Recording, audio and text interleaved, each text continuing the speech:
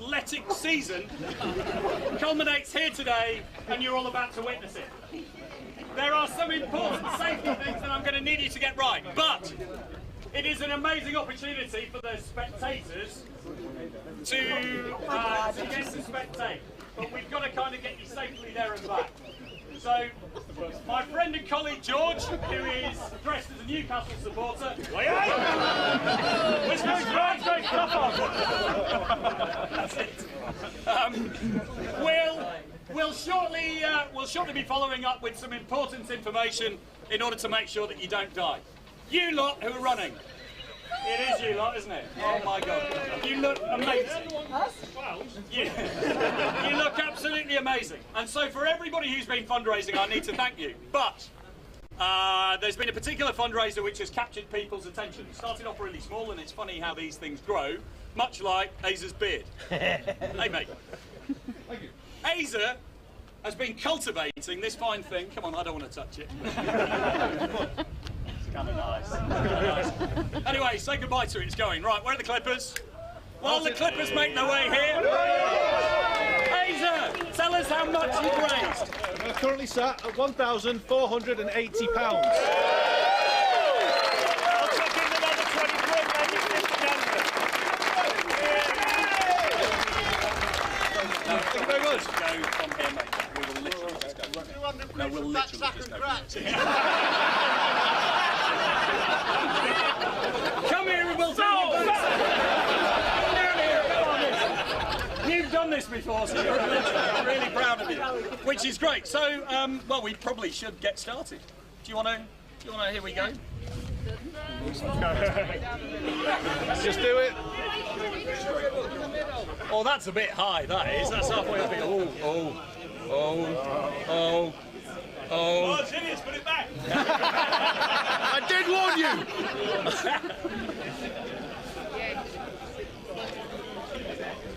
I love you. Right. Please be nice. I am.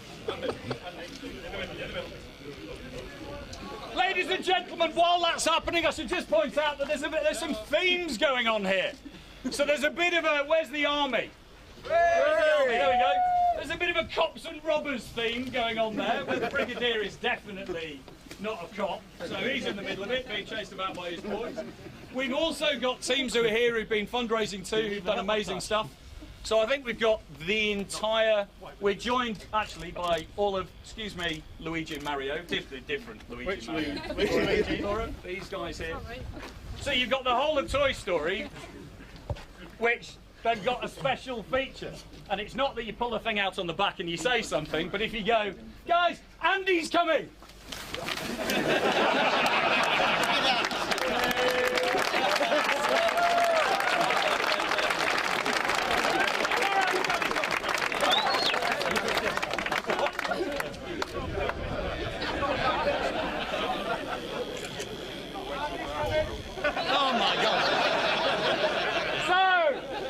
Talking about that, last night we had a bit of a raffle which raised £1,000. A huge round of applause, please, to everybody who bought raffle tickets.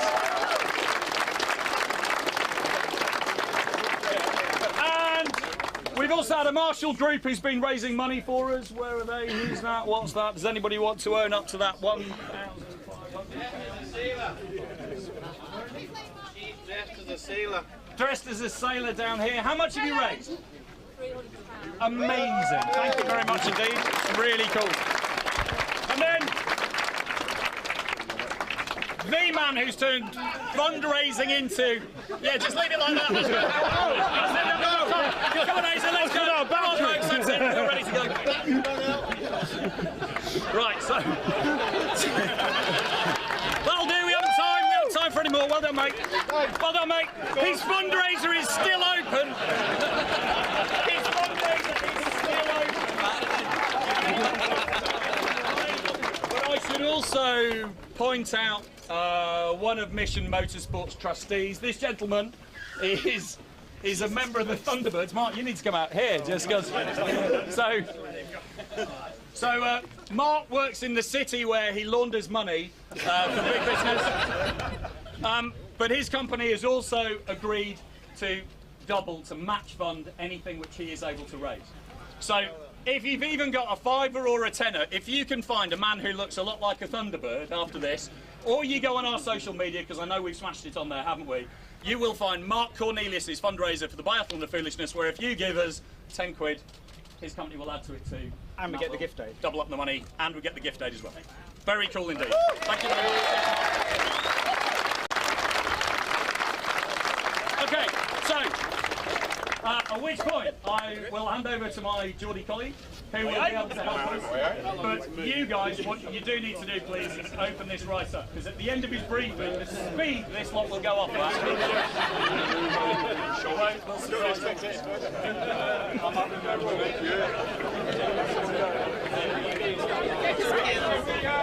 Listen in, sorry!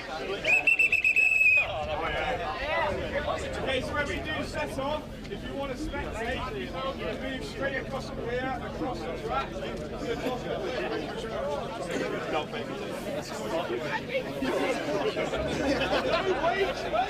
Right. Okay, for those of you who've not done this before, can you just close right in? Seriously, the runners, we just need you to close right in to get this right. I know we smell. Keep coming closer. okay, for those of you who've not done this before and you're wondering what the hell you signed up for, okay, so what you're going to do, you're going to set off from here, when you're doing the word go. You'll go from here, you'll follow the track round, and you'll follow the track all the way around in a big loop, okay? At which point, when you get almost in line with the pit lane on the other side of the track, you'll see one of the marshals, okay, wearing a high-vis vest, okay? That's a point where the tyre wall is split, so you're able to get through the tyre wall and climb over the fence, okay, and move outside the track. At that point, you'll follow the track round, okay, for 40, 50 metres, and then you'll see a steep slope, okay, down into the sea, okay? It's really selling it.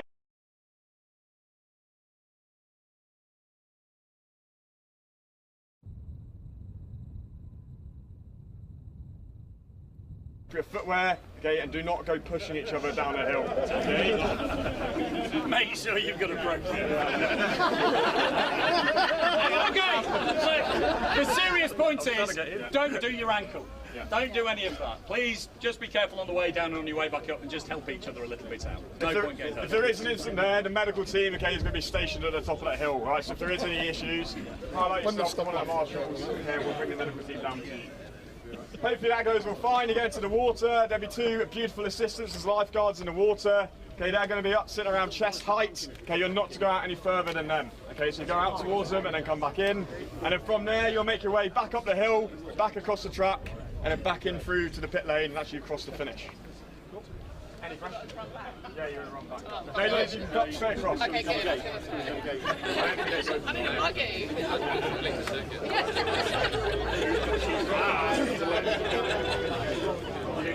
Okay, so the gates behind you are going to be open when you come back, so you'll be able to just come directly into the pit lane.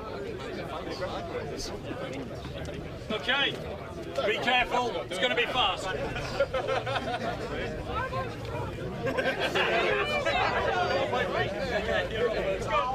Take your marks! Set! Go!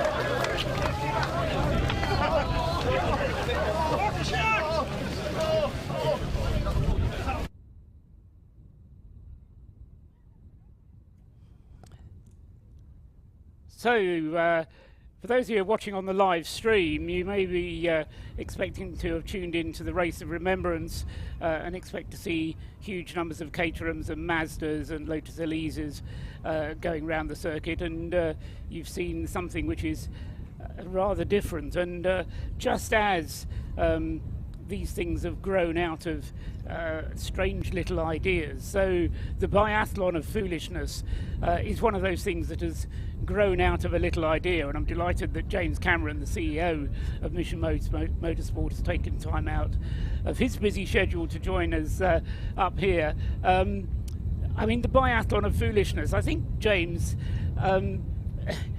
it only started, 4 or 5 years ago. I mean, it wasn't always part of the Race of Remembrance, but it's now an absolutely critical part and a very integral part of the Race of Remembrance activities, isn't it? And it is a preposterously stupid idea that for some reason has resonated, and we're just watching some wonderful costumes that are sort of making their way around.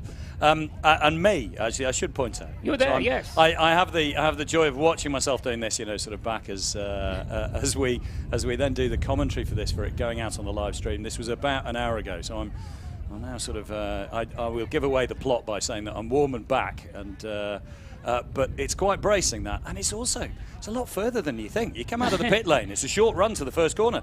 Not in an inflatable suit, it's not. As our chief operating officer, dressed as a giant blue shark, found out. And of course, I mean, talking about Mission Motorsport, James, because we've got a few minutes whilst, as you say, it is a bit of a long way to the first corner. Then you've got to run all the way up to the banking, and then you have to come back in. Then only then you get to make the second part of the biathlon. So look, I should just point out, look, there's me in an Edwardian swimming costume, making a very, very strong move there to the inside. Yeah, I think pacing yourself very well there, James. Quite clearly. There's the shark. That's Andy. That's our chief operating officer, everybody. We're very proud. And you've had to deal with a huge turnover this year. I mean, it's not a different Mission Motorsport. I mean, it's still Mission Motorsport with the same kudos, the same mission, but with a lot of new staff this year. Yeah, absolutely. I mean, and new trustees. There's one on the screen there, Joe Bagulay, helping just marshal people. Some of the faster runners there, just peeling off the side of the track. And in amongst them, actually, there's a gentleman with a beard who's another of the trustees, Lieutenant Commander Chris Chew, who, despite the fact that, I mean, he's I think he's currently been commanding a minesweeper, but he steps up from that very soon onto bigger things. Interesting to see, an officer of his high regard not letting himself getting beaten by some of the young ones. So I think he managed, he really got a bit of a move on going down there. And we're just watching now the cast of Toy Story as they make their way down. Where the standing gag at the beginning of that was, of course, if you shout Andy's coming, they all fell to the floor. They have very much the same effect when you ask them to go down this hill. Yeah. I'm amazed that there weren't more people who came to grief coming down this hill, because it's quite treacherous. It just seemed like a recipe for a twisted ankle to me. Well, it is, and it's part of the briefing, as we ask people to be as careful as we can be. And we recce the route down, so where they're coming, believe it or not, is the best or the safest route down there. But you're relying on people to be quite sensible. I mean, this is a fun event, and we created this in order to. There's Chris just making his way down the bottom of the screen there, refusing to be beaten by the 20-year-olds. Good lad. We wanted to come up with something to give people a really good excuse to go fundraising. But the idea of the Biathlon of Foolishness was to do something. I mean, that's the Irish Sea, and we're in November here. And for those who are fooled by the sunshine, the Irish Sea is not what you might term tropical. I think it's 8 degrees at the moment in the water. It's it certainly felt it. Although, to be honest, I mean, we are so lucky with the weather this year, just as last year. I mean, actually, it's by the time you've run around there and down the cliffs, all of the rest of it, it's rather nice kind of getting in the sea. But just say that again. It's rather nice getting into the sea. It genuinely is. Yeah, no, absolutely. It's what could possibly go wrong. So out there floating about, you've got a Cornish hotelier and surf instructor who's part of our water sport safety team, and we've got Adi Martin who runs Woodland Experiences, which is an amazing company that's doing sort of veteran and armed forces woodland experiences, getting people out into the woods. And again, he's a water sports instructor, and so they're out there doing safety to make sure that the number of runners that go down into the sea, you want to be broadly similar to the number of runners that come back up. Yes, hope not too many more. Yeah, no, you're trying not to accumulate any, and you generally try not to lose any as well. Now, look, the bear led there for much of it, but there's Andy. At this point, he's been coming into the wind in an inflatable shark costume for the best part of a quarter of a mile, and I think that's probably a bit on the cheeky side. He's probably getting quite sweaty inside there, isn't he, as well? Here's some great shots on the stream of the actual aquatic part of the biathlon. And as you say, it's all very well monitored from safety points of view. But again, there's also quite a lot of kelp that's trying to make its presence felt at this point. you've got to have a certain mentality in November too. There you go. There's the chap in his Edwardian costume again. That's me. Yeah, I'm doing quite well. But you know, you've got to have that kind of. I'd almost call it a military mentality to not think about how foolish this is and just do it. And I think that's probably why it resonated with us. You know, oh, that's Elvis. That's so cool. What a wonderful. There we have our winner. And I'm sorry because I don't know his name, but I will absolutely have to go and find him. But that is a very creditable victory there. Last year this was won by Danny Holland in a race suit, who did this in race suit and boots. But that's a good effort. They've really done well to get there. Outstanding. So you've got a load of military teams taking part in this. The Royal Air Force. Really taking a leaf out of the Marines book. Of course, all of the Royal Marines taking part did it in ladies' evening dresses, as is traditional for the Royals. They look very glamorous, particularly as they're emerging from the waves. Yes. But when we look back at the first ones of these that we ran, there's a core sort of team at the Central Mission Motorsport going, come on, let's do something really silly. And give people who want to do it the opportunity to come and join us, and it's suitably silly such that you can raise money against it. You know that it is something that genuinely requires people to dig in and do this, as you can see. Whoa, hello, there we go. There's a there, wasn't there? Oh, that's it. Oh, Andy's here. That's why they kept getting sabotaged. Skittles happened there. But that's the cast of Toy Story. You see, just doing the piece. But what we do is we also that's Major Mark Greensmith there in the swimming costume, and he came dressed for it. Mission Motorsport swimming hat. There's a bunch of the Army team just making their way through. Cops and robbers theme for the Army today. But we give all of the teams, they have a entry, they have a place in the Biathlon of Foolishness, whether they like it or not. Right. So they've got a choice. They either fundraise, dress in fancy dress, join in and just join in with the whole spirit of the thing, and they can nominate somebody in their team to be able to go and do that, or they can pay to not participate, to forfeit their place. So it's this sort of reverse fundraising psychology. But when you look at the first year, there were maybe 20 of us running, of which perhaps half of us were in fancy dress. I'm just amazed, just looking at these pictures, just how many people there were out there. And the sheer variety of the fancy dress. There's our clerk of the course there, BRSCC's Luke Such there, dressed as a hot dog, just making his way down the cliffs. Good old Luke.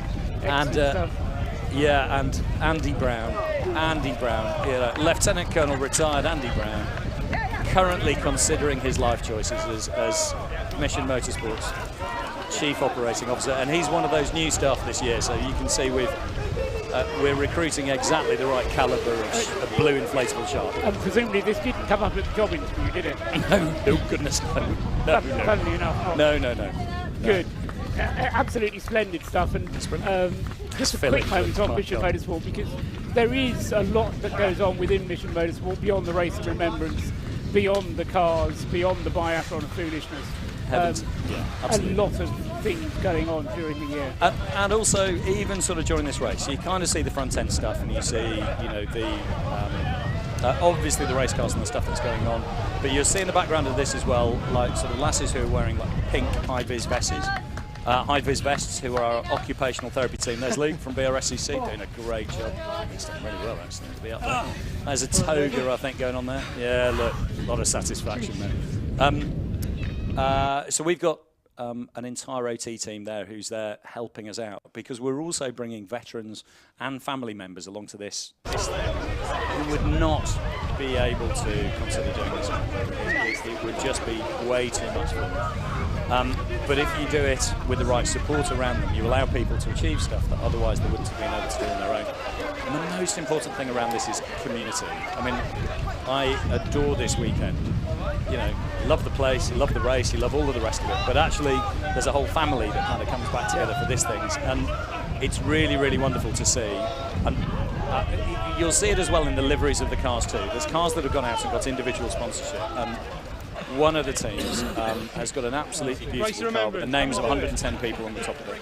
Some of those are former service people, some of those are folks. Car 44, actually, just looking out the window at a beautiful Civic, which we'll see racing in Race of Remembrance, which is really lovely. But there's also, some of the crew, there's a relative who sadly passed away of COVID just recently. And this weekend's quite special to a lot of people and for a lot of reasons, and you see all of that sort of coming. There's the Toy Story cast just made it back there. It's a rather bedraggled. Some seem to have enjoyed it more than others. Yes, absolutely. You're absolutely right. I mean, the sense of community that you get out of this, James. I wasn't part of it. I wasn't down there, but you do get the feeling that this is one big happy family going out having fun. 100%. And actually, we deliberately, I mean, this is the middle of the day on the Saturday of a major race meeting. This is the most expensive bit of track time. And we use it to make money. For a supercar Saturday that makes no money whatsoever. An hour and 3/4 we ran a collection of amazing cars out here in order to do passenger laps for beneficiaries, for family members, and for the key volunteers who make all of this stuff work. And that's not just the carers for our beneficiaries, it's people like the marshals who are able to do it, and also some of the service folk like the amazing RAF chefs who are here feeding all of the military teams. 100 people they're feeding. We get those into supercars in the most expensive part of the race weekend. We give away 2 hours. We did 400 passenger rides, individual passenger rides, of cars from that outrageous Lamborghini through to a much more modest looking, sort of Mark II MX5 that's got a turbo on it and was drifting through church with passengers in it that just looked absolutely spectacular this morning. It's a very different sort of event, this, of course. 70 odd school children through here yesterday, because it's all part of that social value. It's all part of giving back. Absolutely. James Cameron, thanks very much for joining us during that. Whilst all that was being going on, as James mentioned, it has been pre-recorded. We do have a grid having formed up behind us. Thanks, James. James is now off to join the grid. And we've got our own man down there on the grid in the shape of Rob Lewis. Welcome along to the Race of Remembrance, Rob.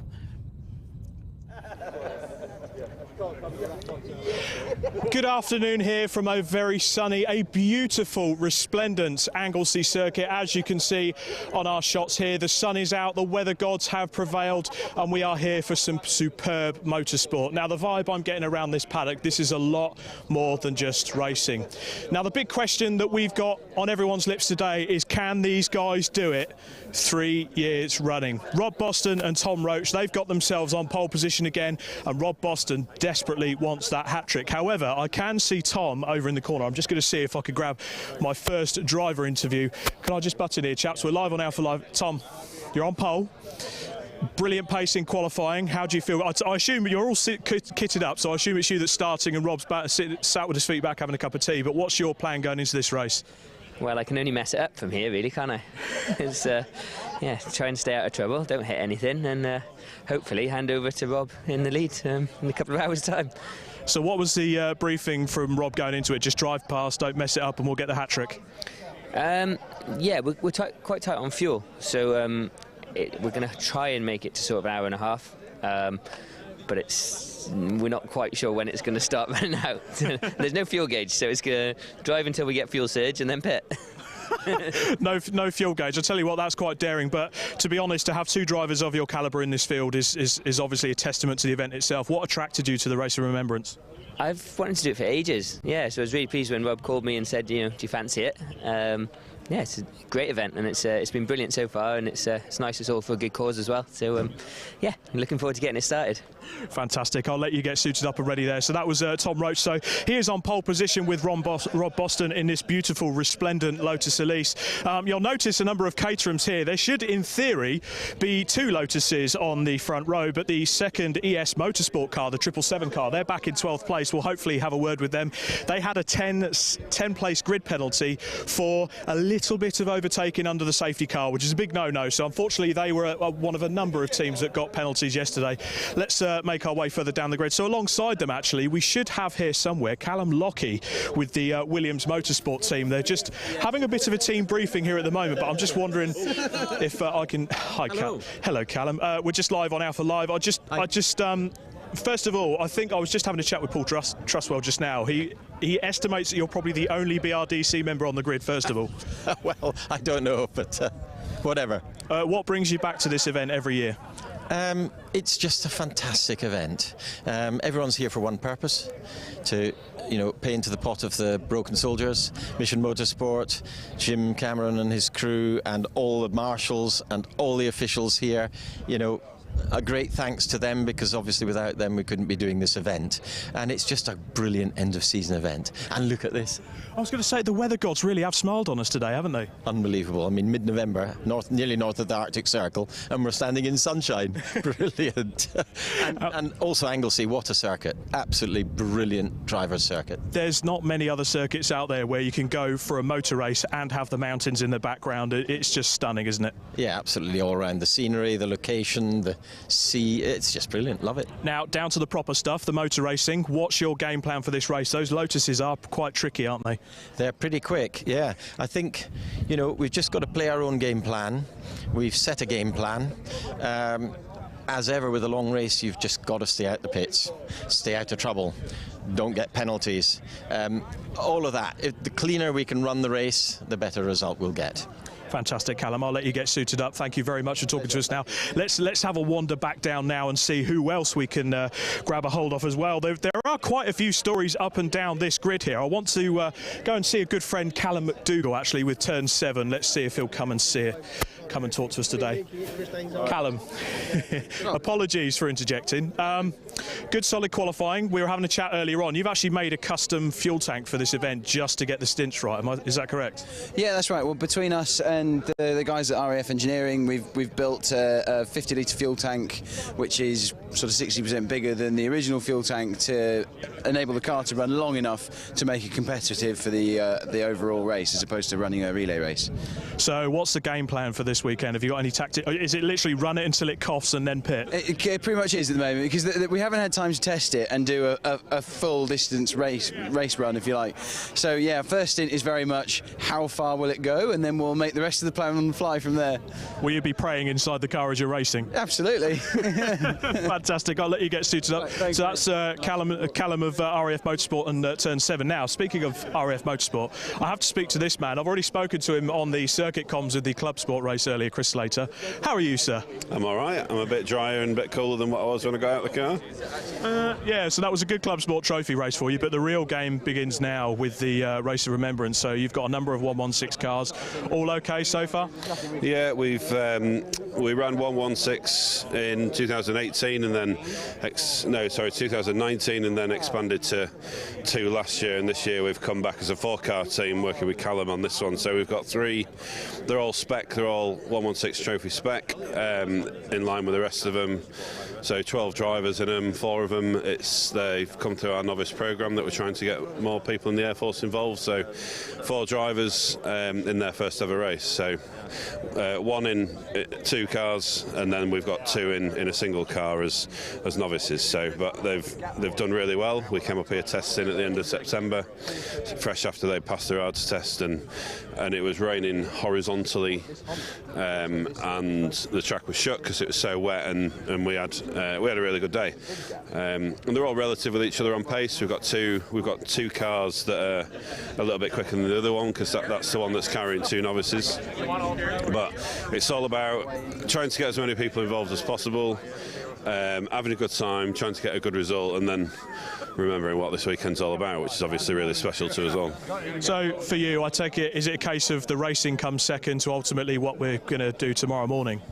Yeah, well, this is a race meeting wrapped around a remembrance parade. So, and the people that are affected by stuff, and just an opportunity to get together to remember, and yeah, it's just really special for us. And we bring partners in. So Callum's been with us since 2018. He's either been stuck with us or we've been stuck with him, but it's really special to him, because he's been so involved with us, and yeah, and we're obviously shoulder to shoulder with the Army. There's a team of Royal Engineers here, and the Navy and the Marines are here as well. So.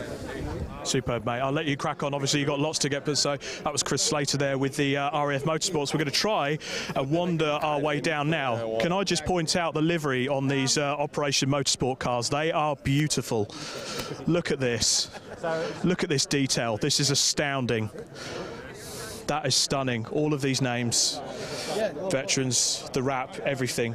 So these are Operation Motorsport. Now, we've got 2 teams, one from the US, one from Canada. They've come across the water, brought these cars over in a shipping container, and I believe they're Skip Barber racing cars, what they use at their racing school over there. But beautiful, beautiful Hondas. Keep a lookout for these guys. They'll be getting quicker as the race goes on, and with the machines looking like this, I am not surprised. Now, one team I haven't seen so far is RKC Motorsport, which should be here somewhere. Well, looking at my grid notes, they are meant to be in 5th. Now, there is a car missing, so I know RKC Motorsport, certainly on my notes, car number 99 and car 999, they've had an absolute nightmare this weekend. The 99 Honda ended up with a broken gearbox, and the car 999 Honda blew an engine in testing yesterday, so they've actually hired a Mini to get out in this race, so we'll see if we can track them down somewhere. Now, ES Motorsport, car 777. I'll see if I can just grab a chat with the driver. Can I just have a chat? Yeah, sure. How are we doing? You're live on Alpha Live. You had a 10-second grid penalty, unfortunately, for a bit of an incident under the safety car. Would you, obviously you've had your time with the clerk. Do you want to give your version of events? Didn't see it. I'm going to blame my brother, but no, I just didn't see it. So the one I saw, which I thought was okay, and the guy said, yeah, I'd gone through one. So in this case, bang to rights. Yeah, if that's where we are, we're here. We have to start here. But if I can get through at the start, yeah, it should be a good race. Well, what's the game plan then? Because, and again, without being disrespectful to the cars in front, they would appear to be a bit slower on pace, certainly, than you guys. So what's the game plan? Kind of sit back, wait for them to make a mistake and get through and just keep at your own pace, or? Nah. Send it. Send it. Yeah, we're going to try and, we come here to give Rob a good run at the front. So my brother's raced this all year and had a lot of problems with it. So it's a standard stock car, but it's got the aero on it the same. But, we're going to look in and give it a good run this year. Hopefully we get the reliability and get over that. Absolutely. The one thing I wanted to ask, especially with the slower cars up and down the grid, do they pose that much of a problem going later into the race? Yeah, tiredness and fatigue, but that's what it is. You just got to be a bit aware of it, and they're in their own race, so you just got to be careful on that and be aware of that, and we just see how it pans out. Absolutely right. I'll let you psych yourself up and have a drink, but good luck in the race there. So that's the car 777, the ES Motorsport car there. Look out for those guys coming through the field. They will be chasing that Rob Boston racing car with Rob Boston and Tom Roach. Now, what I do want to do, I know we've been at the front, we've been to see the glorious cars here resplendent. We've got the Clapham North car here as well. I do want to have a chat with George Grant if he's about. I have a feeling he's scarpered, bless him. Right, tell you what, let's have a walk further down. Let's see if we can bump into some BMW drivers. There's someone I wanted to bump into. Good. Now, people that normally watch on the BRSCC live stream, this is the boss that I normally work for when I'm presenting the C1 racing coverage. Now, you haven't raced all year. No. And now you've got greedy. 2018, actually. Since 2018. Yeah. But you've got greedy. You're racing 2 cars this weekend. Yeah, I have, definitely, yeah. So I'm in the 318 car with WRC. And then Alan Pebble, our lovely sponsor, decided to let me have a little go in their car in qualifying as well. So you're back behind the wheel of a C1? I am, yes. Going really well as well. It's not a bad, and okay, I'm a bit biased, but not a bad class of cars this year, is it? 9 cars, really, really good competition. Yeah, it's really strong grid, and the C1's always brilliant around here. So it's actually a really hard balance with tyre preservation as well, because you can't just go flat out because we've got to make tyres last. So it's interesting. Yes, it's a good point. As we also found out when the BRSCC raced here earlier in the year, tyre preservation at Anglesey is key, because this tarmac is so abrasive. It's so bad on the tyres, it rips them apart, doesn't it? Yeah, it's an absolute nightmare. But it's the balance of fuel versus tyres. If we can get 2 hours on fuel or 2 hours on tyre, what can we do first? Let's just see what happens really with it. But it's going well, it's going good. Fantastic. Now, I'm not going to ask you what the aim for the race is, because there's only one thing you want to do, isn't it? First to last, Ricky Bobby style, mate. Exactly, mate. Right, Robin Welch there with the C1 Racing Club. I'll let him carry on there. Hopefully we can make our way back down the grid. There we go. So we've got the car 999 Mini. So that car there has been hired for this race. RKC Motorsport, unfortunately, had their beautiful Honda Civic, had an engine failure in testing, so they've hired this for the race. I'll just let them take their photo, and then hopefully we can have a chat with the team. Thank you. How are we doing? We're just live on Alpha Live. A bit unfortunate, not in the car you really expected to be out in at the start of the race weekend, but needs must, I suppose. Absolutely. No, we were unlucky with the Honda, so the gearbox gave up on the day of testing. But we were very lucky. The garage next door to us, the team from Scotland in the Minis, this is their test car, so it was never supposed to race, and they were fantastic in helping us get in the grid today, so it's something to look forward to. Beautiful, wonderful. I'll let you get suited up and ready to go there. Right, I do want to see if I could chat to some BMW drivers. Now we've got this MX5 here. You'll notice as well the Super Cup cars. Those are painted on, those headlights, so they've had to put these on ready for the night stints later. As you'll remember, it's beautiful weather here, but it is November and it will be getting dark probably in the next 10 minutes. You know what winter's like. Anyway, I'll just dive in here. Now I'm told you're a bit of a young gun. You've got the FF course, so tell us what you normally race aside from this and what brought you to the ROR. Well, I've started car racing this year. I've done a lot of karting on the European, the national level. Yep. I met up with FF Corsa this year, I've been sort of part of their driver development programme to get in a seat for the Ferrari European Challenge next year. We managed to get a partner during the Ferrari World Finals at Imola. So that's been good. So I'm just here for some signatures, but also to have, a bit of experience. Like endurance racing, in my opinion, is one of the hardest forms of racing out there. So if you can cut it in this, then everything else should come a bit easier to you. Have you found how unique the event is in terms of the paddock atmosphere and the real reason, the kind of racing going a bit secondary to what we're really here for with the Remembrance? The atmosphere is amazing. Like it's so great to see people conglomerating in one place and being able to fight for the same sort of cause. So it's really nice to see how everyone's in a really good mood. There's nobody with a frown on their face, and it's a great event so far. So yeah, should be good for the main one. Fantastic. I'll let you get in the car and get psyched up. So that was Thomas Fleming there with the Porsche Motorsport MX5. Sorry, I was going to say RX-7. You don't see many of those endurance racing nowadays. I'll just try not to knock over the chief pit as well. Now we've got some BMW cars down here. However, because they're sat back sort of not doing anything, I'm going to come down and speak to NJM Motorsport, Nick Jackson and the Moores Motorsport team down here. Nick. Hello. ROR, what does it mean to you to come out and race in this event? For us, it's just a good event. It's supporting, obviously, an awesome course. And for us, as I say, to do the 12-hour race throughout, it's just good fun. It's a team spirit. It's nothing too serious. It's just, enjoyment, fun, supporting the guys which do the hard work for us. Fantastic. So the car itself, the beautiful Kermit-coloured Fiesta, how's that been for you so far in qualifying? Yeah, it's good in quali. This car didn't finish last year, so this is the first outing it's had since then, bar some testing. Right. So fingers crossed we get across tomorrow. That's the main goal. That is the main goal. So you're not going for the win. You just want to finish and pray it does. Yeah, taking us 12 months, but we're going to cross that line. Well, remember, mate, I race a Ford too, and I can feel your pain when it doesn't cross the line. I've been there one too many times. That's well done, guys. I hope you do well in the race. So that was the NJM team there in their Fiesta. Now let's talk to some BMW pilots. We've got the Royal Navy Motorsport guys here, looking resplendent in their team gear. We had a chat with the RAF Motorsport, Chris Slater at the top. Yeah.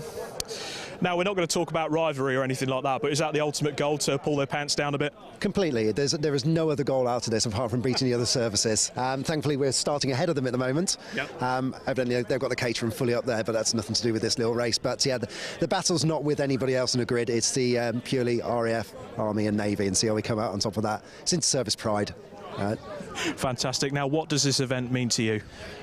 A huge amount. It's the pinnacle of the racing season for us. It's the opportunity for us to show the rest of the motorsport community how much we value them, and also what we feel with regards to those who have given their lives in the name of our country. And it's absolutely important that we're here representing our service tomorrow morning at the Act of Remembrance, and that is why we're here for. The racing is just a bit of a side play of the actual main event itself, and so we'll be there in uniform, laying a wreath and reflecting on our fallen colleagues, basically.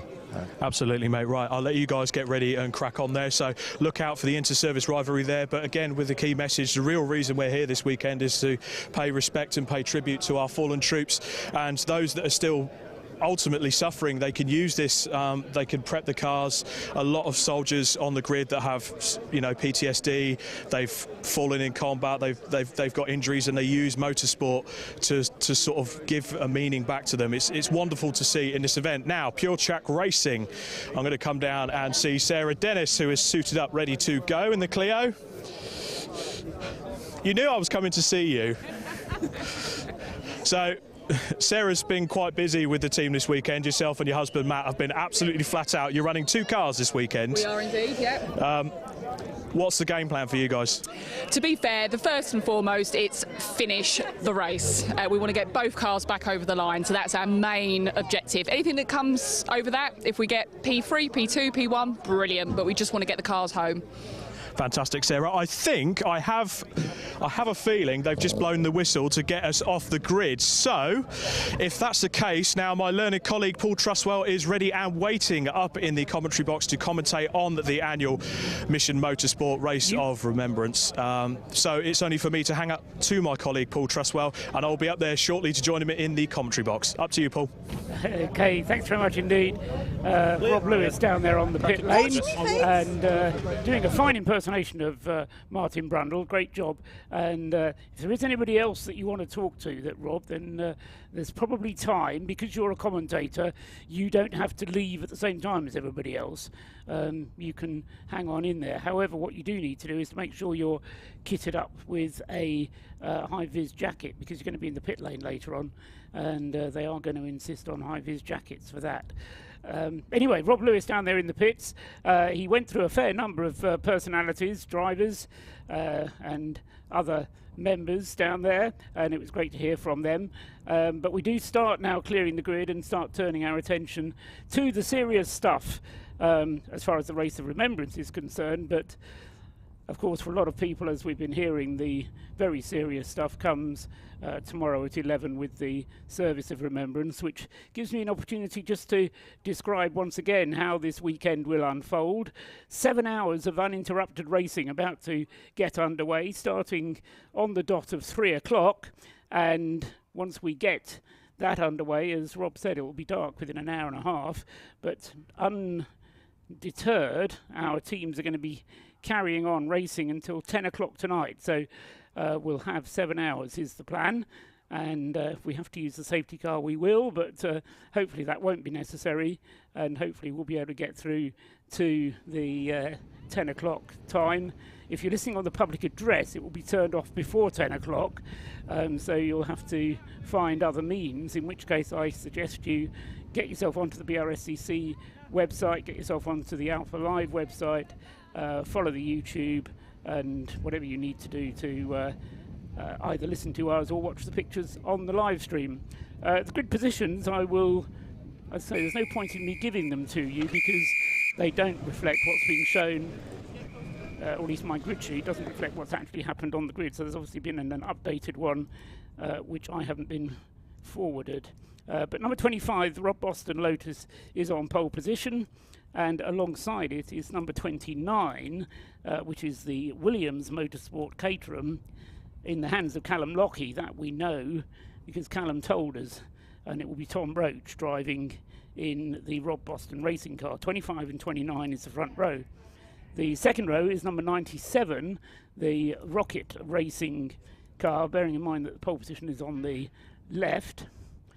So Rocket Racing car number 97 is just Steve McCulley and Andrew Perry, as far as we know, and that will probably therefore be Steve McCulley driving that car at the start, and alongside him will be car 71, Ben Hansey, Ben Short and Alex Livesley in number 71. Then the third row, car number 7, the RAF Motorsports Caterham Sigmax, which is not a real car, as the Royal Navy told us. Callum McDougall and his team, Neil Huggins and Lloyd Huggins, along with Andrew Jebson, a very rapid team they are, and they will be starting on the inside of row 3 with the ES Motorsport car number 30.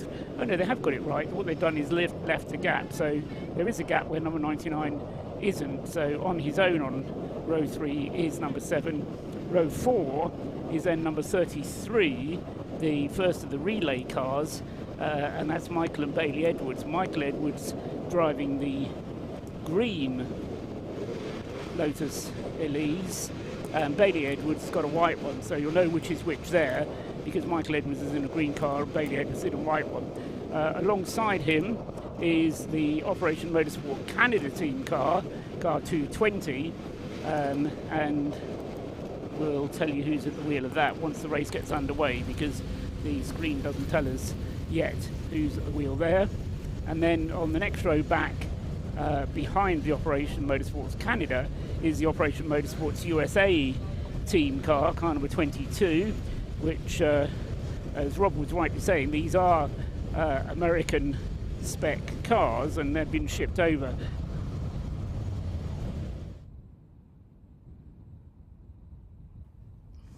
And as I say, these cars are Skip Barber race school cars, which have been shipped over especially for the occasion, and so unbelievable. I think they said 39 members of staff have also been brought over from the United States and from Canada. Rob Lewis is now back up here again. I was going to say breathless, but he's not. He's such a fit young man. He's climbed the stairs and he's in good breath. Well done. Welcome up here. Great sight, isn't it? It's a beautiful sight. All these cars resplendent. You'll see on the monitors already, we're going into the dark this evening.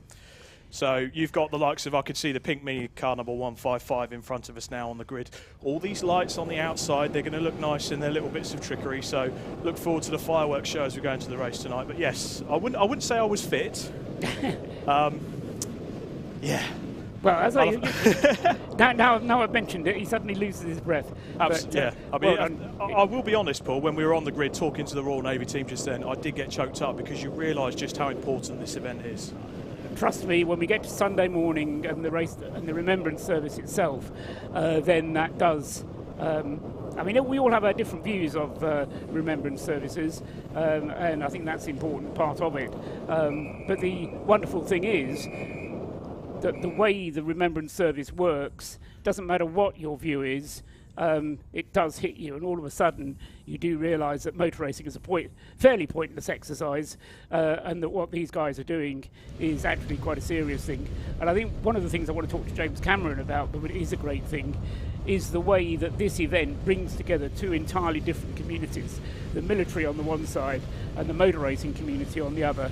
They're both fairly close-knit communities, but this event shows how well they integrate together, and it really is a good and a joy to see from that point of view. We've got 1 minute, 30 seconds to go now before the safety car leads them on their way. There will be one pace car lap, one lap behind the pace car, and then it will pull off, and the 7 hours of today's racing activity will be underway. If you can see the TSL timing screens wherever you are, tsl-timing.com will take you there as the green flag waves, but they will be showing you a 7-hour countdown which will get underway as soon as the safety car completes this one familiarisation lap, a final warming up lap. There we go, the car's just getting ready now, getting that heat into the tyres, which is going to be key on this circuit. We've mentioned the weather and how lovely it is and the sun is out, but that track will start to get cold as we go into the night. And I'll tell you what, some of the battles you want to look for in this field, I've already mentioned the C1 class as well, but the two key battles is also going to be the BMW 116 trophy class. That's got a number of cars in there, a good 7 or 8 cars, mostly with the services teams as well. And Paul, what you said there about this event being a crossover with military and motorsport, it's brilliant to see up and down this paddock the service teams using motorsport as a way to heal soldiers with PTSD, as I said on the grid walk, soldiers with PTSD, soldiers that are injured in whatever way, and they use this to recover and help themselves to. And yes, when you say soldiers, you mean all kinds of military personnel, which absolutely, may go beyond just the soldiers and so on. So yes, the cars making their way around then on this final lap. We had the one gap where Ricky Coomber's RKC Motorsport car was absent. That was on the 3rd row. We've got another row, another gap back on row 24 where car number 418 is not. Now, both of those cars will be starting the race, I'm pleased to say. So we will have 55 starters, but those 2 cars are going to be starting from the very back. In fact, starting from the pit lane once the safety car has gone through at the completion of this lap. So they will be able to join in, but they will be joining in a little bit later. 2 cars with notable trouble, as I said on the grid with the RKC car there. That's had a gearbox change, and that is, I did go down and have a look at that gearbox. I couldn't obviously lift it for obvious reasons, but it has got, I can confirm, probably a golf ball to a fist-size hole in the gearbox. That's never good when you want to go motor racing, ladies and gentlemen. I'm not going to lie to you. But luckily, the RKC team have sprung into action. They've put the spare gearbox in that car overnight. Talking of the gearbox as well, that seemed to be the theme in the WRC Developments 418 car. They sprung into action this morning. It was a bit, well, the way it was described to me, Paul, it was graunching. So that's the technical term. Look it up in the dictionary. It may not appear in there, but it was graunching a bit. It was a bit rattly, shall we say. So Clive Brookston and the team sprung into action there. I did have a chat with Toby Ward, who was quite busy trying to get that car back together. So they will start from the pit lane as the cars head up and start to bunch up towards the hairpin now. Yeah, so up to the hairpin, back down from the hairpin, past the old pit lane, into the bus stop, and the final left-hander, which brings them onto the start-finish line, and then it will be all eyes on the start-finish gantry with all eyes on that man there, Rob Boston Racing, as they say. It's actually Tom Roach, isn't it? Oh, yes, it's going to be starting the Rob Boston Lotus Elise, and then alongside him the Williams Motorsport car, the bright pink car, which is Roger Patke's regular mount during the season, but has Callum Lockie doing the driving of it at the moment. So those 2 will be gunning for the front, but look out for the ES Motorsport car coming from further back, and the 777 Lotus having to deal with its grid penalty at the start. But as the lights go out, the race is underway, and 7 hours of racing is cleanly underway at the moment. They're all still going through as these 55 cars, as the leader Tom Roach then goes through the hairpin, or through the banking for the first time, and then back down our view. But he's coming under pressure from a very racy looking Callum Lockie as they turn through onto the back straight, and the Lotus just has a little bit more power, draws away from Callum despite everything that he's trying to do. But behind him there in third place comes the BS Motorsport car number 71. We didn't establish who was in number 71. The Ben Mazda Short, MX5. by the looks of it. Ben Short, you suggest, okay. So what a start by the field there as they make their way up through to the back end of the circuit. But I'll tell you what, that Ben Short car rocketed up Skull Straight and round the bend up towards Rocket there. But Rob Boston, he's got that wily old fox Callum Lockie hunting him down in that Caterham, 2 established seasoned racers. It'll be fascinating to see how this fight gets on at the front. You just saw going through your screen there, car 777, that ES Motorsport Lotus Elise, who I spoke to on the grid. He'll be looking to get through quite early. We could also see the 2 back markers there have already caught up to, or should I say the 2 pit lane starters have already caught up to the C1s on the back of this Race of Remembrance grid. Yes, and it was Ricky Coomer starting in the 99 car, so certainly Ricky is a very quick driver. Tom Roach and Callum Lockie, the 2 drivers in the first and second places, certainly 2 of the faster drivers in their cars. And this is, okay, a first few laps are just going to be a dash to try and make up as many positions as you can, but you need to settle into a groove fairly early on, particularly for those teams who are worried about fuel consumption, to ensure that they do get the best of the fuel and that they can go as far as they possibly can on each tankful.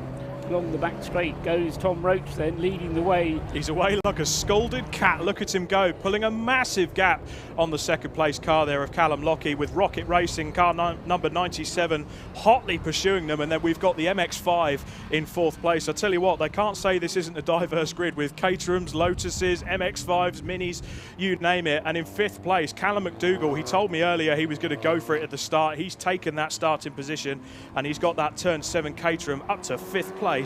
With the Operation Motorsport Canada car, I showed you those beautifully prepared Honda Civics, fresh from the USA and Canada. They're in 6th and 8th place, respectively. Car 33 ES Motorsport in 7th. 9th is the other ES Motorsport Lotus Elise, the 777 car that had the penalty at the start. And rounding out our top 10 is car 360 with 360 Motor Racing Club's Mini Cooper. Right, that's the top 10 with 3 minutes of the race elapsed. Into the pits with just 1 lap elapsed is car number 3, the Mazda MX5 from the Traction with TWP Racing. John Munro, Adam Bessel, Nick Duggill, the drivers of that car. And to check down to see who the driver is of that car, but he's our early pit stopper. I'm tempted to say there's always one. The one thing I can say, they haven't got the bonnet open on that car, so there is clearly an issue, maybe inside the cockpit, or they're just trying to get something sorted out inside the cabin with the driver. But I must say, there's not a lot of crew rushing around that car. Adam Besant is the driver who brought it in. Yes, just our view from down there. I can see Greg Graham of the BRSCC looking on as we see the only KA in the field, car number 100. Now, I love that livery on the car. If the cameraman can get a chance to have a look, get a close-up of the wrap of that car, it is beautifully prepared. And you'll notice on the roof there as well, they've got a couple of hand-drawn poppies from their kids. And they've got it printed out, ready on the wrap, and that's on the roof of that car. I took a close-up of that earlier on. It's beautiful, absolutely beautiful example, and a great tribute to our fallen. So, 5 minutes started in this race, and already, Rob Boston has a monster lead. Fastest lap of a 1:38.7. Certainly, he is going to be the hare in this race. Hopefully, that car can hold out for the 12 hours. Obviously, it's split up into 2 days, and I am told, incidentally, overnight the race stops at 7 hours. But I believe you can work on your car overnight. They don't hold them in parc fermé conditions. No, that's correct. You can work on the car, so make any changes you want to. Crucially, you can also change the tyres, refuel overnight. So what we'll see at the beginning of Sunday morning is the cars restarting the race with a full tank of fuel.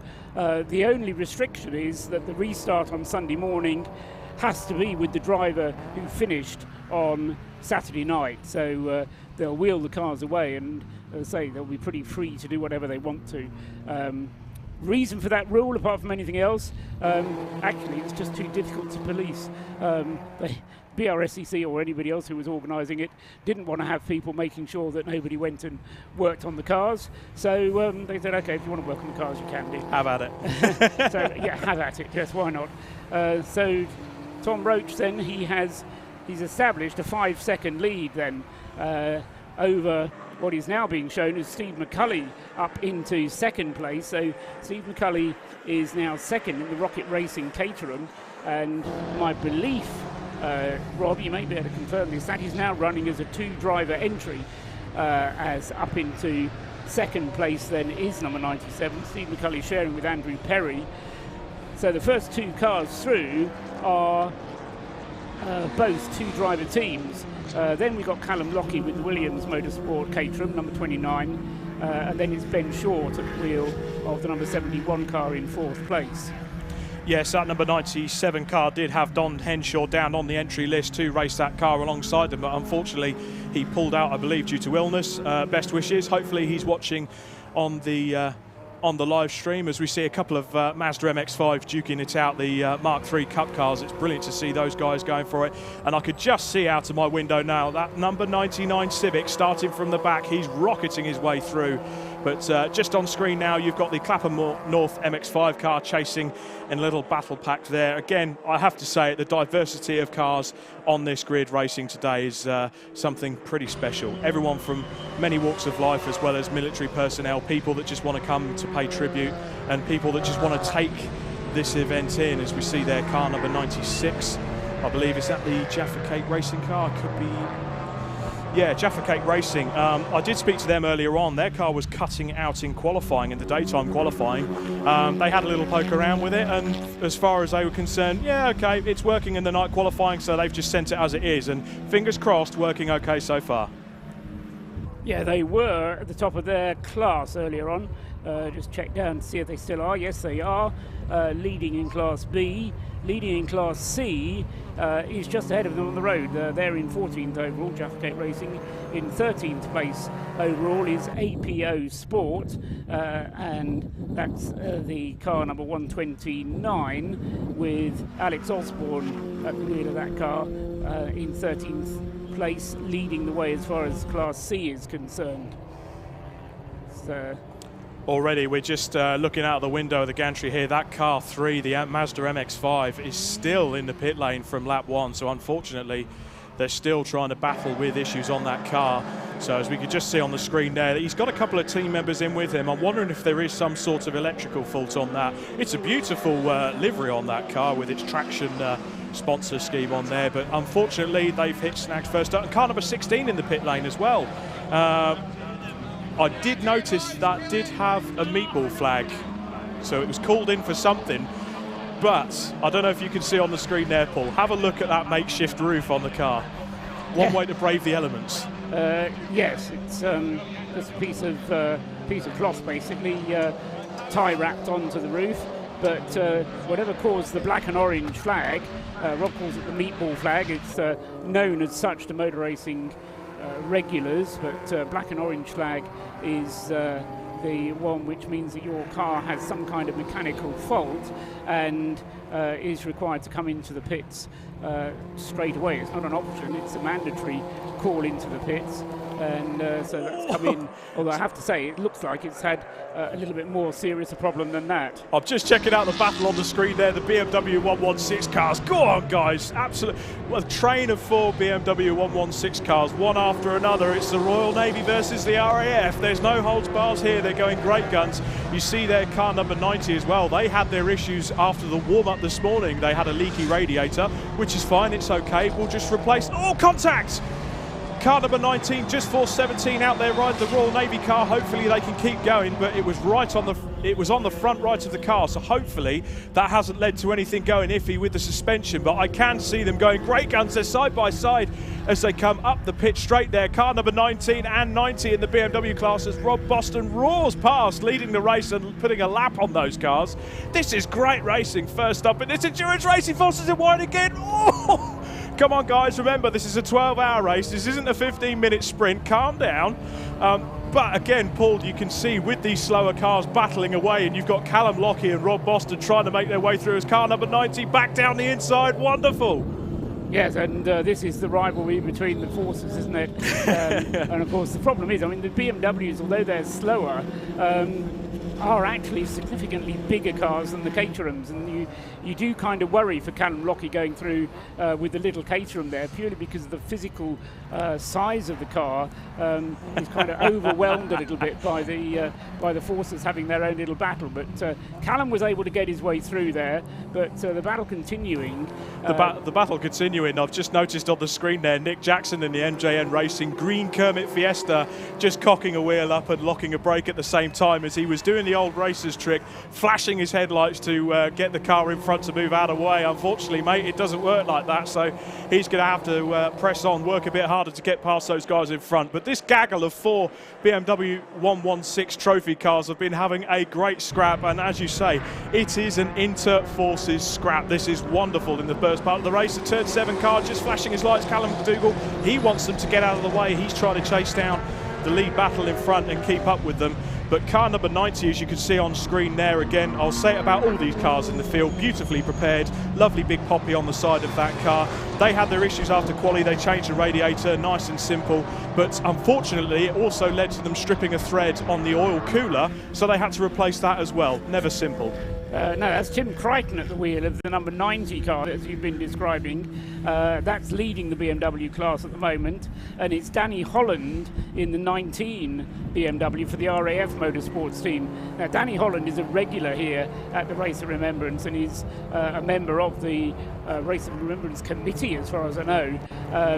And as I say, he's certainly a big character, and no doubt will be up here later on to tell us about this battle that he's been having. But Tim Crichton at the wheel of the 90 BMW, he didn't complete his night laps last night. The BRSCC have issued a bulletin to say that Tim Crichton's not going to be allowed to drive at night.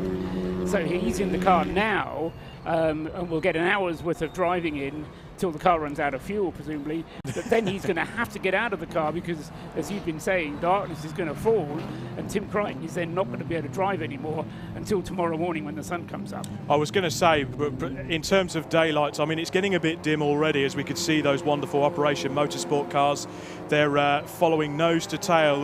The one thing I didn't ask them on the grid is whether there was a bit of rivalry there between the USA and Canada. As we see car number 3, that's being pushed into the garage, unfortunately, so further work required on that car. Again, we draw back to the Operation Motorsport cars, those Skip Barber Racing cars, wonderfully wonderful examples, and the livery on them absolutely superb for this weekend. They're just making their way through the traffic, but you kind of wonder, Paul, if there's a bit of rivalry between the USA and Canada, sort of cross-border rivalries. I get the feeling that they are here as a team, but inevitably, you know, you want to beat your teammate, don't you? So absolutely. Yes, there is no doubt a bit of rivalry as far as I think any race driver is concerned. You can speak from personal experience, but I think as far as most race drivers are concerned, you are the only one that matters, and everybody else is a competitor. Oh, absolutely, and that will never change, no matter what walk of life or what car you race in. So yeah, the field becoming a bit more spread out there. I'm just looking out the window. I can see on the screen, we're obviously cycling through these cars again, those Operation Motorsport Civics. However, look at that on the left. Is that the fuel flap? The fuel filler flap on the left looks like it needs to be tied down, or so. It's not going to be dangerous. Surely it won't be something they'll be flagged for. But I think it's only an inch open, isn't it? So, well, I think it was a full 90 degrees as they came through the shot just now. It's pulling that much G. It's opening the fuel flap on the car. But as long as there's no fuel getting out, they'll be all right. I certainly hope so. So the car that had the black and orange flag, incidentally, we spoke about that, I think has resumed. Just down the screen that was going to tell me who was in the pits hasn't actually functioned properly. So no, in fact, number 16 is still in the pits, the Tequila car, number 16. So that car, one of two that are in the pits at the moment. That was Clive Bailey who brought it in. So that car has completed just 4 laps, 1 lap completed by Adam Bessel with the number 3 traction car, which Rob reported being pushed back into its garage. Those two still in the pits, everyone else still running. So 53 out of 55 with some 15 minutes now gone. Still Tom Roach leading, but the gap is coming down, and Callum Lockie plugs away at it, and the field battling their way through the traffic. Just 2.2 seconds now is the gap first to second, so that is coming down. And Jason McAnulty in the 777 Lotus Elises, we've not really mentioned this, Rob, but Jason McAnulty in the 777 car, having started 9th on the grid, has now fought his way up to be 3rd overall in the race, and is closing in on the Rob Boston racing car in Tom Roach's hands. And as he gets there, he'll get to Callum Lockie as well. Absolutely, and he did say to me on the grid he was hunting down that car. He wanted to give Rob Boston a good run for his money. And again, the other thing to figure out with these Caterhams, Turn 7, Williams Motorsport, I didn't get a chance to ask Callum actually what sort of duration they had on the stints, but those Caterhams are sweating. They could probably do about an hour and a half on a good stint. So with the way this race works, the mandatory rules are you do 6 pit stops. The pit stops have got to be 4 minutes long. And if you are one of the more experienced teams, you could just see, sorry, as I cut across to the screen there, the 2 Operation Motorsport cars trying to get around the WRC Developments 418 car. Sorry, so just going back, the duration of fuel for these Caterhams is so minute, so they are really going to be running them until they cough. But even Tom Roach, you know, he was telling me on the grid, they haven't even got a fuel gauge in that Lotus, so it's literally run it, wait for it to cough, get it in, stick some fuel in it and go back out again. How mad's that? It won't be quite as brutal as that. There will be somebody, I'm sure, down there doing the calculation, and they'll have a reasonable idea of how much fuel they're using. Yeah. And I would imagine they've got telemetry on the car as well, which will tell them how much fuel that they're using. and so they will be able to calculate it a bit more finely than waiting for it to cough. Problem is for them whether or not they can actually make it all the way around on a lap with the car potentially about to run out of fuel. The race lap here at Anglesey, 2.1 miles, 3.38 kilometres. So 2.1 miles, that actually might be a little bit more than you need. So yeah, they're going to, as I say, they're going to have to need a bit more science than just waiting for it to cough. But we'll certainly find out as this race unfolds. We lots of cars locking up. They're really going for it in the first stint of this race now, as we can see the Mini on screen there. So that is the RKC Motorsport Mini. It was meant to be a Honda, but unfortunately they've had to change identities, as it were. The Honda they were running, I was told, blew up an engine, but on the grid I was actually told it blew up a gearbox. So I know RKC Motorsport, Ricky Coomber and co have certainly had their a trial by fire experience at the Race of Remembrance here this weekend. So we just see that Mini going round, hopefully not causing any trouble so far. They can just get their head down and get a good hammer on it. Kenny Murray it is who's driving it at the moment, 999. He's in 37th place overall, 9th in Class B.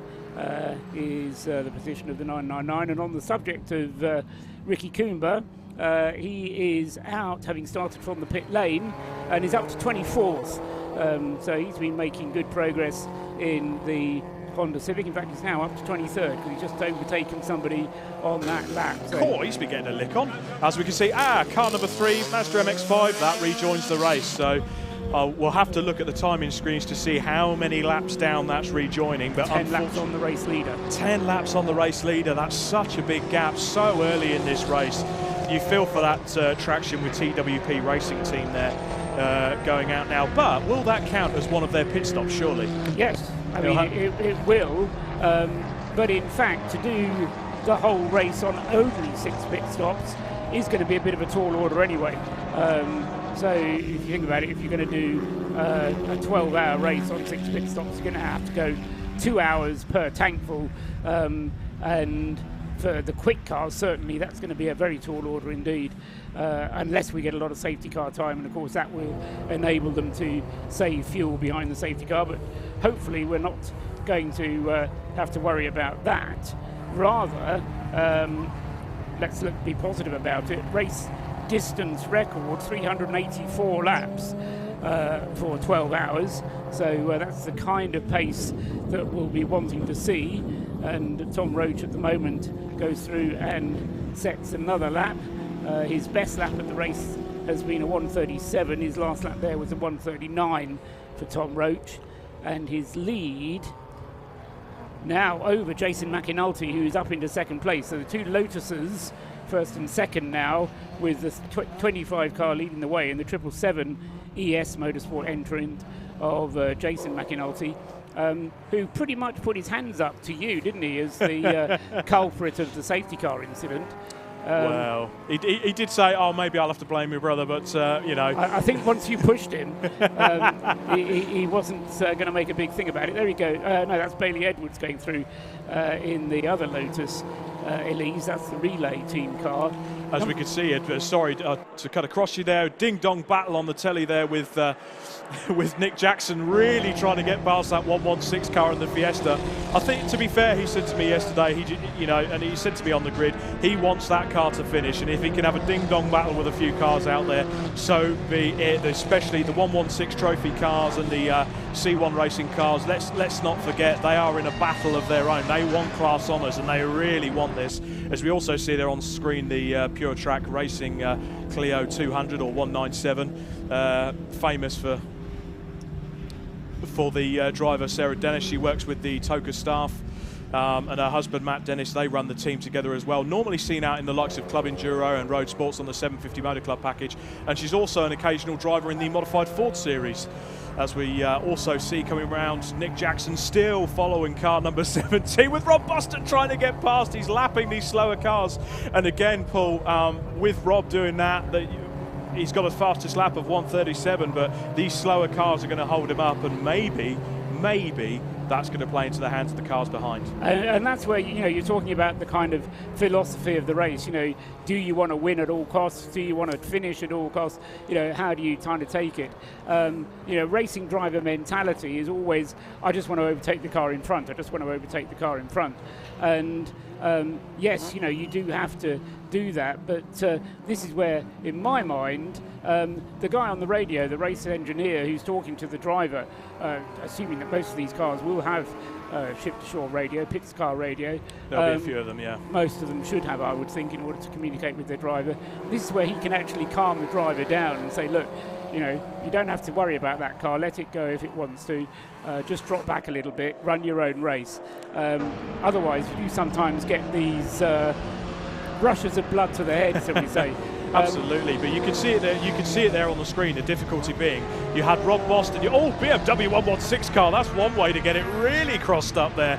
I think is that car number 90 that was just getting it a bit locked up when Rob Boston was trying to come through. But what we saw there on the screen just now, Rob's trying to overtake all of the cars because he's leading the race. You've got Tom Roach. Yeah, sorry, Tom Roach, my apologies. You've got the sort of medium-paced cars with your Clios, your Minis and everything, trying to get past the likes of the C1s that are at the back of the field. Yes, let's be honest, they are at the back, but they are in a ding-dong battle of themselves. No one wants to give any racing room, you know. This is where the hard competition comes in, as we see, is that car number 528 on screen now, a couple of the C1s duking it out, and that looks like the Rab Sport car, is it? Oh, just the 777 ES Motorsport. Yes, thank you very much. I'll have the gap in there, thank you very much, and clear off into the distance. Callum Lockie as well, just trying to avoid the BMW 116 car 90 there. Yes, Callum Lockie's in a good little battle for third place when you get it on the screen. Car 29's in a good little battle with Steve McCulley in 97. They were battling for second place, remember, in the early stages of the race. That's now become third as Jason McInulty has moved up with the Lotus Elises into second place. But Callum Lockie, in the battle between the two Caterhams, certainly is well involved. And Steve McCulley is less than a second behind Callum, so they're having a great little battle. Callum McDougall in the number 7 turn 7 entry is in 5th place, but is around about 50, in fact he's nearly 18 seconds behind now. So Callum McDougall in the next to the Caterhams is a little bit further back. And then there's another car back, the first of the Mazdas is in 6th place, Ben Short, and he's in car number 71. But he is a further 16 seconds behind. And then we get the two Operation Motorsport transatlantic cars, the Operation Motorsport Canada still ahead of the Operation Motorsport USA. Kevin Bones at the wheel of the USA car. We're hoping that Kevin's going to be coming up to have a word with us up here later on. He's really been the man behind getting these cars over here. Yes. Races regularly in the United States in touring cars and has been very successful over there in touring cars, and is kind of the group leader, if you will, if you can imagine them all on a bus. The focal points. The focal point is another way of putting it, yeah. So Kevin Bone then, at the moment, seemingly quite happy to follow around the teammate car, Travis Hull, at the wheel of the Operation Motorsport Canada car, and those two running still nose to tail in 7th and 8th places overall. So they've had a good run so far. Very much for them, though, Rob. I think that's going to be a story. They're not here to win. They're here to play, to participate. There they go again, crossing the line with the USA car getting much closer that time too. The USA is getting closer to Canada. The cross-border relations are just getting held up by one of the C1 class cars there. I'm wondering if the Canada car's getting a bit twitchy, just looking in the mirrors thinking, oh, what's going to happen here? Don't forget, folks, we're in the first 25 minutes of a 12-hour endurance race. Okay, it's split up into different segments, but this is a 12-hour endurance race. But these two are going great guns as well. 777 up to second as well. I'm very impressed. What a good start by those. And we did miss it on the images earlier, but I've got to talk about the C1 class there. Good friends. And we had the 318 car there out there on the circuit somewhere, the WRC Developments car. Now, Nicole Drought, who is at the wheel of that car at the moment, she's got quite a busy weekend ahead of her because she's only racing here today because she's then popping over to Holyhead, back on the ferry and heading back over to Mondello overnight, and she's going to do a bit of Irish rallycross tomorrow and hopefully try and win some more trophies there. What a legend. I mean, that's someone that really takes her racing quite seriously and really is one of the stars of Irish motorsport. So presumably, Rob, Nicole is only going to be here for today's element of the race and won't be here for tomorrow. That's it. She's in the car at the moment. Yeah, absolutely. And currently third in class. Yes, so that AC1 class, that's being headed up by Patrick Scherferger. We've got Mike Harris in the Silver Lake car in second, and obviously Nicole Drought in third, hotly pursuing them. And Alan Preble with the second Silver Lake car, he's in fourth place in that class. And he'll be really looking to get a decent result for the Silver Lake team. He's enjoying his first time at Race of Remembrance this weekend. As we see those Operation Motorsport cars, the Canada car has just got a bit more of a gap to the Team USA car, but probably the same as the nations in real life. The Canadians can't really do much without the USA bearing down on them. Careful where you're going with that one. But an interesting point, though, from a race driver's point of view, though, Rob, because it isn't actually as difficult to follow closely behind like that as it may seem. I mean, from outside, we're kind of looking down on it and said, oh, you know, they're nose to tail, they're battling it out. But when you're actually behind the steering wheel, to be right up behind someone, it's not actually as difficult as that. It kind of finds your lines. You can relax with somebody, particularly if you know who they are and you trust them. Yeah, absolutely. And let's be honest, we laugh and joke about cross-border battling and things like that, but they would have probably all got together and had a brief before the start of this race. Follow each other, don't do anything stupid, get yourself into this race. As we see on screen, car 777 really getting squirrely going into the hairpin there. Fantastic, as he's followed closely by the Caterham, being hotly pursued by the Caterham there. I have noticed. Yes, and that's caught back up again. In fact, that's a good spot, Bob, because Steve McCulley has overtaken Callum Lockie for third place, but also has closed down the gap between himself and Jason McInulty in the 777 Lotus Elise. And set the fastest lap of of his race so far. His personal best, yeah, yes. his personal best, which is a 1:38.749. Obviously, the race leader currently, Tom Roach, who's absolutely sending it out there at the moment. He's done the best lap of a 1:37.7, and he's sort of averaging a 1:38.1 as sort of a banker lap. He's just taking it in his stride, getting it in as we can see these gaggle of cars out on the pit straight there. We had a close-up shot there of car number 97 as well, the Rocket Racing car there of Mr. McCulley. But again, as you can see, we're just going into the twilight areas of this race, so for a while all you're really going to see are the headlights, but keep a lookout. In particular, some of the C1s are carrying some extra lighting, shall we say, just to really jazz up the field, so it's going to look a bit like a fairground as we go into the darkness. All joking aside, though, it's not just to jazz up the circuit, is it? The idea is to make it easy for the team to spot their car. Absolutely. And we're lucky here at Anglesey because there's an awful lot of the circuit that you can see if you're standing on the pit wall. And as it goes dark, then anything that enables you to identify your car, if you're hanging your pit board out to it, I mean, having a car that's easily identifiable as it's coming towards you is very useful indeed. And some of them do get a bit out of hand, I agree, with the way they do it. But I mean, it was something that was originally adopted at Le Mans back in the 60s, when, even earlier than that in the 50s, they used to have identification lights in order to distinguish the cars from one another. These days, with such bright LED lights, you do get a much brighter forward light than you ever have done in the past. Good for the driver, bad for anybody who's actually stood watching the car, because you end up being blinded by it. Absolutely. Sorry, I cut back to you there with car number 97 being hotly pursued by Callum Lockie in that Williams Motorsport pink Caterham. He's really getting up his back now, so I'm wondering if maybe car number 97 was held up by a bit of slower traffic there. We're coming up to more C1s as we cut back to the shot of the bright beam of LED headlights. That's the car 777 ES Motorsport. You can hear the supercharger roar on that as he sent it into the hairpin down the inside of one of the C1 class cars, but he will obviously also have it in the back of his mind. He will see those two Caterhams in his mirrors hunting him down. He cannot afford to back off so early in this race.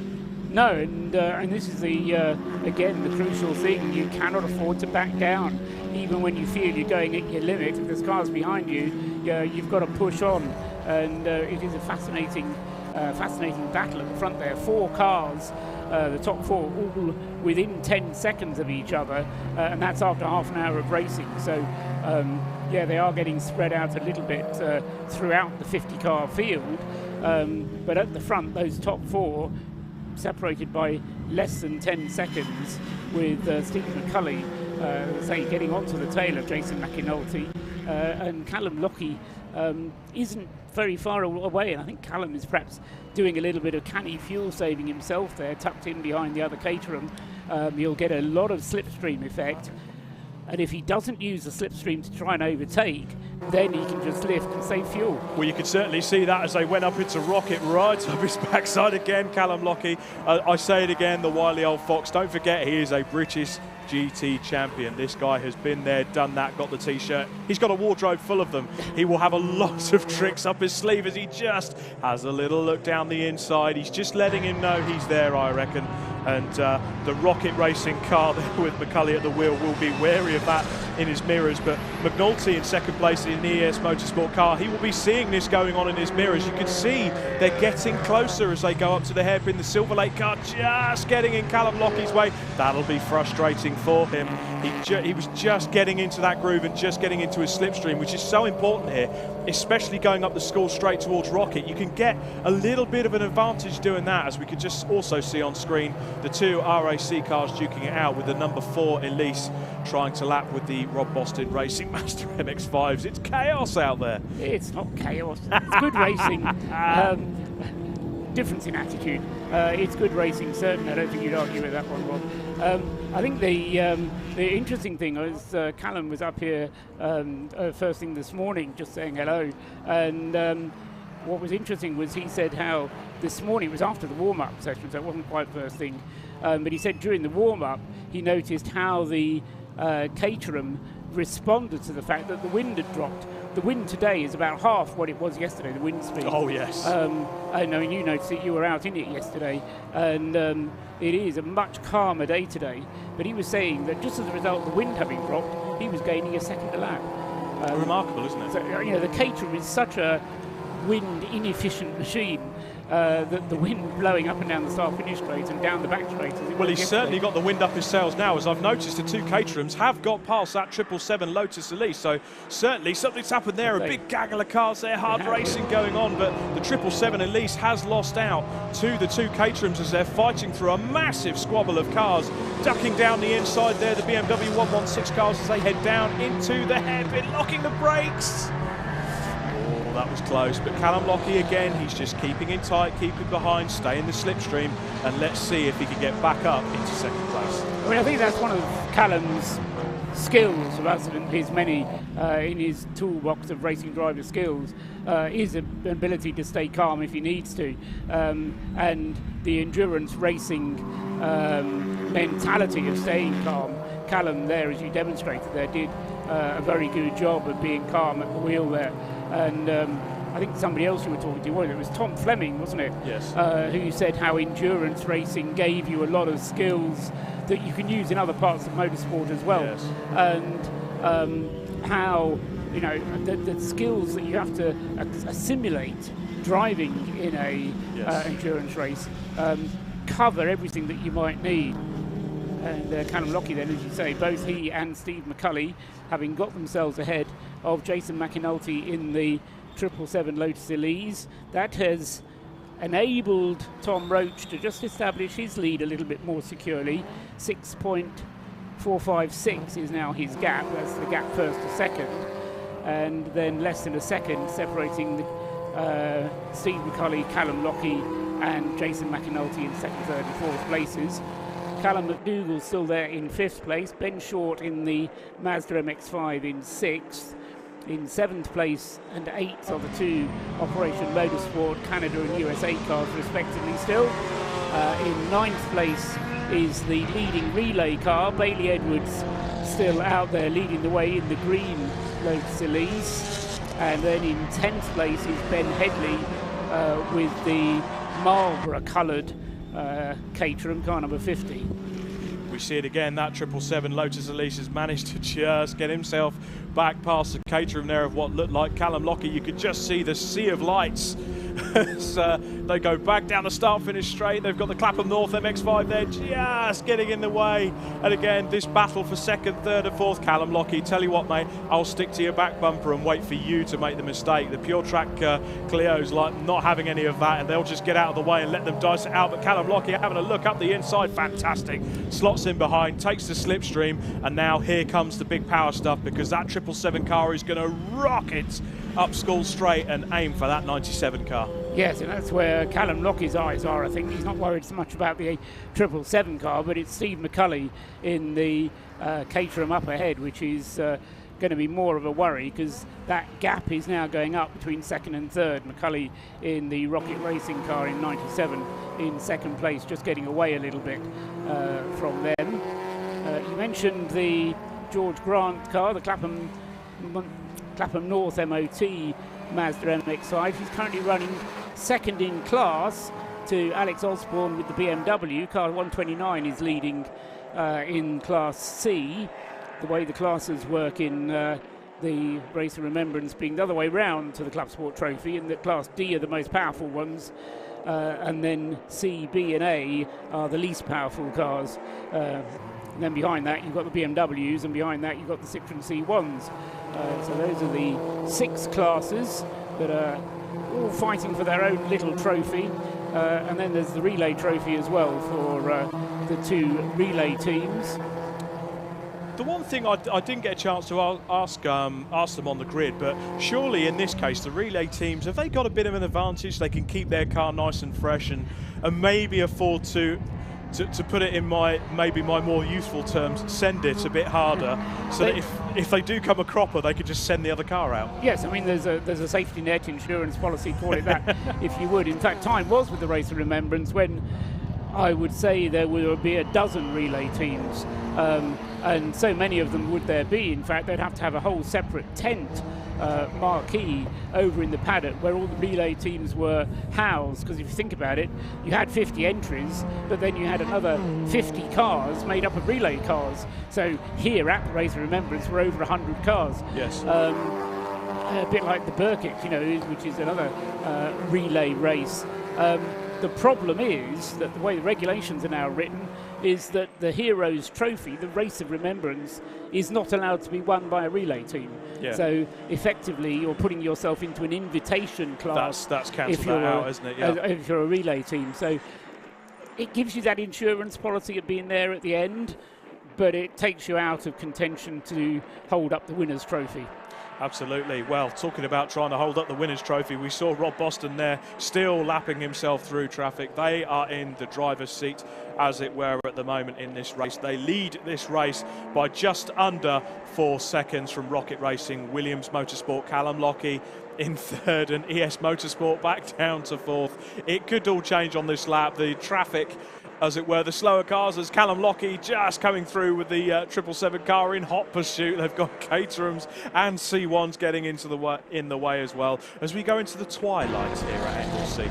And I must just say as well, in the commentary box up here with yourself, Paul Trustwell, what a beautiful view. What an awesome place Anglesey is in the summer, but never mind, we've lucked out on this in the winter as Silver Lake car just getting a bit. That's Nicole Drought and the Silver Lake car there, car number 458. Now, who is that? Would that be Michael Harris? I could just see the other Silver Lake car. He wants to get in. That's Alan Preble. He wants to get involved as well. He's really up for this, but Nicole Drought, she's told me before she loves racing at Anglesey, so she's battling with Mike Harris and Alan Preble there in the 2 camouflage Silver Lake car. We see there Alan Preble coming through on screen. He's loving his time in the car this weekend. And they are leading the class still in C1? Well, the car leading the C1 class is the FDL Packaging CSC racing car of Patrick Scherferger. Now, if you look out on your screens, ladies and gentlemen, it'll be somewhere out there with a green tinge. They've got green LED lighting down the inside, goes the Nicole Drought. There's a little bit of contact with the Silver Lake car. The Operation Motorsport cars around the outside while they're having this little ding-dong battle in the C1 class. I'll tell you what, folks, they may be at the back of the grid in terms of raw pace, but it's on for Young and Holt for class honours. I mean, having watched the Citroen C1 24 hours earlier this year, so did you, Rob. it's kind of par for the course for Citroen C1 racing, is for them to do that and get away with it. Oh, they play for keeps. They know what they can do, and they're just going past us now, actually, across the start-finish line. They know what they can do, they know what they can get away with, and I was watching that at the same time as you were, and I was thinking pretty much that's par for the course for Citroen C1 racing. Yes. However, it's not par for the course for the cars that they were running in contact or in close proximity to them, and they're having to let these faster cars through, and it was causing you a minor heart attack there. It was Rob, causing me quite a heart attack. I saw Michael Harris just duck down the inside, trying to cover from the cold, trying to sort of cover from the cold drought there, and we saw Callum Lockie, the battle for the overall sort of podium positions between Callum Lockie and the 777 ES Motorsport Lotus Elises. It very nearly ended up in tears, but you could see the three cars they bump drafting down the straight, heading up into Rocket. Alan Preble having a nice little look on the cold drought. She loves racing here at this Anglesey circuit. And 99, the Ricky Coomber RKC Motorsport car appears out of nowhere. That is Ricky Coomber at the wheel of it, and yes, you say appears out of nowhere. I mean, this is the point. The Citroens, you suddenly realise they are quite slow. When there's only Citroens on the circuit, then relative to one another, yes, they're the only things out there. All of a sudden, you realise with a slower car, you can take much more liberties, and of course, that's what they're doing, taking liberties. But as I say, it's fairly scary for the cars having to overtake whilst they're doing so. But one thing I just noticed there, Alan Preble managing to have a nibble at the cold drought. Luckily, Mike Harris is just able to get away and have a little breather in that second Silver Lake car. Now, one man that would be very keen to get a chat with later on, we chatted to him earlier on the grid, Robin Welch. Let's be honest, he's got a vested interest here in two of those three cars because he's racing both of them. So Robin really, he can't lose here, can he, unless they take each other out? Yeah, it's going to end up on two steps of the podium, which has been done before. But yeah, it's going back to the point you were making here at Anglesey, and I think you heard it as well from some of the drivers you were talking to on the grid, Rob. It is a great driver's circuit. It's a good mixture of fast corners, long straights, tight hairpins, and you inevitably have to do all of that normal compromise setup to make sure your car is good everywhere, or rather at least handleable everywhere, to make it suitable for the whole circuit. But it's also a pretty circuit. It's a aesthetically artistic circuit with great views. The drivers themselves, as they come over the top of the hill, coming down through Peel, beautiful view you get of the sea there, and you have to kind of focus your attention to avoid looking at the view. It's a bit like driving around the Nürburgring. There's some times there where you get some beautiful views. It almost gets to a point when you go, oh wow, how stunning is that? Oh crikey, I've got to turn in. So it kind of gets like that. We're still watching this ding-dong battle take place here between the Silver Lake car and the WRC Developments 318 car.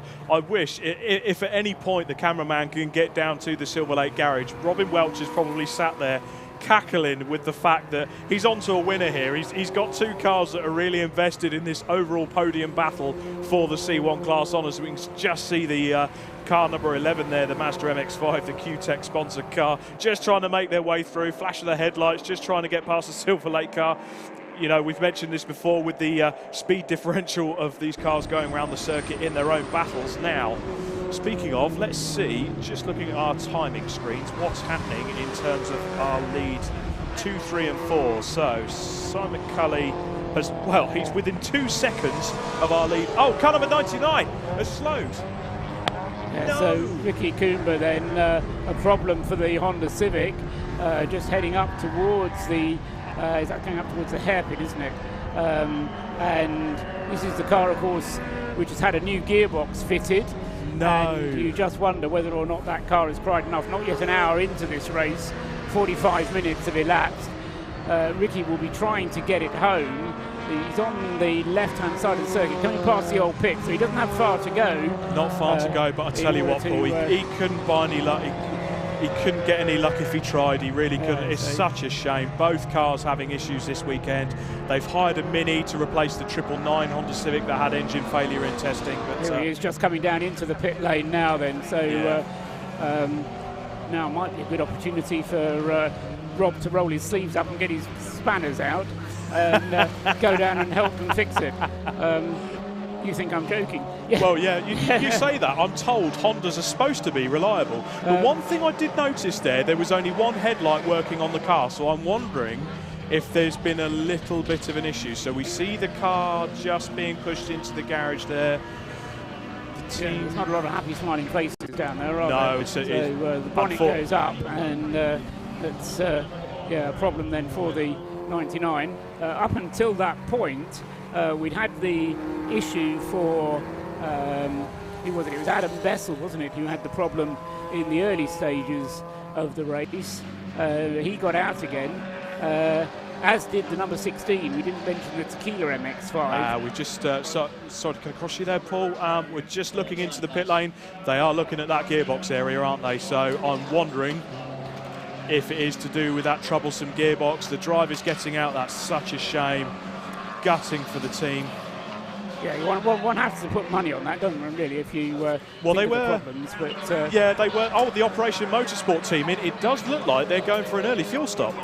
It certainly looks fairly routine for number 22 then. So this is the Operation Motorsport USA team car, and refueling that with the mandatory tough jug fuel churns, around about 20-25 litres in each of those, and they'll be putting about 50 litres into the car, and they'll be using the information from how much fuel goes in to work out what kind of fuel consumption they're getting. But it is the first of our routine pit stops there for car number 22, coming in ahead of the 220 car, the other Skip Barber school car. And although looking at that, I do wonder if they are maybe a bit thirsty on fuel, if that wants 2 jugs of fuel already. And the other question to ask here, obviously earlier in the telecast we saw that it was lapping quite happily with the Operation Motorsport Team Canada car. So what happens, in fact, they're just coming across our screen now. So what happens with those guys? Are they going with a different strategy here? Well, it depends how they're doing their pit stops. It depends if they've got 2 crews, one for each car. Of course, or they may be deciding to do one before the other in order not to get too congested in the pit lane. It is a very short pit lane here at Anglesey. It is, yes. Compared to some that you will have walked up and down, Rob. So relatively, for 55 cars to squash into the pit lane here, anything you can do to avoid congestion is a good thing.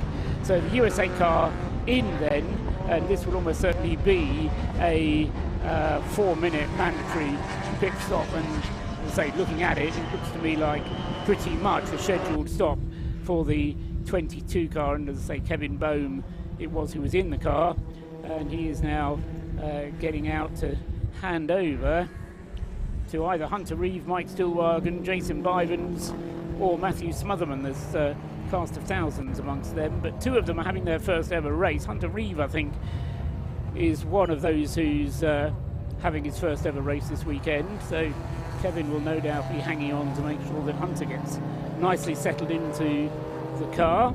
Absolutely, I could just see on the screen there that car number 3, the MX5, that had the early issues. It's a number of laps, about 10 laps down from the leader the last time we checked. To be honest, with the way Rob Boston and Tom Roach car is lapping, it probably will be a few more. Just squeezed out onto the grass. That was close as it goes to pass its effectively its teammate there in the number 4 Lotus Elise.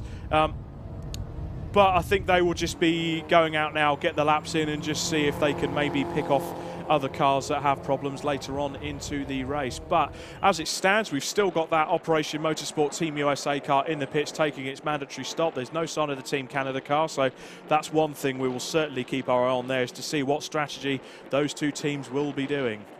Yeah, of course, it, as I say, may just be that they've come in early as a precaution, because, of course, they'll have 0 data apart from what they've accumulated in the test days here at Anglesey on what the fuel consumption is, and inevitably fuel consumption in a race scenario rather different than when you're in a free practice some sad news we've just got up from the pit lane. Luke, very kindly, our producer, has shown us some info up from the pit lane. Car number 99, it is confirmed that it's done another gearbox, so I'm pretty sure that, barring them not having yet another spare in the in the truck, that may spell retirement for that car, and such a shame because they were rocketing up through the field. Well, they'd made their way up into the top 15, haven't they? Not quite sure they got into the top 10, but they certainly had made their way up the field. And yes, it's, I suppose in some ways I was pleasantly surprised to see the car actually even participating in the race, because when we saw it not there on the grid, I thought, okay, it's not going to be out there.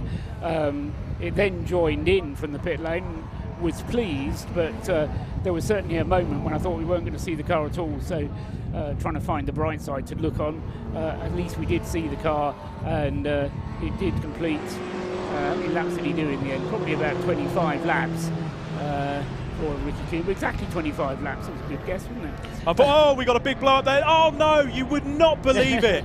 That is the sister car 999, the car that they hired this weekend in the RKC Motorsport car, and that looks terminal. Yeah, gutted for them. 999 Mini, that is, that has come off. Where's it come off, Rob? That looks like that's just come off at the hairpin somewhere, but it was a big puff of smoke. The driver visibly frustrated. I think I would be as well. You feel so bad for the team. They've travelled all this way. They've had so much go wrong. They've hired this car very kindly from one of the teams, the Track Scotland team next door, and a big shout out to those guys for offering that to them. But it does look like, sadly, that car has now expired, and that's at the side of the road there. Now, the only other thing... Kenny Murray it was that was driving it at the time, and unfortunate for Zach Lucas, because we won't even see Zach behind the wheel at all, having had a hugely successful season in Fiesta racing this year in the National Formula Ford Fiesta series, and so he was due to be driving that car alongside Kenny Murray, but don't get a turn in it. And that car, I was saying how the number 99 car had done 25 laps. Kenny Murray had done 26 laps in the RKC Motorsport team car. You couldn't make it up, could you? Disappointment for Ricky Coomber, but I know where he'll be going now. And to the bar, perhaps. Knowing Ricky like I do, I think that will be his first port of call. The only thing to think about this is, so Track Scotland do have a number of their minis here, so maybe they have got a spare engine tucked away somewhere. So I guess it's up to the team if they want to fit a spare engine to it, if they've got one. We've got overnight to do it. Yes, I mean, precisely so. As you say, the regulations do allow for the car to be towed back to the paddock. Having been towed back to the paddock, it can be worked upon, and yes, if it can be repaired well enough, then it can be sent back out again in tomorrow's racing. But it may well be that Ricky Coomber and team don't have the wherewithal to get it repaired. We weren't quite sure whether it was at the hairpin or banking, were we? No, it did look like it was. It looked, safety car. We have a safety car out on tracks. That's kind of what I was going to, because the car has stopped on the circuit, but we haven't got it back yet. It did look like it was banking. I could be wrong, however. I've been. Right. Yes. Okay, so let's. Well, as I say, if we don't know where it is, then we can't say. Looking up towards the banking, which we can see most of. I can't see any yellow flags up there, so I'm thinking that it might actually be at the hairpin. But just quickly, Paul, this shot here just gives us a chance. Marshals, you'll be hearing us on the PA as well as live on Alpha Live. Thank you, boys and girls, for volunteering and getting out there in your orange overalls to make sure that this race goes ahead. Superb. Now, here is where we start to see the first safety car of the race, and we're going to start to see some frantic pit activity, some very, very quick pit stops taking place. As we see there on screen, the resplendent BRSCC safety car, usually in the runyourfleet.com livery, but this weekend they've also covered it in a very nice tribute livery, covered in poppies. Is it a Jaguar car by any chance? It would be that lovely Jag estate they've got. Well, say it's a Jaguar. Quite fond of a Jag. Yeah, so the Jaguar shooting brake, I think, is the term that Jaguar used for that car, leading them around then, the car field, forming up behind Tom Roach in the Lotus Elises then, and there are, 3 cars. No, there's one car between Tom Roach and the second place Caterham, then there is a further car between the Caterham and the Lotus Elises in third place, and then there's another car between it and the fourth place Callum Lockie Caterham. So each of the first 4 places have got one car to protect them from the car behind it. So we're not going to see a restart, just thinking about how it's going to play out once the safety car goes in. We're not going to see any particular challenges because each of the first 4 have a car separating them from the one behind. We just see on screen there the Team Canada car is in, so we saw their US counterparts get their fuel stop in early. We just see there the Team 101, so one of the C1 teams there, that's the Stubborn Motorsport by the looks of it, just getting their stop underway. That does look like it's one of these C1 spec cars, not the City Car Cup livery. We'll just see whether they car 101. Just check my timing monitors, hold station folks. So 101, they're in 53rd overall and they're 9th in class in that SSGC Mission Motorsport So they're car. virtually last of the untroubled runners. Virtually last of the untroubled runners. I can also see down there the WRC Developments car 418 into the pits. That was the car that had a gearbox change. And we've got the bonnet going up on car 52, maybe just for a cursory check. Well, I think you've got the time to do it, haven't you? You've got a 4-minute mandatory pit stop at this point. And it's a safety car. And it's a safety car, so there is no reason, to my way of thinking, not to come in and make a pit stop. We've had an hour, pretty much, 58 minutes of running. Yes. So, you know, you've got an hour of fuel to put in. You might as well put it in now. Now, interesting thing here, you'll notice on the screen, car number 417, that's the FDL packaging car. They're leading the C1 class, and that is the first car I have seen in this race. They're changing tyres. Now, this was something we found when the C1s raced here in the BRSCC meeting earlier in the year.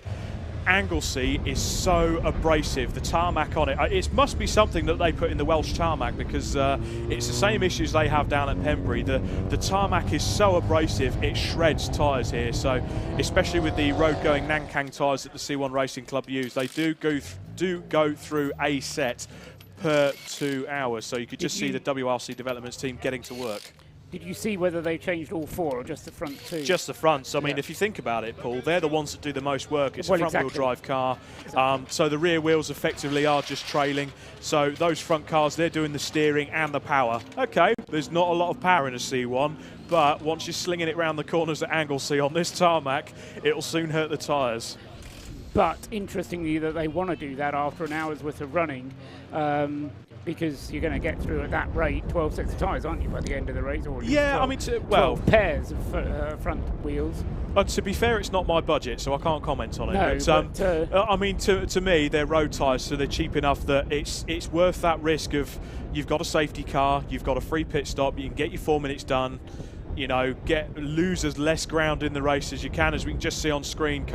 My heart breaks for the RKC team, and that's car number 97, one of the guys heading up at the front into the pits. Well, this is exactly the point. Steve McCulley, in number 97, has come into the pits, but he's the only one of the leading group of cars to have done so. Ben Headley has come in number 50. But everybody else has stayed out there. Subject to what I said earlier on about why wouldn't you come in.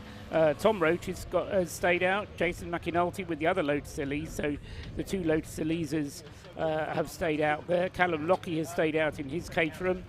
Callum McDougall has stayed out in the RAF Motorsports Turn 7 Caterham.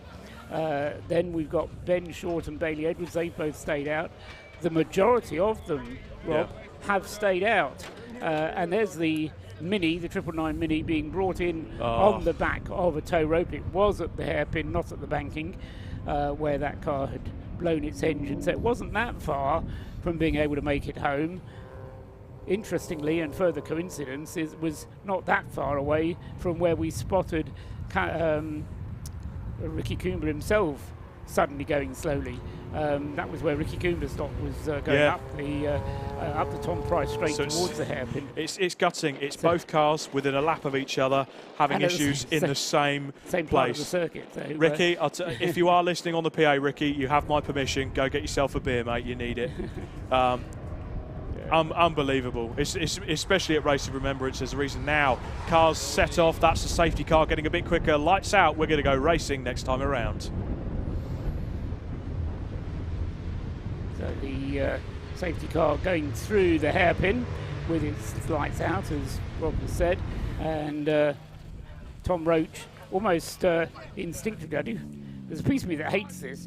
Tom Roach just suddenly slows the pace down purely because the safety car disappears. Well, when you've got this kind of an advantage, and when you've got a car between you and the car, well, you say you're that. battling I mean, you say that, but he's probably thinking in his head, he can see him coming in his mirrors. Now, in terms of the gap they had before the safety car came out, here we go again. So he's got the hammer down, he's got that gap. So he's just opened up about a 12-length advantage. Where's the fairness in that? Well, unfortunately, them's the rules, because and I've been caught out before and ended up in front of the clerk in races past, you cannot pass before that start-finish line. So if you've got if you've got a slower car in front of you, so he's backed the field up and he's made hay while the sun shines and got that gap opened up again, because I think he may have been a bit worried about that Williams Motorsport car catching him up, as we see. Oh, that's Callum Lockie into the pit, so they've decided now the safety car is in. They're getting the tactical master stroke. Tactical master stroke now. How about that for a pit stop? The old windy-handled fuel pump. I haven't seen one of those for a long time. And we've got Steve McCulley coming in. This makes no sense to me at all. So Callum Lockie's coming in the Williams car, number 29. Steve McCulley is coming in the Rocket Racing car. Correction, Steve McCulley is on his way out, so they've done their pit stop. He came in. He's done his pit stop. It's Callum Lockie. They're just filling the car up now, as you can see on the screen. So that makes sense. So Tom Roach stayed out there throughout the safety car period. Jason McAnulty will now re-inherit second place. Is that a word, re-inherit? Inherit again. Second place, because Callum Lockie has gone into the pits, and now we'll get Callum McDougall with the Turn 7 team Caterham coming up into third place. Ahead of the next one through, which will be Rocket Racing, who has now completed its first pit stop, and my pit stop screen is working, so good, thank you for that. 97 Andrew Perry, a 4 minutes and 15 second pit stop. I was just amusing myself at the pink Mini you saw on the screen there, with the pink LED lights looking very resplendent, as we see the Team USA Operation Motorsport car just flashing the lights and getting through. You certainly can see it's getting a bit darker here. The headlights are on, so get used to looking at these cars in their liveries while you can, because soon they will just be a blob of headlights when all the LEDs start to come on. Yes, a lot of the Minis have the Mini silhouette on the A, B and C pillars, and kind of picking out the shape of a Mini. The trick is, though, that they're all done in different colours. So you've got a red one that's just gone through, a blue one went through just before that. Yeah. It's quite good. You know it's a Mini just because the shape of the car is picked out, but you then have to make a note as to which one's which. Yes, as Rob says, it does get very dark here, not just because it's night time. There's very little ambient lights, there's very little in the way of floodlights put around the circuit. The thing that is good, though, here at the Race of Remembrance is they have little, they're not quite cat's eyes, but they're things a little bit like cat's eyes that sit on the track edges, that do glow in the dark. So they give you an idea of where the track edges are. You could just see on the screen there a big blob of light, and you've got KA, BMW E30, MX5, Citroen C1s. Look at them all going out around into Rocket now. Right, you sort yourselves out. Right, I'll go through here. Right, let me just squeeze up round the outside. They're all just trying to find their own bit of track. Car number 127 just takes off, and there's the pink Mini. Look at that for a light scheme on there. Go on, son. Yeah, so that's the car that has the Mini silhouette that I was describing around it. So happily on its way. The Canadian Civic goes through in splendid isolation, by contrast, on this side of the circuit, whilst there we all go. The other cars want to be all together. They've made their pit stops now, so by looking at the timing screens, and apologies for our viewers on the live stream, but we're just looking at our separate TSL timing screens here.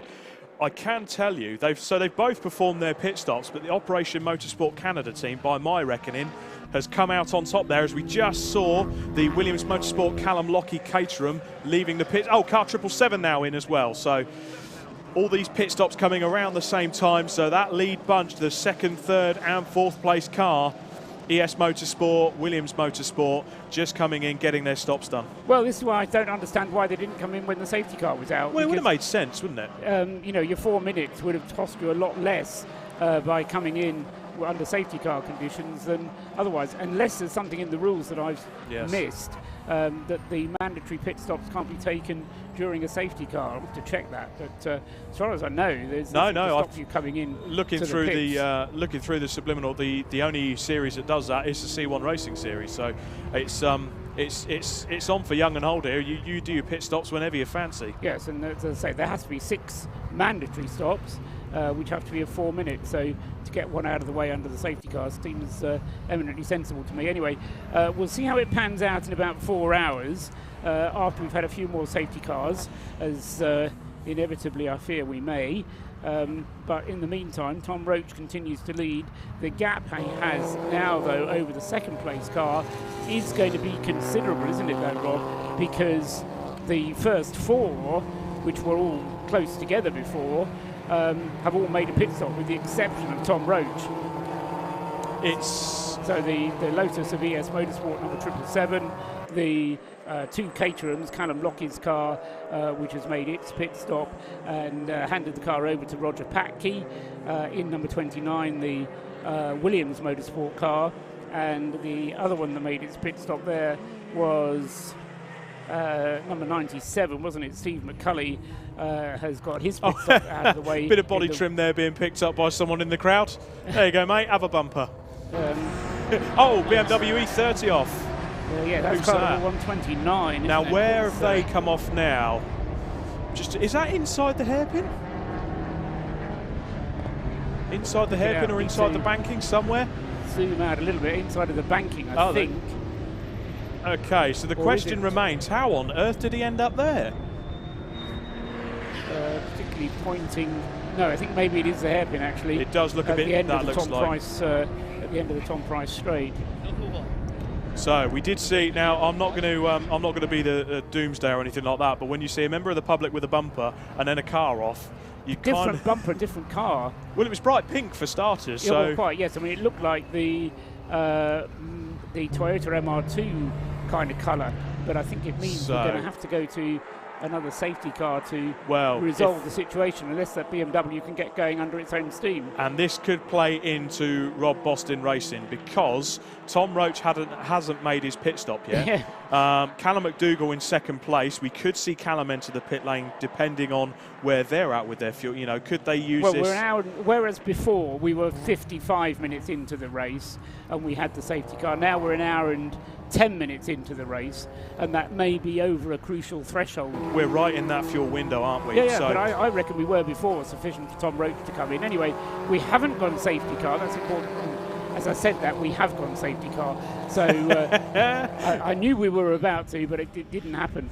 So we have gone safety car. Well, the boards have gone out for the safety car, but as you can see on screen, the safety car's not moving. No, he will. If you can't see a screen, then we can see that the safety car is not moving. But it will be waiting for the Tom Roach car to come into view in order to come out at the right time. The safety car board being shown merely stops any overtaking from happening, and hopefully stops anybody from doing anything silly and making the incident there with that BMW any worse. So the lights on the safety car. I can only assume they are waiting. Oh, Tom Roach into the pits. Which does look like Tom. Yes, Tom Roach into the pits. So that is our race leader.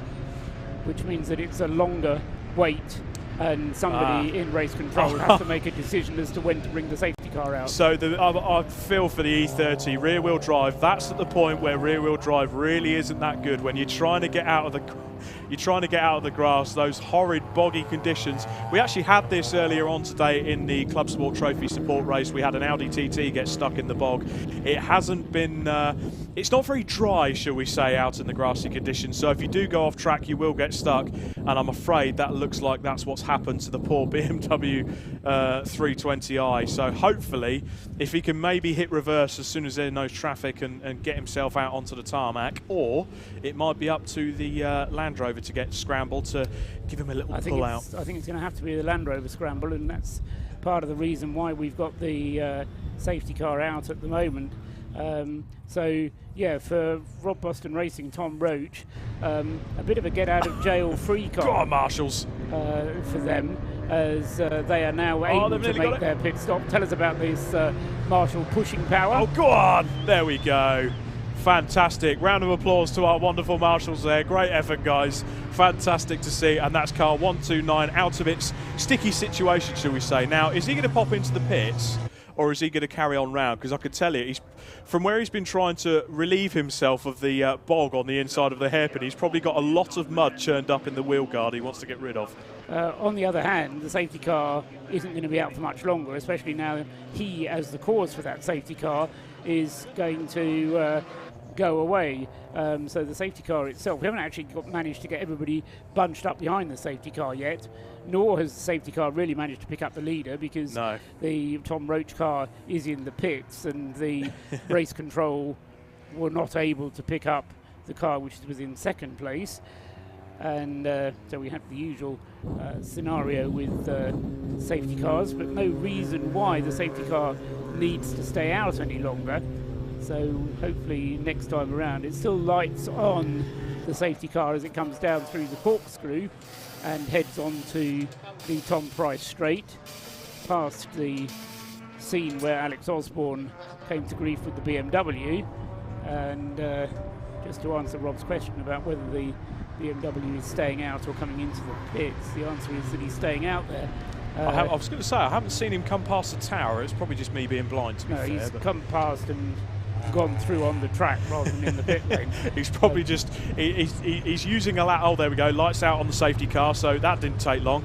And Rob Boston Racing, if they're still in the pit lane, as it were. So is Tom Roach going to hand over to Rob Boston, or is he going to... Almost certainly they'll hand it over to Rob Boston. Although there's nothing to stop Tom Roach staying behind the wheel. The regulations demand or require a maximum driving time of, I think it's 3 hours in any 5 is the rule, as the green flag waves and we're back under green flag. Yes, it's 3-hour racing, so nothing to stop Tom Roach staying out for a further stint if he wants to.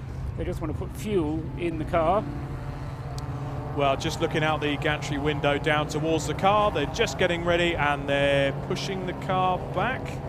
Certainly looks it. And car number 33 has come in. That is a green Elise, and he's come around the back of the pit lane. So, right, well, that apologies, that's not what you could see on the screen if you're watching our Alpha live stream. Well, no, that's a good thing to tell us, because the live stream missed it, so that's a good thing for us to know, because that's one of the relay cars. The fact that it's going back to the paddock is because they're swapping cars. Right, and so they'll be bringing Michael Edwards out, and his Lotus Elise is white, as far as I know. And that is the leader exiting now. So who's the leader? That's on the Hugh tag, so we can look at our timing screens. Rob Boston is out in that car, and he rejoins in second place behind Callum McDougall. The Turn 7 car leads our Race of Remembrance with 1 hour and 15 minutes gone in this 12-hour split enduro race. And Callum McDougall yet to make a pit stop, so he leads the race, yes, but must be running towards the end of the fuel on that Turn 7 entered car.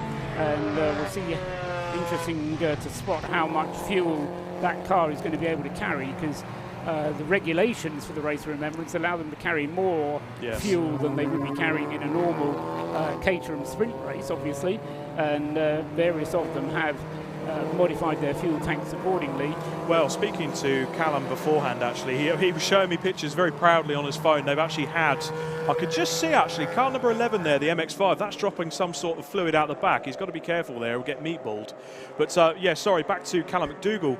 So they've actually modified the fuel tank. They've had one built and fabricated especially for this race. Yeah. So he's obviously got a better racing budget than I have, because I wouldn't be able to do that, certainly with the price of aluminium nowadays. Yeah, exactly. So there he goes across the line now. In fact, Callum McDougall, the race leader.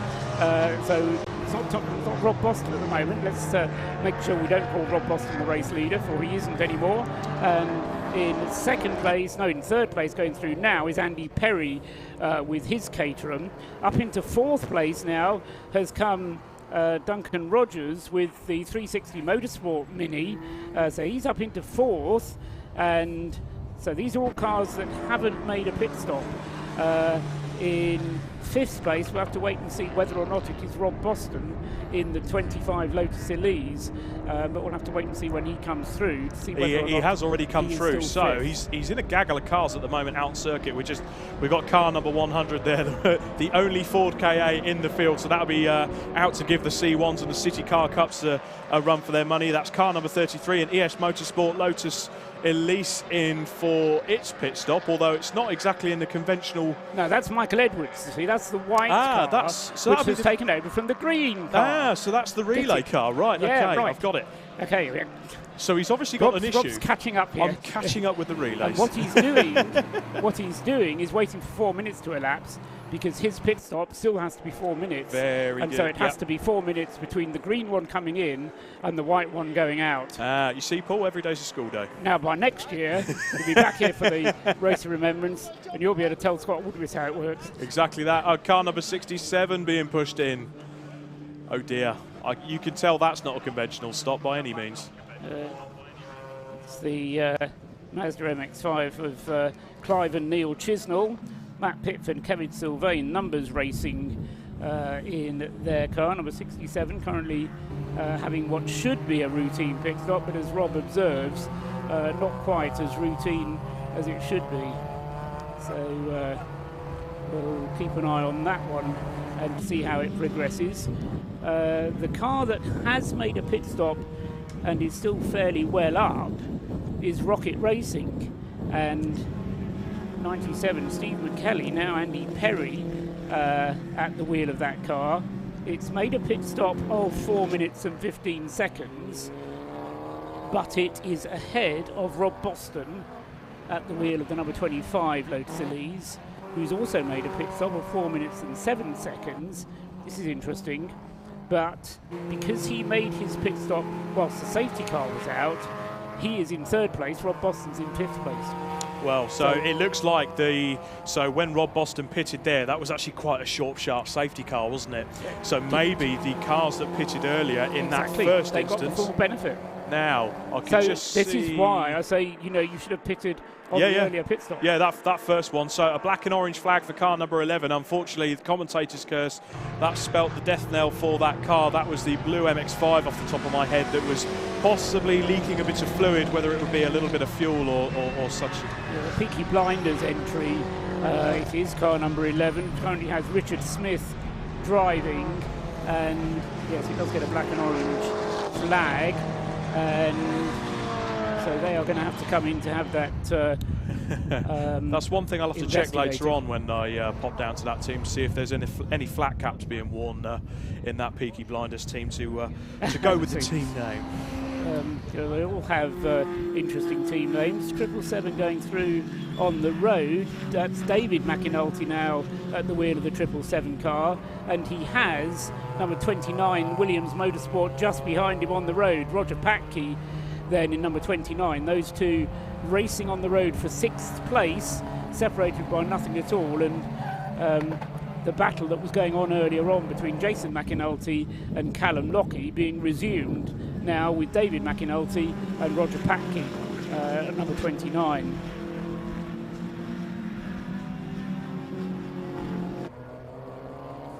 Breaking news, we have drama. We have drama. Tell me. We have our lovely media colleagues coming in to see us. Peter Scherer, incidentally, will be reporting for Autosport and Motoring News. Motorsport News. So Peter Scherer has just come in. He's been down with the Rob Boston racing team. So it does look like they were looking to come in on the hour-and-a-half mark. Unfortunately, Rob's got in the car, and now they believe there's an issue with the alternator. So they're going to see if it levels itself out. But could we see that car, the Rob Boston racing team, they're aiming for the hat-trick of wins here at the Race of Remembrance. Could we see them hit trouble earlier on? There's car number 11 in the pits just being seen to after that meatball flag. Just seeing where that fuel's leaking from. If fuel it was, because that was our speculation rather than a certainty. Yeah, we have absolutely. to be careful that we say oh yes, what we see is not necessarily fuel is what we thought was fuel. Yeah, I mean, certainly looking at the pictures, they are looking around the fuel tank there, so I can only guess. Absolutely. Maybe an overflow or some sort of vent, maybe. The thought is going through my mind, Rob, that now is the time when it's to be useful for you to start having a little look around the pit lane. I know you're enjoying being up here. I'm loving being up here, but yes, I think what I'll do, I'll put the jumper back on. I will head back down to the pit lane and just see if I can chat to a few drivers and see what's going on. Well, and the other advantage that you can bring us there is to find out these breaking news items yourself. Peter Scherer's able to hop down there and do his own thing, and you know, if you can go down there, you can get him the news and he can just listen to us and find out what's getting on. There goes the white Lotus Elise, number 33, which is Michael Edwards now driving that car. I do believe as well, it does look like we may have our first driver guest up in the commentary box, so I'll hand over to you, Paul. And yeah, we'll hopefully get our first guest commentator of the weekend. Great, thanks very much, Rob Lewis, then heading down to the pit lane, and he'll be bringing us some news from down there, as I'm joined by Kevin Bohm up here, and this is going to be awkward because there's so much going on the circuit at the moment that I'm loath to even take my eyes off what's going on in the race. But Kevin, first of all, welcome to England, welcome to Great Britain, and thank you, because I think you're the kind of moving force behind this whole Operation Motorsport USA and Operation Motorsport Canada, bringing these cars over from the States and making all of this happen. I mean, it's a huge operation for you to undertake, isn't it? Yeah, that's right. I mean, thanks for having us here. This is we've been here since we kind of arrived in Wales on Monday, and we've been getting used to the time change. And we came to the track, and believe it or not, of our 8 drivers, only one of us had ever been here before. So there's a lot of things to learn when we got here, and we've got basically a full team of volunteers that are all from Operation Motorsport. Yeah, how many of you brought over? Somebody told me there was 39 of you. If it's not 39, then it's somewhere in the 40s. So it's a lot of people, and it's really interesting because you could easily run a race like this and not need that many people, but that's not really the point for this team. We really wanted to get all of the kind of beneficiaries that Operation Motorsport works with throughout the season. We just wanted to give all of them a chance that have been through kind of dispersed in different teams in the United States all season to work together as one team, to come here with 2 cars, work together. Most of them have never worked together on a race team before, and then run a 12-hour race. So it's a huge challenge, and it's not been easy. We've had to overcome a bunch of stuff, but at the same time, we're out here running right now, and everything's looking great. And you've got 2 drivers who've never raced before, is that right? Yeah, two of our drivers, one in each car, is one of our beneficiaries. So they got some kind of went through a driver's school earlier this year, and kind of got their license, learned the ropes of racing. They've done some kind of sim racing in the past, but for the most part, they're here. They got to drive at night. I think one of them had driven at night before, but the other had never even driven at night before yesterday's night practice. So it's a really cool opportunity to put them behind the wheel. And right now, they're both actually on track right now. I was going to say Hunter Reeve is one of them, isn't he? He's That's in correct. The car that you were driving. You've handed the car over to Hunter. That's right. Yep. I mean, I was quite surprised in a way to see you because although I'd spoken to Sharon and arranged for you to come up, I thought, oh no, Kevin's going to want to stay down in the garage to talk Hunter through his first stint. But you've left that to someone else. You've delegated that job. Oh, no. So, I mean, we've been working together kind of all weekend, and I know he's prepared. So he's just in the car. He's not talking much on the radio. Perfect. He knows what to do. So it's not like I need to kind of be looking over his shoulder. I trust him to do the right stuff out there, and he's doing a great job. And Operation Motorsport, I mean, my vision of that is that it's a similar operation to Mission Motorsport here in the UK, and that you've taken a lot of your inspiration from what goes on in Operation Motorsport from what Mission Motorsport does over here. Yeah, that's right. Diesel Lauder and Tiffany Lauder kind of came over here.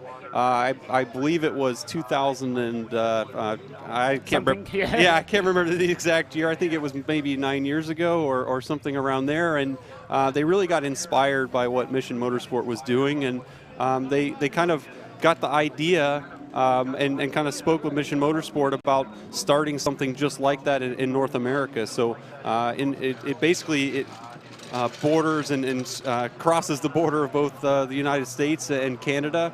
And there's so many beneficiaries that have been a part of the program at this point. And Operation Motorsports came here and participated in different ways for a couple of years now. Of course, with a little bit of a break due to COVID, but kind of to see them grow this program to what it is today, having campaigning 2 cars, 40 people here, it's pretty incredible. Yeah, so just to point out, we've got another safety car, incidentally, in the race. So I must admit, I hadn't actually seen quite why the safety car has come out. This is our 3rd safety car period, so a moment for everybody to draw breath, at least for a moment. Yeah, I mean, I remember, Kevin, having been here for the Race of Remembrance for quite a few years now. There have been transatlantic visitors before, but never on the scale that we've had this year. What's your role in it? I mean, I know you're a driver coach. Obviously, you're a successful driver in the US. I mean, people over on this side of the Atlantic may not have heard of you driving, but you've been a championship winner in American touring car racing. What's your role within the Operation Motorsport?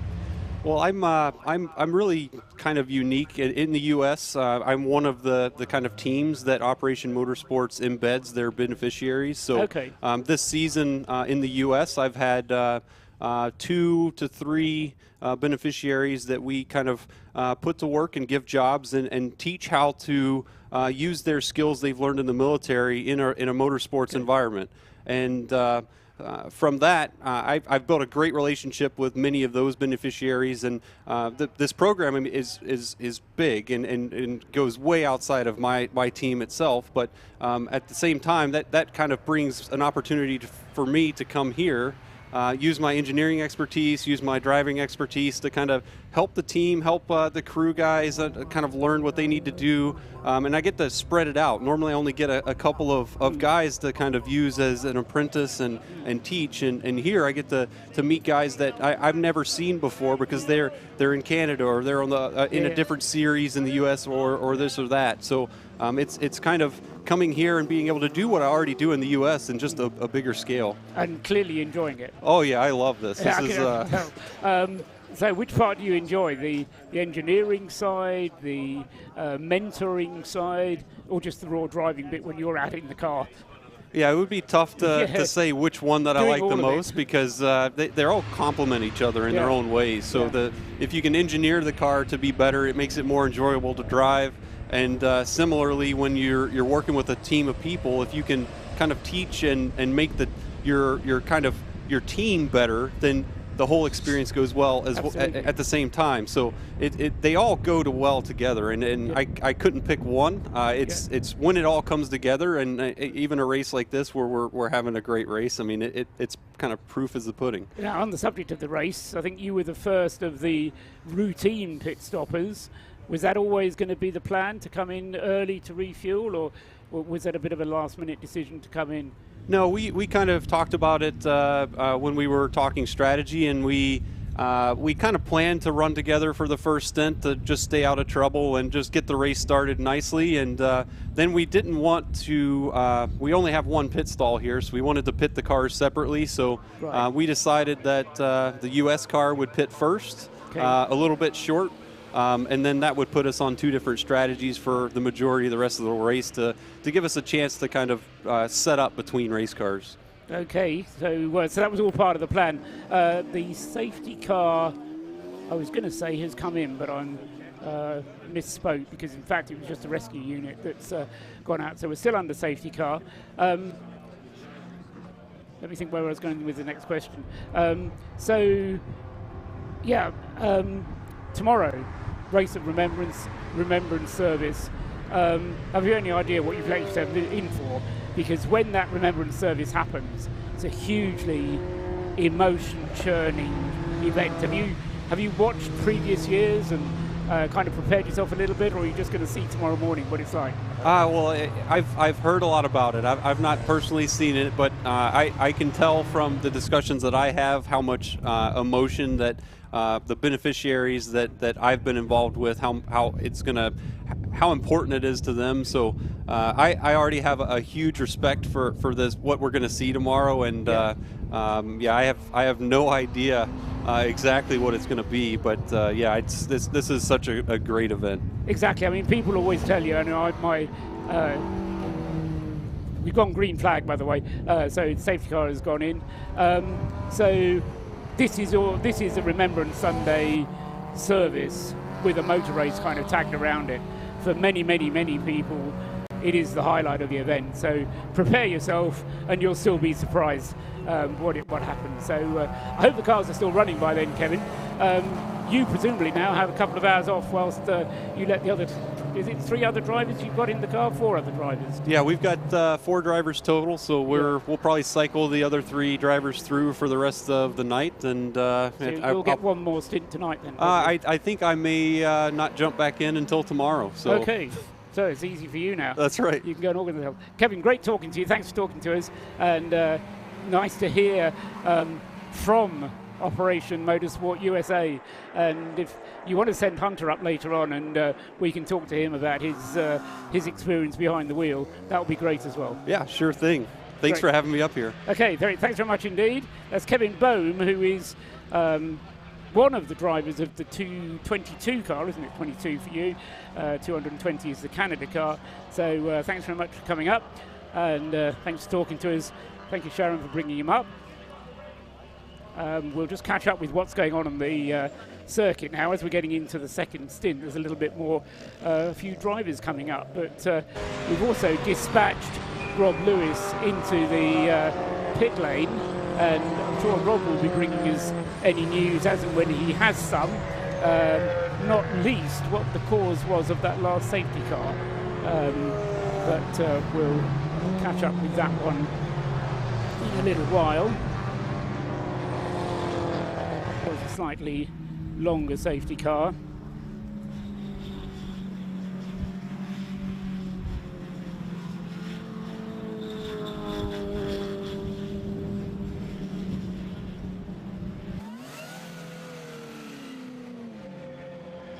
Now into the pits for the second time has just come the 777 Lotus Elises. Now this is the Jason and David McAnulty car, which by my reckoning is certainly not due another pit stop just for the moment. So quite why that car has been in, I know not.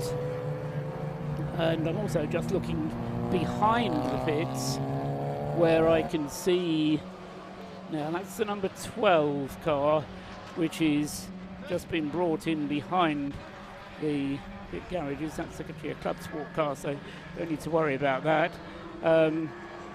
So to get back to the race, we've got an hour and a half of the race has elapsed, an hour and 35 minutes to be precise. We have 50 laps now completed, and the race leaders is the RAF Motorsports Turn 7 Caterham Sigmax, which is still in the hands of Callum McDougall, and they are still on their first tank full of fuel. And Callum McDougall has just done his personal best lap of the race. So he's going rapidly. Talking of cars going rapidly, Rob Boston in the erstwhile leader, Lotus Elises car number 25, he's currently in 4th place, and he has just set the fastest lap of the race overall. So track conditions pretty much perfect by now, I would think. And Rob Boston demonstrating that by, as I say, just setting the fastest lap overall. But the race being led by Callum McDougall at the wheel of the Turn 7 Caterham then. He has yet to make a pit stop, so he's still on his first tank full of fuel, as is the second place runner, car number 71, which is Ben Hansey. No, it's not, it's Ben Short at the wheel of the second place car, and he is 48 seconds behind. Those are the only 2 not yet to have made a pit stop. So Callum McDougall leading Ben Short are first and second. Third is number 97, and that's Andy Perry at the wheel of the Rocket Racing Caterham 270R, and he is, I think it might be actually a lap behind already in third place, and we'll keep an eye on him because Adam Perry, no, he's just short of a lap behind because he's in this group of cars now. There he goes, 97. Adam Perry is a minute and a half behind. Those 3 cars are then on the lead lap. Rob Boston has just got himself back onto the lead lap, in fact. So Rob Boston, number 25, a 1 minute 39 that time, has just unlapped himself from Callum McDougall, the race leader, and is about a minute and a half behind the race leader as well. So that's top 4. In 5th place, 1 lap behind, Roger Patke with the Williams Motorsport Caterham number 29. In 6th place, number 50, David Rook at the wheel of the Unlimited Performance Consulting Caterham, car number 50. And in 7th place, car number 360, is Martin Smith now, driving in the 360 Motor Racing Club Mini Cooper S, and Martin has just taken the car over from Duncan Rogers at the last pit stop. He's 7th. In 8th place is Michael Edwards in the leading relay car, the white Lotus Elises number 33. In 9th place is number 77, and that's Neil Broom. 77 is Norris Ross Howe at the wheel of the Strongbrew Racing Mini Cooper, and that is a car yet to make a pit stop, as is the 10th place car, number 55, which is the Track Scotland Mini of Ian. Track Scotland 2, currently at the wheel is Adam Morrison. So that's the top 10. In terms of the classes, Class C is being led by the Stuart Humphrey Racing Mazda MX5 in 12th place overall, and Class B is being led by the Strongbrew Racing Mini Cooper number 7. As far as the smaller classes are concerned, actually we'll pause on that because we can have some news from the pit lane, because Rob Lewis is down there. Rob, what can you tell us from the pit lane? It is with great pleasure that I've managed to grab Callum Lockie for a chat now. Callum, we had great fun up in the commentary box commentating on that 2nd, 3rd and 4th place battle with yourself in the Williams racing car. How was that stint for you? It was absolutely brilliant. Real good, clean, hard racing. Absolutely flat out. Max attack while staying on the track and being sensible. It was really good fun. So those pesky Lotuses were just getting the gap ahead, but the slower cars were kind of working to your advantage at points, weren't they? Well, at times they were, at other times they really weren't, and I actually lost contact with the blue car because of traffic, but that's the shakes, you know. It's this form of racing which I really enjoy, and sometimes traffic works for you, sometimes it doesn't. Absolutely. So what's the plan for you now? Are you out of the car until tomorrow, or are you going back in tonight? I'm going back in for, I think, the second last stint. So second last stint, you can put your feet up now and get the others to do all the work. Yeah, that's it. Fantastic. Thanks you for your chat there, and hopefully you'll be able up there on the podium by the end of it. Let's hope so. Fantastic. Thank you. So that was Callum Lockie there, who's the Williams team right in that fight there for the top podium spots. For now, back to Paul Trustwell. I'm just going to line up another interview, hopefully with Tom Roach. Okay, thanks very much for that, Rob, down there. Meanwhile, we've got another driver up here in the shape of George Grant, another driver that we spoke to earlier on. I asked if he wanted to say anything, and he said not really, not very much to report, except that I've just done my stint. George, I mean, in a way, I'm very envious because, you know, you've been out, it's a lovely racetrack, it was a lovely afternoon, you had a good run, didn't you? Everything about this afternoon has been fantastic. The car was performing extremely well. So was I. I actually came in, I think we were P1 in class, but obviously there's a little bit of a shift at the moment. My colleague Nick Rutter is now out there and making steady progress. So we took advantage of the second safety car, and so that was a perfect time for us. Yes, you... I mean, in a way, you got lucky. I was saying that everybody should have come in when the first safety car came out, and in fact, very few did, which is about 55 minutes into the race. which was a little bit too short, I'm guessing, because your Mazda will run, what, an hour and a quarter? Well, actually, we've got a 20-litre additional fuel You've got tank. one of these extra tanks. Yeah. So we could actually go for 2 hours. Right, so in some ways... Yeah. Yeah, in some ways you could have stayed out for longer. Yes, there was a debate, but I have not a reason why. I was just ordered to come in. You must come in. Yes, no, I quite understand. I've had the opportunity, basically by standing up here in commentary boxes, telling people when they should come in. A certain team has invited me to work in their pit garage, and I've done exactly that, where you need to have somebody who's in charge of making the decision, because inevitably there is a debate: shall we pit, shall we stay out? Presumably, as a well-organised man, you've got somebody in the pit whose job it is to make those calls, and with whom you do not argue. Is that right? Exactly. Well, in fact, Rob Boston, who's running me, is on the pit wall along with Sergio, and so they can actually see the whole thing from a holistic point of view. Right. Obviously, they see the same data as you're looking at right now, so it gives them that opportunity. From my point of view, I've just got to put the hammer down. Yes, yes, it's a brick on the accelerator and just keep going. But obviously, an endurance race like this, you have got to look after the car. So you try to keep away from the curbs. Actually, I have to say that all the drivers, the driving standard actually is extremely high. Good. I'm glad you said that. I'm really pleased. Yeah, I'm glad you said that. I think you might have benefited a little from being one of the first ones out, because I think the less experienced drivers wouldn't have been given that first stint. I think as the race progresses, that's where you're going to see some of the less experienced drivers out there. No, I'm reassured to know that you think the driving standards is good. Yeah, I think the interesting thing that happens for the viewers, and obviously those people listening on TSL, is when the safety car comes out, everything gets jumbled up and then it's hammered down again, and then you're sort of dealing with the variability of slower drivers in front of you, and it's literally picking sort of like weaving through the track.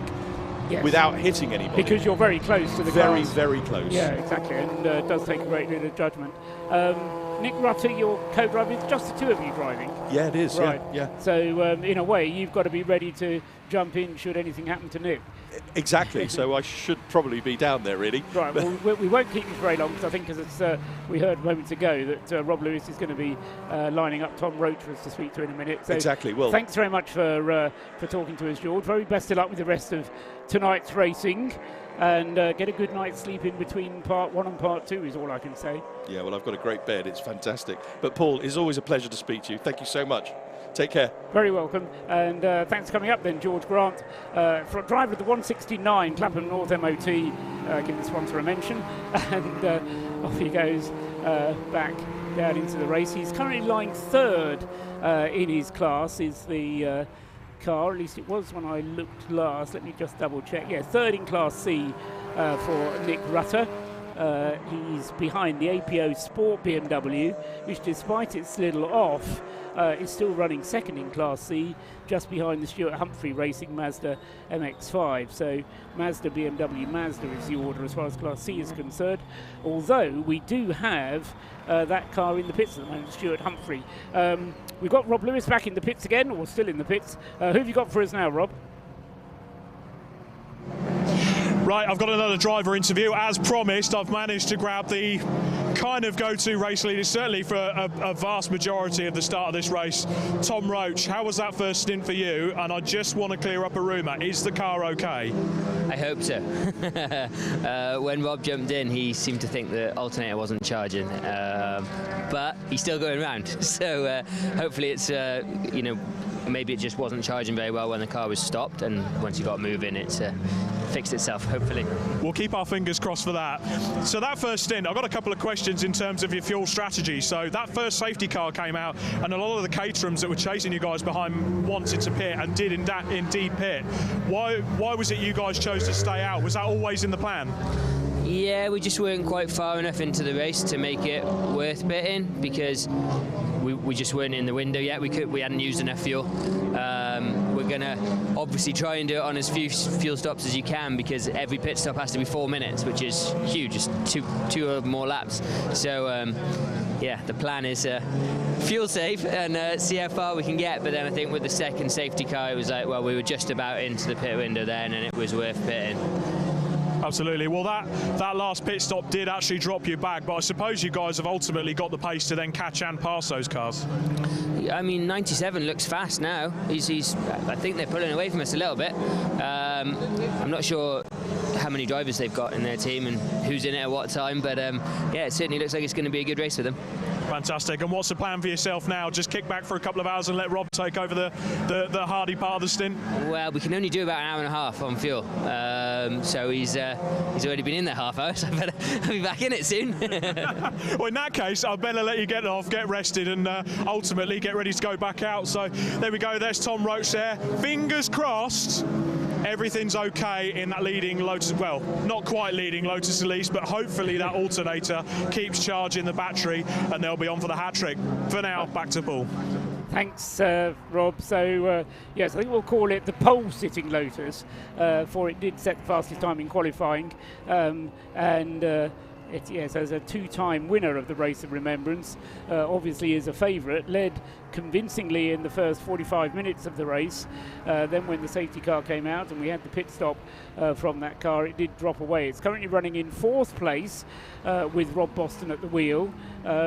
The last lap, a 1 minute 42.5 for Rob, and he was saying how quick the Caterham is, the number 97 car. The last lap time for the number 97, a 1:39.9, so a good second or two, but yeah, not quite 2 seconds. Actually, yes, over 2 seconds, separating the lap time of Andy Perry from Rob Boston. So the Rocket Racing Caterham certainly going like a rocket. The two cars that are ahead of it, Callum McDougall and Ben Short, are both still running on their first tankful of fuel, and it's an hour and 46 minutes that the Callum McDougall car has been running. And interesting to hear Tom Roach there talking about being in the fuel window, because the teams will have a plan. We'll have to talk to one of the drivers about this if they'll tell us, but almost certainly the teams will have a plan where they say, okay, for this period, no matter what happens, we won't pit. We simply can't get enough fuel into the car to make it worthwhile pitting. And that will be, say, 55 minutes, it may be an hour and 10 minutes, may even be an hour and a quarter. And they will want to maximise the distance that they go on the tank full of fuel. And there may then be other teams who will come in and have different fuel windows, but hopefully they've done the calculations to decide exactly what works best for them. So in terms of the race positions then, the first two still to make a pit stop. The gap first to second, the first two incidentally are a lap ahead. Actually they aren't a lap ahead. We've got Rocket Racing and Rob Boston are just still on the lead lap, aren't they? Just looking at my little tracker here to pick out where the 3rd and 4th place cars are. 97 and 25 are both ahead, yes, of the race leader. So 4 cars on the lead lap, and that is 7 Callum McDougall, 71 Ben Short, 97 Andy Perry, and 25 Rob Boston. Roger Packey in car 29 is 1 lap behind, but only just 1 lap behind, because he's pretty much chasing Callum McDougall around. But of course, once McDougall is into the pits for his pit stop, then he will lose those 2 laps, as we're hearing from Tom Roach, which is kind of what happens when you make a 4-minute pit stop here on the Anglesey circuit. Rob Boston going through in 1 minute 39.2 at that time around. Just gone through, waiting for the race leader to go through. He's going around in 1 minute 45, so race leader actually not lapping as quickly as either Rocket Racing or the Rob Boston Racing car. The 777 car, having had that extra pit stop, is still with David McNulty at the wheel, but the 777 car back in ninth place now, as I say, with that extra pit stop hampering his progress, and that's why he's that little bit further behind. And then Roger Patke, who will be probably a beneficiary. He will move up to third place once the pit stops happen, and surely it can't be much longer before we get the pit stops for either 7 or 71. I'm not sure if Rob is listening to us at the moment, but if he is, then it will be interesting to know if there is a state of readiness down in the pits for either 7, the Turn 7 motorsports team, or 71, the BS motorsport team. Ben Short, who is at the wheel of the car at the moment, he'll probably be handing over to the other Ben Hansey. They have a 3-driver lineup because they had Alec Liversley as well driving with them. We failed to look down at the lower classes a moment ago because we wanted to hear from Tom Roach, so we'll do that now. In the Citroen class, that's currently being led by Nicole Drought, still car number 318 in the lead from the Silver Lake car of car 558, Alan Preble, and behind the gap between those two is only 2 seconds, so 2 seconds separates Nicole Drought from Alan Preble.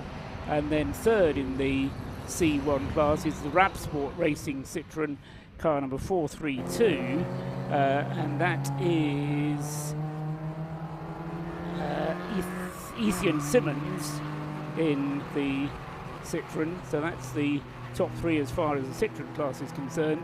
The BMWs, it's the RAF in control with car number 19, Oliver Wayne, leading the way. Actually, it's not Ollie anymore, it's Luke Arpino driving in the RAF car. That's the leading BMW, and he is 1 minute and 10 seconds, so very nearly half a lap, actually just over half a lap, clear of the second place BMW, which is car number 90.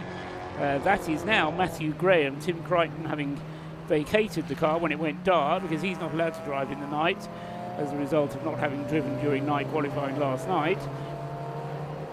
And then third in the BMW class, so Matt Graham is second in the BMW class, and then third in the BMW class is the Royal Navy Marines in the car number 17, which is now in the hands of Adam Dewis.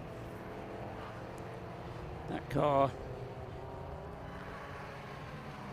number 17, having been started by Michael Wells, Adam Dewis having just taken it over 2 or 3 laps ago. And so that's the BMW class. In Class A, the leader there is the Ollie Smith AOF Motorsport Citroen C1, car number 61, who leads Class A by quite a good margin. The Citroen C1 number 61 is in 33rd place overall, and the second is car number 118, the Auto Bliss Toyota Aygo, with Stuart Bliss currently behind the wheel of that car. Class B is being led by the Strongbrew Racing team, car number 77, in 10th place overall, and that's Ross Howe leading in Class B. Second in Class B is the Track Scotland 2 Mini Cooper, number 55, of Adam Morrison, and in third place in Class B is Track Scotland 1, and that's car 155, and that's Alex Dawson in the wheel of that Mini. And let's just look to Class C, just for completeness. We were talking to George Grant a moment ago. APO Sport, Alex Osborne is leading the way in car 129 in Class B. Second in Class B is, sorry, in Class C we're talking, Second in Class C is the Clapham North MOT car, Nick Rutter having just got himself ahead, and in fact staying ahead as it's made its pit stop now of the next car up in Class C. It's actually quite a long way down. Stuart Humphrey Racing, car number 191, which is now being driven by Howard Ashcroft. So those positions in the classes. We've had an hour and 51 minutes of the race elapsed, coming up towards 2 hours complete, and still the leading 2 cars yet to make their pit stop. So still Callum McDougall and Ben Short. Hope neither of them actually run out of fuel, but with an hour and 54 gone, it's apparently still enough fuel on board.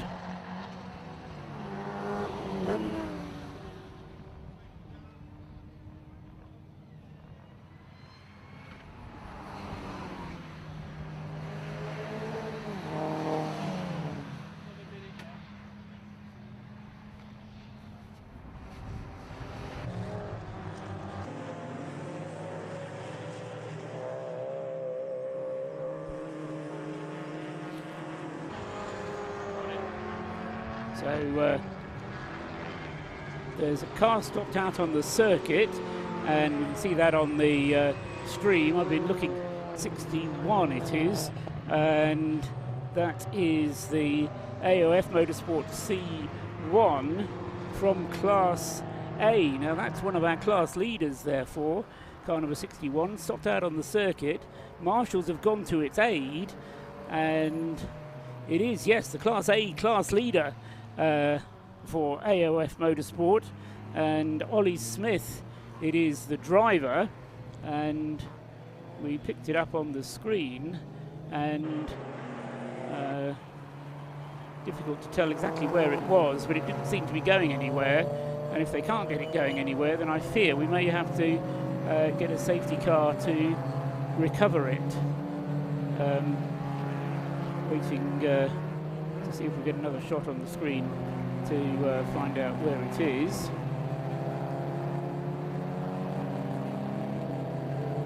Going the way up to the hairpin apparently, so that's up the Tom Price straight, and we do have the safety car deployed. Yeah, so bright yellow lights being shown down on the start-finish line. The safety car makes its way up to the banking, and who has he picked up? He picked up Bailey Edwards. We've also got a car spinning across the grass in the shape of Stuart Humphrey, Howard Ashcroft, I should say, in the Stuart Humphrey Mazda. No harm done, though. He's back on his way. Whether he just overcooked it a little bit as he was braking for the safety car. That's the whole point of the safety car, is to bring them under control without heavy braking. But anyway, 191 lives to fight another day. Howard Ashcroft, the DRSTC Jaguar shooting brake, leads the field around. He's picked up Michael Edwards in the number 33 relay Lotus Elise. I think the point comes where it matters not who the leader picks up. The safety car will just go out and pick up who he does. It's unfortunate for Michael Edwards, though, because he was in 7th place. And David Rook just into the pits in car number 50 for the second pit stop. And into the pits now comes car number 7, Callum McDougall, with an hour on the race. This is safety car 4, we reckon, isn't it? 1:58. So 1 hour and 58 minutes completed, and into the pits then comes our new race leader, Callum McDougall. This will be for a 4-minute pit stop, but of course under safety car conditions that 4 minutes is going to whistle away. Rob Lewis will tell us, as and when he's able to, who it is who's getting into that number 7 car in place of Callum McDougall. Number 97 hasn't come in. Now, is that because he hasn't come past the pit lane entrance since the safety car has been out? Possibly so. Recovery unit goes out to collect Oliver Smith's Citroen C1 that's broken down on the Tom Price straight. So waiting for the recovery unit to get to that car, and then we'll be able to get on with the racing. But in the meantime, for Callum McDougall, very good news indeed, because he's going to be rushing through his pit stop. Ben Short is in the pits as well. So yes, that's right, isn't it? So the two cars that were short on a pit stop are now pitting, 7 and 71, making very much later pit stops than anyone else is. That's going to elevate Andy Perry up. Currently, Andy Perry, number 97, being shown in second place on the screen, but that's going to be the lead. Safety car goes through, and Michael Edwards is behind him. Behind him is Rob Boston, and that's going to hurt his chances. Looking for the race, well, the race leader's in the pits, of course, looking for 97 to go through, which will be the car inheriting the pits, inheriting the lead, 97, and that's the Caterham, which currently has Andrew Perry driving. Hasn't gone through yet. He's a long way down the train, is Andrew Perry, and still he hasn't come past. Peering out into the gloom to try and pick. Now there he goes. So Andrew Perry is actually the very last car on the tail of the safety car train. Now surely they're not going to do any wave-bys and get everybody through, but that means that Andy Perry has nearly a lap of a lead on everybody else, but he's right at the back of the safety car train. So good news is he's nearly a lap ahead. Bad news is he's got an awful lot of cars ahead of him to overtake. So once the safety car goes back into the pits, there's going to be a lot of overtaking for Andrew Perry. Two cars in second and third are in the pits, so up into second and third places will come Rob Boston and Roger Patke, respectively. They're separated by a lap. So,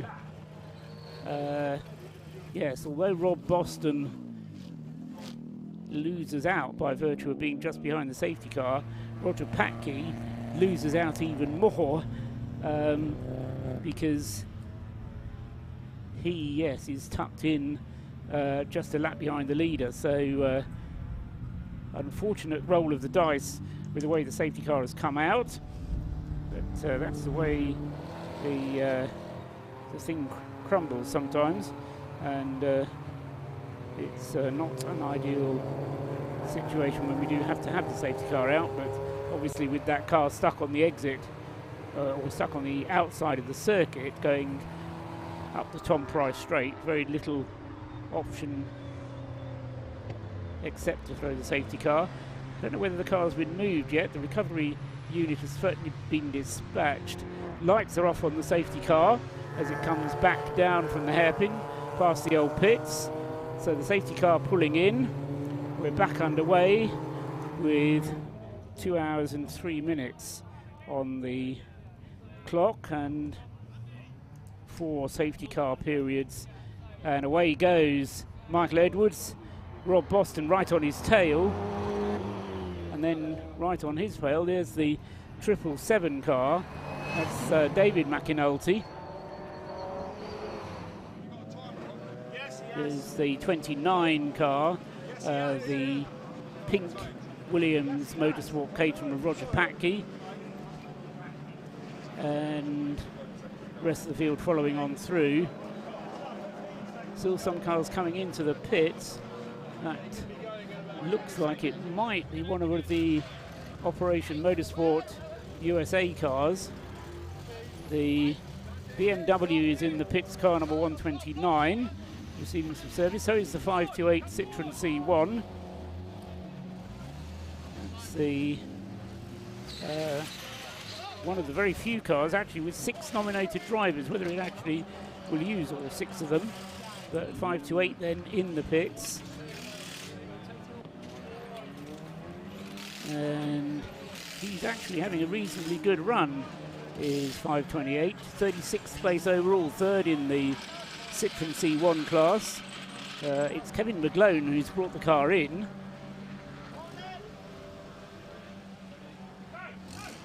the two Operation Motorsport team cars, the Canada team car, which currently has Theo Bruselma in the pits. Sorry, not in the pits, 220, what am I talking about? Theo Bruselma out on the circuit, currently in 11th place. And the Operation Motorsport USA car, where is Hunter Reeve? He's got back quite a long way. Car 22, where's he got to?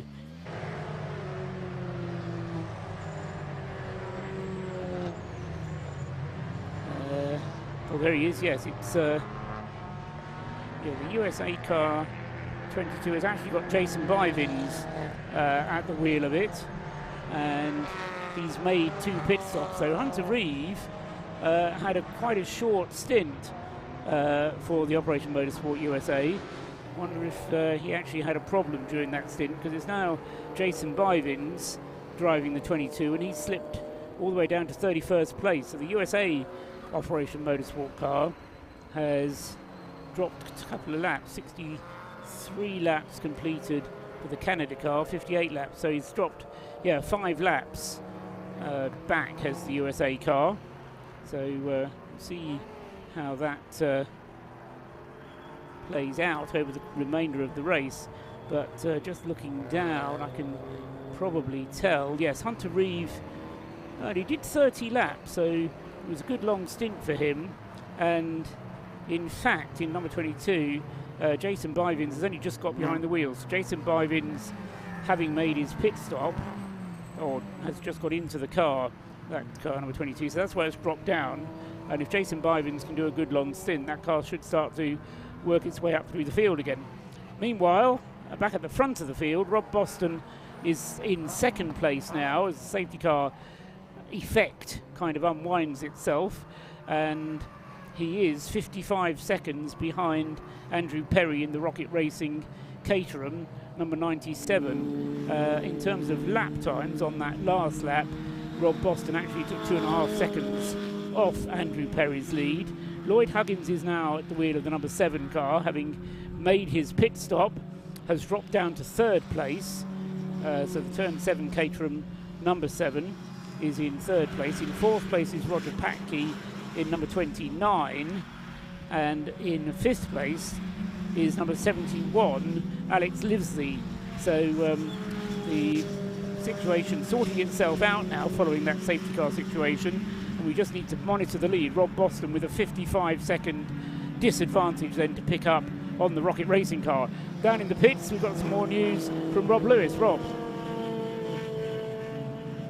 Back down in the pit lane, I've managed to find some more drivers to interview now. If you're watching the live stream earlier, you would have noticed a rather resplendent E30 BMW that ended up on the inside at the hairpin. Now I've got the driver Alex with me. Alex, what happened?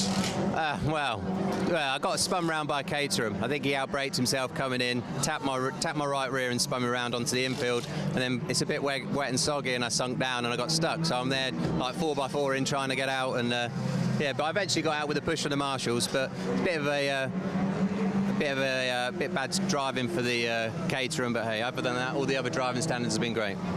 Fantastic. Well, that set you guys back a bit. So what's the plan going into the rest of the race? Just get your head down, get on with it? Yeah, just keep into a routine. Just do 2 hours, stay in our programme and to get to the end. No incident. Try have no more spins, no more getting stuck in the mud, because it's not cool in an old retro 80s BMW, is it? Was it getting grounded out on the? It certainly looked like it was getting grounded out on the grass there, because the back end was so low. Yeah, it looks cool low though, doesn't it? So it has to be low. So we go for a nice look over. So, but no, yeah, it just sunk in the mud. It's unfortunate, mate. I'll let you go and get some rest. There we go. So a bit of retro cool there with the BMW E30 in the field. In a second, I'm actually going to pop in and we're going to hopefully speak to Nicole Drought and Mike Harris after their ding-dong battle in the C1 class. But for now, back to Paul. Yes, he's in 3rd place, is that BMW in his class on the 129. So it was an embarrassing moment for Alex there, Alex Osborne. But he recovered it reasonably well, and in the end, we'll say it could have been a lot worse. So we're currently running 3rd in the class number 129, in 20th place overall. The other people that might be good to talk to, the two drivers that went for nearly 2 hours behind the wheels of their cars, respectively, Callum McDougall, who, in fact, we spoke to at the beginning of the race, didn't we, or before the race started on the grid. Callum did a 2-hour stint, so he certainly earned his money in the early part of this race. And then the other driver who did a long stint was Ben Short, who in number 71, the BS Motorsport car, did a great stint and has now handed the Mazda over to Alex Livesley, and they're running in 4th and 5th places now, 7 and 71, behind Andrew Perry, who leads the race in the Rocket Racing Caterham. The gap still at 55 seconds, and so not coming down very much. And then in 3rd place, Roger Patke, not quite as quick in the Williams Motorsport Caterham. Not sure how much night running Roger's actually done. Ruttuch is his given name, but apparently he doesn't mind being called Roger. Winner of the Caterham Championship during the year.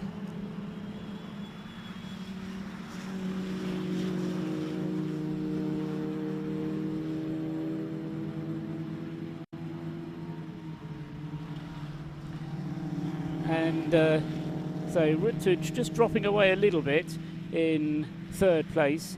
Lloyd Huggins has now taken over the number 7 car, as I was saying, and following his pit stop, he's actually only a couple of seconds behind Roger Patke. So there's a race on the track there between 29 and 7. I don't know if we'll be able to pick that up on the cameras. Cameras struggling somewhat with the amount of light that's available. It's pretty dark out there, and somebody who can confirm quite how dark it is. We heard earlier on from Kevin Bone. We've now got the driver to whom he handed the car over, and Hunter, I have to tell you, Kevin was extremely complimentary about you. He said he had no worries about you. He said you'd been well briefed, and he came up here and was chatting away to me whilst you were driving your socks off out there. Yeah, well, I mean, I'm well prepared. We have Skip Barber and Kevin's with us in the US car, so, you know, I'm really comfortable going into this race. I've never driven at night before on track, so just... Well, you've done very limited racing, haven't you? Yes, yeah. This would be my 3rd actual race. In the dark. And now in the dark, in a different country. With jet lag. Yes, and jet lag. And a nice crosswind coming off the sea, so it's I'm having a lot of fun. It's a challenge, but it's a lot of fun. And tell me a little bit about your history. How did you end up... I mean, I haven't got all night, but how did you end up here in Anglesey driving a racing car? You know, what's your background? Yeah, you know, I've been a beneficiary of Operation Motorsport. To make it as quick as I can, when racing shut down in 2020 and we all went to iRacing, we had a championship, and you know, they picked me out of the whole lot. You know, I won the championship twice on iRacing. They said, well, maybe this guy can drive a car in real life. And hopefully I'm living up to that expectation tonight. So, well, you kept it going. You did a 30-lap stint out there. There was a full tank of fuel, probably just about, was it? Yeah, well, not so much. We had 2-3 safety cars there, so right. That extended that a bit. But yeah, it was a longer stint than Kevin did. Kevin only did, I think, 26 laps, so you did some more than he did. Can we talk about what happened before that, how you became involved with Operation Motorsport? Yeah, absolutely. I was in the Army for 6 years. I was medically discharged in 2017. And just randomly, I found a post about Operation Motorsports on Instagram or Facebook, and I thought, well, this is really cool. And they had a local, an open house in my area, and so I decided, why not? Let's see what this is about. I've always loved racing. And I thought, well, this is something I can maybe put a foot in and you know, maybe work at a race weekend 1 or 2 weekends a year or something like that. And I never expected in my entire life I'd go to Skip Barber Racing School. You know, I would be out here tonight and just being in this race. So I read somewhere you'd done some karting when you were young. I did. When I was very young, I did about a year of karting. Right. Yeah, but that was it. And so, I mean, I hate to say living the dream, but in a sense, this is beyond. If I get home and I get hit by a bus, no regrets. This is everything I've ever wanted. So there you go. That's great. Yeah. And obviously, I spoke to Kevin a bit about this as well.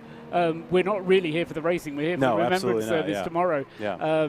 And I asked Kevin the same question. Have you seen online anything about that service, how it works? Do you have an expectation of what you're going to see? Yes, I do. I had a bit. I've watched the service from 2021, okay. So I had a little bit of an expectation what it'll be like tomorrow. So right. Or an idea of what it will be. Whatever you imagine, it'll be beyond that. Okay, all right. Well. Any more driving for you tonight? Will you get in the car again? Looks like I might be the last stint tonight, but we'll see how that goes. Okay, see how the 4:45 left, so yeah. Yeah, so there's quite a long way to go yet.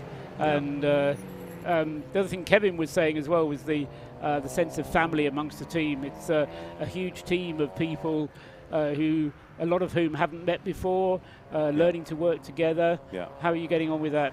Yeah, this is motorsports and veterans.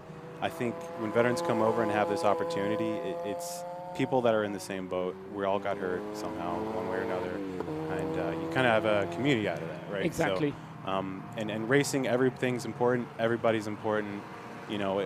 Every person downstairs right now in our garage is vital to getting us on track. So it kind of makes that team environment, a mission everybody's working towards, and I think that's why veterans excel in racing, and why programs like Operation Motorsport and Mission Motorsport are so vital to people looking for a new place in life. Yeah, and probably fair to say, without the pandemic having locked everybody down and introduced you to iRacing, sim racing, you wouldn't even be here today. Yeah, so, yeah, I think about that a lot. I think about there's a lot of things in my path that if it wasn't for this, I wouldn't have happened. So there you go.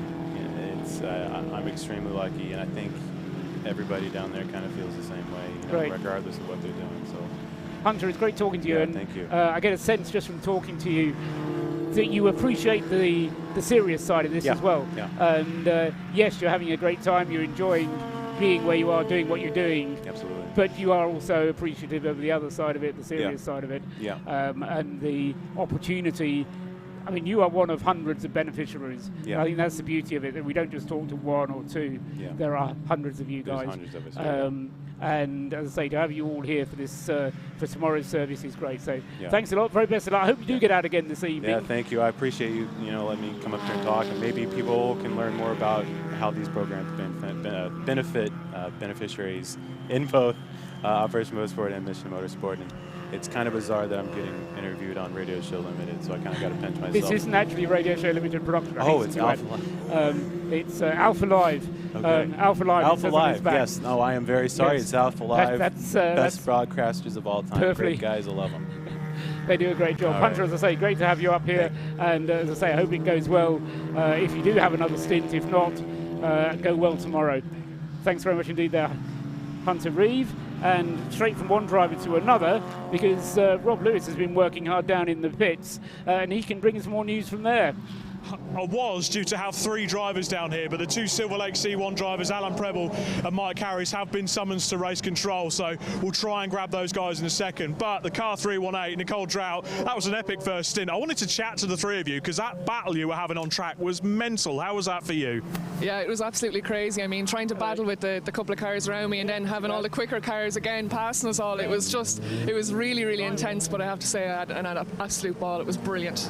This is quite a busy weekend for you as well, because you're going on the boat tonight and then you're going to do some rallycross tomorrow. You really must love this sport.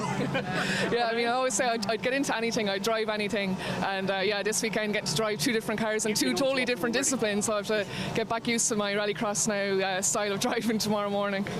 Now, we can talk about Robin as much as we want, because he's out in the car and he'll be able to watch back. We could say what we want about him, but he's kind of got a foot in both camps with the Silver Lake car as well, hasn't he? So what's the story behind that? I don't know. I think we're going to have to have a little chat about that now. I'm not too sure. He said the quickest lap, I think, yesterday in the Silver Lake car. So we'll have to suss that out. Fantastic. I'll have to bring Mike in here, right? Mike's managed to come back from race control. Mike, we were just saying to Nicole, that was an epic first battle in that C1. 2nd, 3rd and fourth in the C1 class between yourself, Alan, who's now just joined us as well. So Alan Preble's also with us. That was an epic battle with all three of you. Tell us about how that went. We'll go with Mike first. Yeah, so bit of a crazy sort of first hour, 2 hours really. You wouldn't think it was a 12-hour race. So you wouldn't think that, would you? There was a bit of door banging going on. A little bit, yeah. So, but you know, everybody gives as good as they get. So right, I'll give the chance as well to have a bit of a dig at Robin, because he's out in the car at the moment. We can say what we want, but he's kind of got a foot in both camps this weekend, doesn't he? Yeah. So well. We'll have a chat with him when he gets back in. We'll see what excuses, which car's best.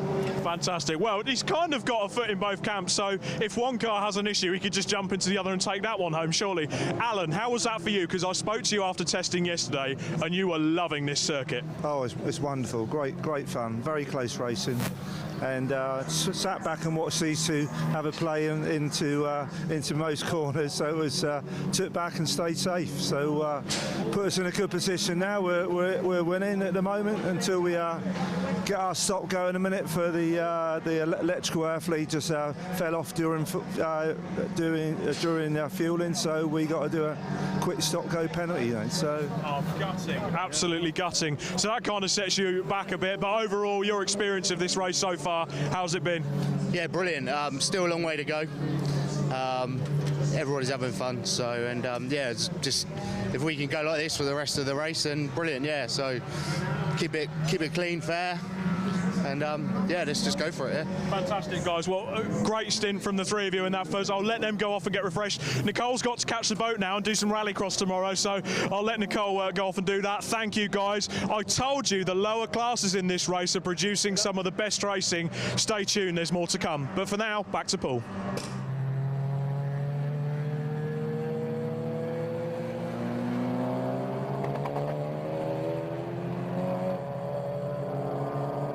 Yeah, what's going up in front as well, because we've got a new leader, Rob Boston, back into the lead of the race, because the number 97 car, Steve McCulley, is back into the pits, number 97, for his second pit stop. So Andrew Perry has handed the car back to Steve McCulley, or is in the process of handing the car back to Steve McCulley. And of course, having come into the pits, that's given the lead back to Rob Boston. So Rob now will be able to lead at his leisure, and he does have a lap of a lead on the rest of the field now, which is not bad after less than 3 hours of the race have elapsed. 2.5 hours of the race have elapsed. Tom Roach and Rob Boston, but coming toward the end probably of what Rob Boston's going to be able to do, and before he's into the pits for his next pit stop to hand the car back to Tom Roach. So that's what's going on at the front of the field. Meanwhile, I've been joined by more guests, more visitors, in the shape of Brian Watson. Brian, you were introduced to me as the chairman of RAF Motorsports.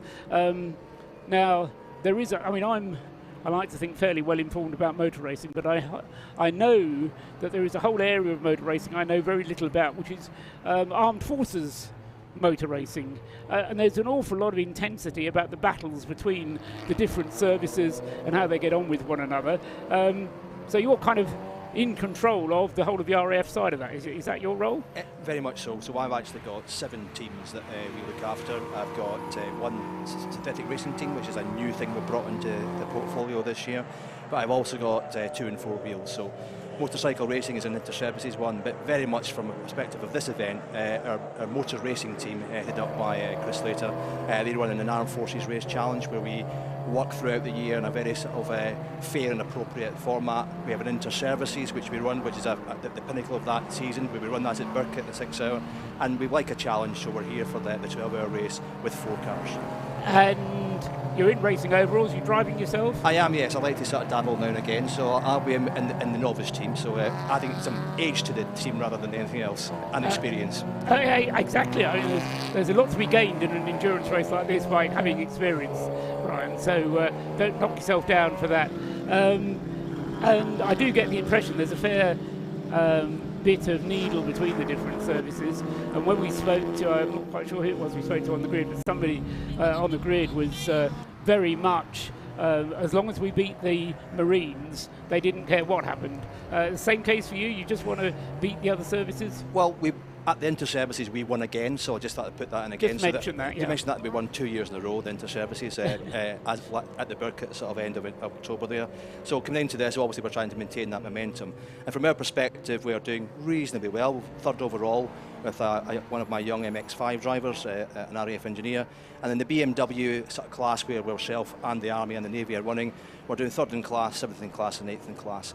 And at the moment I've got 3 novice drivers out who have not competed before in any sort of forum, so therefore they're doing incredibly well, but they're mentored and coached by Chris, who's actually a field instructor as well. So we put them out, we build them up and we get them out there, and they're doing a cracking job for us. And what kind of roles have they played in the RAF? Have they been pilot? I mean, I think of the piloting of an aircraft as being a bit like driving a car. You know, if you can drive an aeroplane, you can drive a car, surely.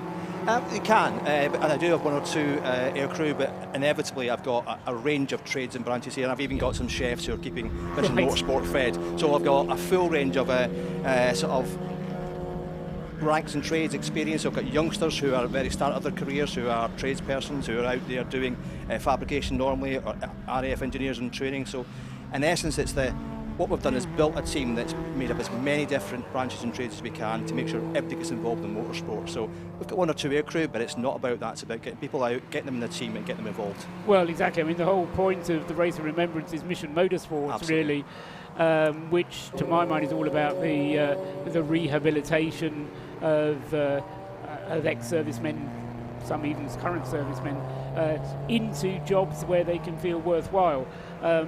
And I think it's inevitable that motorsport does bring you into this kind of, this is something worthwhile doing. You know, you're racing. It's worthwhile doing it because you're beating somebody. You know, it's triggering that competitive spirit in you. It is indeed, and one of the things that we show back to RAF Sport, and we're one of the recognised sports, and there's 52 sports in the Air Force. Really, yeah. So we are one of the ones that brings the trade, and so the elements from their primary role into the sport. So as you say, it's a team game, it's getting people out in the car, it's the engineers, it's the support crew. And we've worked with James and Mission Motorsport for some time, so it's always a pleasure to be here supporting them at this event for the very reasons you've mentioned. That's great stuff. Have you been out in the car already? Not yet. I'm out next to think when it's really dark, so that'll be handy. Have you driven the Race of Remembrance before? I have, a long time ago. Right, so it'll be a bit of a rebaptism. Absolutely. Going out there in the dark, because I've been saying to people, it is pretty dark out there. There's not very many floodlights. No. You need to have the headlights working well. Eat lots of carrots before you go out. But you're looking forward to it, I can tell from the smile on your face. Well, it's a bit of fun. I mean, I've done a bit of rallying, but the difference is rallying is you don't have 20 or 5 other cars following you, so that's the difference. But clearly you enjoy the driving your car. I still enjoy it. I enjoy being out with the team. I enjoy working with the tean and getting my youngsters out. But you've got to have a go yourself, haven't you? Sadly, I've never had the opportunity. But yeah, I would love to. No, I mean, I think this whole event is a great. It's a great mixing of different communities. You've got the motorsport community. You've got the different elements of the armed forces coming together, and then you've got the motorsport community. So you know you've got motorsport, the armed forces, and the beneficiaries. The ex-service all coming together. And I think you mentioned it, teamwork.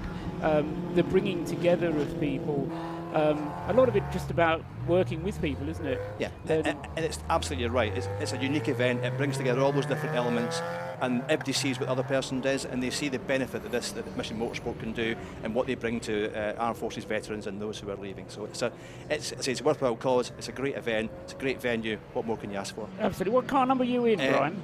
I'll confess to being car 18, so one of the BMWs. Okay. There we are. Yes, you're sharing with Rob Stark, Ben Payne, and Harry Townsend. Indeed. Excellent. Well, we'll see where you are at the moment. The BMW class is one of those that is pretty well subscribed, and currently 7th in class. Yep, with Brian Payne at the wheel. Where does RAF Motorsport / Splunk come from? So we are fortunate enough to be partnering with a number of companies, and Splunk's one of the companies we're partnering with. They do a lot of data logging for us, so basically we're looking to back to that sort of bringing the profession into the motorsport. So we're taking data logging off the cars and putting that back in to understand it, to make the driver's performance better and give that education piece as well. Okay, I hadn't realised that Splunk was the name of the company. It just seemed like a name that you plucked out of the air on a night out somewhere. They're actually a company that partners with McLaren as well at the moment. Really? So, yes. Okay. Excellent. Well, thank you very much indeed, Brian. Nice to talk to you. It's been a pleasure. Nice to have a chat, and good luck with your stint later on this evening. Thank you. Stay safe. Thank you. So that's Brian Watson, the chief of RAF Motorsports, and he will be doing his very best. Getting a polite round of applause from James Cameron there, who won't talk about the RAF.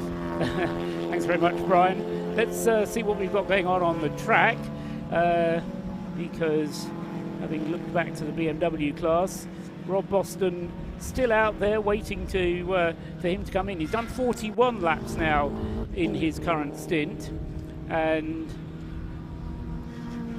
yes, I'm going to have to do some adjusting here because some of the driver names that I've got are going to go wrong if we're not careful, and then we'll be bringing you wrong information, which we can't afford to do. So Rob Boston then, as I say, 41, now 42 laps into his stint, coming towards the end of his tank of fuel. Lloyd Huggins is now up into second place, albeit a lap behind with the Turn 7 team, car number 7, the Caterham. Lloyd having taken the car over from Callum McDougall. In third place is Steve McCulley, back at the wheel of the number 97 car. That is a two-driver car, incidentally. Don Henshaw no longer part of that lineup. So 97, Steve McCulley started the car. He's now back in the car for his second stint and is in third place. In fourth place is number 71, and that is Alec Livesley, and he has been in the car now for about half an hour, having taken it over from Ben Short.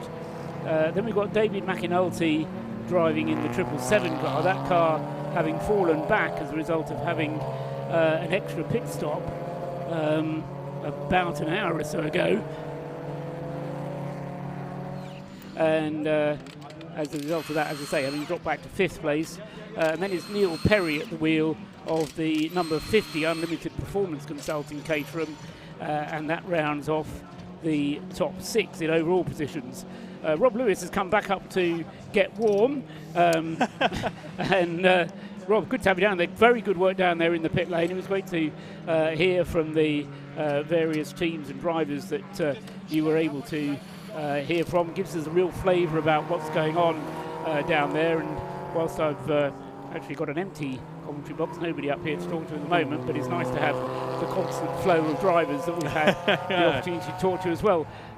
What's the overall mood down there in the pit site there, Rob, in terms of people still feeling optimistic? We had one, which is always a telling quote I like to hear in endurance races. One person said there's a long way to go.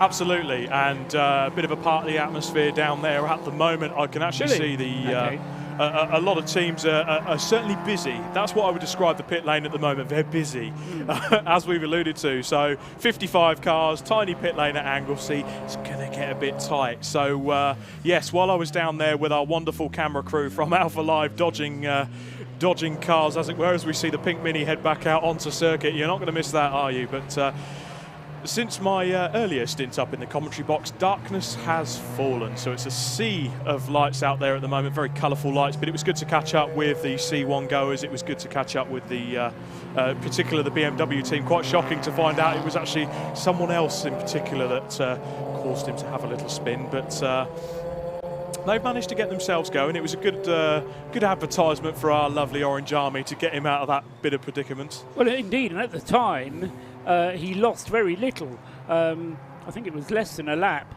before he got going again. The safety car had been scrambled in order to deal with the car, or the recovery of it, but he was able to get going again and get onto the tail of the safety car queue without, I think he lost maybe 1 place, 2 places, but he was still in the top 3 for the class. This is Alex Osborne, who was driving that BMW car 129, and in fact, yes, the car is now in 3rd place in Class C, with at the wheel of it is Michael Kennefic, and so it lost a bit of time with a slightly elongated pit stop following that incident, but actually the incident itself cost very little time indeed. No, it didn't. I'll tell you what, though, on my adventures down there, it was great to see a very happy and smiling Callum Lockie. You know, a man as learned as he is, BRDC member, British GT winner, and he's loving the racing he's doing. It's great to see. I'm hugely impressed as well by the Turn 7 RAF boys. Callum McDougall, I briefly popped into the garage and spoke to the guys there, and they were like, oh, I'll tell you what, Rob, that custom fuel tank we put in really has helped us here. I think the safety car periods ultimately helped as well, but when you put Callum McDougall in the car, you've got a gun driver in a quick car that's modified so they can do a better stint overall. It was a whisker under 2 hours, his stint. So 65 laps altogether, if the data here is correct. I think it is. So just under 2 hours driving, 65 laps. You know, a mighty effort, really. I think, you know, how often... And for some of these drivers, you know, they're used to driving in, yes, they're used to driving in Caterhams, they're used to driving British club racing, but you'll never get a 2 hour race, one driver, because every time that happens, there'll be some kind of interruption to make it into a pit stop race. Yeah, I think with that, so Callum, I know Callum's actually raced TDC and TDT on the MSVR package, so they're predominantly 45-minute races, and he's done those solo. So he's got a little bit, I mean, you say it's an endurance, but nowadays... Without a pit stop, even when you do the 45-minute race, there's always a pit stop in the middle. Yeah, absolutely. Yeah, great point there, Paul, because towards the end of that 2 hour stint, I mean, Callum he's as fit as a fiddle. You look at him, he's, you know, a lean machine is what I would call him. But it's that mental headspace of keeping the concentration going, especially during these, because it's bad enough we're looking, as we see on the screen there, the 777 Lotus Elise still going great guns, trying to make its way through the traffic there with a Caterham on the left, a C1 on the right, and an MR2 in the middle with a flashing yellow light there. See, now that on the screen there is going to be the downfall of a lot of cars, because you're trying to get past all of these slower cars, and that's how you end up with what I would call the accidental penalties, the ones where you go up to the clerk and go, I swear, Governor, it's, you know, a fair cop. I wasn't aiming to do it, but because of the difference in speed of the cars, you have no choice but to, almost. As we've seen already with the penalties. But no, back to Callum and the stint he's doing. So you need to keep that mental concentration going late into your stint, because especially when you're working around these slower cars, one mistake and that's you. And that can end up either in a penalty. We've got a slippery surface flag going on. So where is that exactly? If I could just have a look out the window. It is difficult to tell from these TV images, but the guys at Alpha Live are doing a superb job to try and get this information to us. The marshals fighting together. The struggle is real, trying to get the flags held aloft. We're just trying to work out whereabouts on circuit that is. The safety car will be on standby, but I can only assume that could well be for a car that's expired. We'll say that it's expired, possibly. Yeah, it's not quite clear what has gone on there, because there's certainly was the indication that somebody had stopped out on the circuit. Yeah. But the safety car not yet scrambling. No sign of a safety car yet. Now we've got up 558 is due a stop-go penalty. However, Paul, into the pits has come the Rob Boston car, number 25. So it was due a pit stop anyway. So he's had his first pit stop with Tom Roach coming in to hand over to Rob Boston. Rob Boston has now done a full stint of 43 laps and is from the lead. Now going to have to play catch-up again. So this is a fascinating race, because you do want to make those stints as long as possible. And it was interesting, I was saying after you were speaking to, it might have been Tom Roach, because he was talking about, you were asking him why he hadn't come into the pits when the first safety car came out. And he was describing it as because he just wasn't into the pit window. No. The team will have made a plan, and they'll say, well, it's only worth coming in if we can get 40 litres into the tank, or if we can get 50 litres into the tank. The team will have done that calculation. And so they really want to stretch the pit stops as long as they possibly can. We've got to get through 6 of these 4-minute pit stops. Yeah. You know, multiply that out, 24 minutes altogether, therefore, you're going to have to spend in the pit lane at some point. So it's going to cost you time. It's the same for everyone, but you really can manage it if you can do it during the safety car periods. So, you know, because we saw earlier on, didn't we, made a lap of a difference for the 97 car, and that's why the 97 car is so far up now, was by doing one of those pit stops under a safety car situation. And it's amazing during a race like this where those safety cars could almost play to your plan. So although it didn't work out for the Rob Boston machine, it did work out for the Caterham that was chasing him down. The number 97 car, yes. Right. So, and again, it's you can plan as much as you can. You can put all the rule books in place. And let's be honest here, Rob Boston, that is a learner team. The amount of championships, Ginettas, Lotus Cup, you know, the experience within that team. And they've won this race 2 years running. They're going for the hat-trick this year. So, you know, they won't be... They won't be shy at this. They'll know exactly what to do. It was quite early into the race, so we'll just have to wait and see if it plays out. Our producer Luke was actually trying to look out the window to see where this slippery surface flag was. We're trying to see where it's down there, but unfortunately no such luck. But the penalties are coming thick and fast. We've got car number 558 with a stop-go penalty. I believe that is one of the Silver Lake cars. Yes, that's one of Robin Wilson's. Robin Welsham's many cars. One that he shares with Alan Preble and Greg Rose is 558. So that could be so that was when I was speaking to Alan earlier. He had to go and see the clerk of the course. He did. So Alan and Mike had to go and see the clerk of the course. Now, with the pit stops here, you'll notice, especially with the roving mics in the pit lane, not even when I'm down there, but when the cameras are just pointed on the cars in the pit lane, if you keep a look out, you'll see that they will try and attach some sort of earth lead to the car. And it's very... Basically, it's to make sure that you don't get any kind of static shock. It grounds the car so that it makes it completely, not 100% safe, because no amount of refueling is safe, especially with race fuel. You know, it's flammable stuff, but it's to mitigate the risk of having a static shock, which ultimately causes a pit lane fire. Unfortunately, during that stop, that became detached from the 558 car. So, unfortunately, when it's spotted by the marshals and reported to the clerk, you have to make that long walk up the stairs. Well, and... sadly, there's very little that you can argue against it. No. I was once played the role of team manager at a European event, was summoned, as you said, to the clerk of the course to... it's a long walk up that corridor, isn't it? The intrusive matter, in this situation that I was in, I didn't feel we'd done anything wrong. We had done something wrong. We'd been given a penalty for it. We'd taken the penalty, and it was only after that somebody had protested us.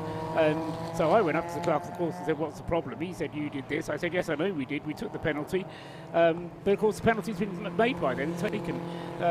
So it all depends what you're going up for. And sometimes you have a little bit more confidence, and sometimes you have a little bit less. But yes, in that case... just talking of Robin Welch, we've got him up on the screen there in a 318 car, having another ding-dong battle with one of the Silver Lake cars.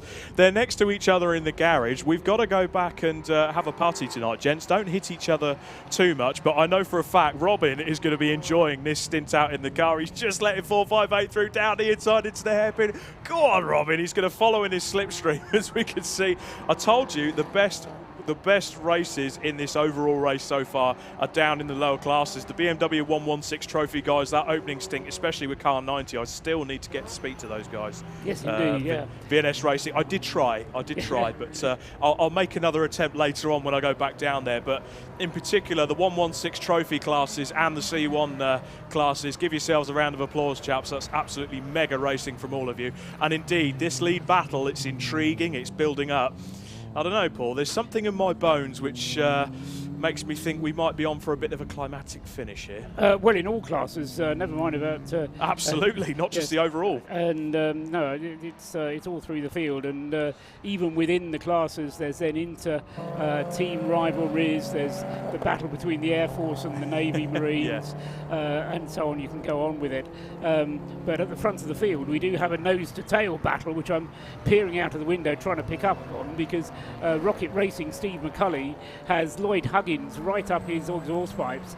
Caterham versus Caterham, the turn 17 car number 7, chasing down the number 97 car, and they are battling for the lead of the race, and see where they are on the circuit. In fact, they're going along the back straight now. That's them in the distance, I think. You got better eyesight than I have. I'm working on the TSL tracker. And so they're on that side of the circuit, so we'll see them through and see them better when they can't pass the start-finish line. But it's nose to tail pretty much for the lead between Steve McCulley in the Rocket Racing Caterham and then the Lloyd Huggins car. Lloyd Huggins' last pit stop was 5 minutes 22 seconds, which is quite a bit longer than it needed to have been. And also with a slightly longer pit stop than it needed to have been was Alex Livesey taking over the number 71 BS Motorsport car. So that's why those gaps have increased a little bit. So just looking down the 777 car, meanwhile, as well, having had an extra pit stop earlier on, now coming towards the end of a regular pit stop for David McAnulty.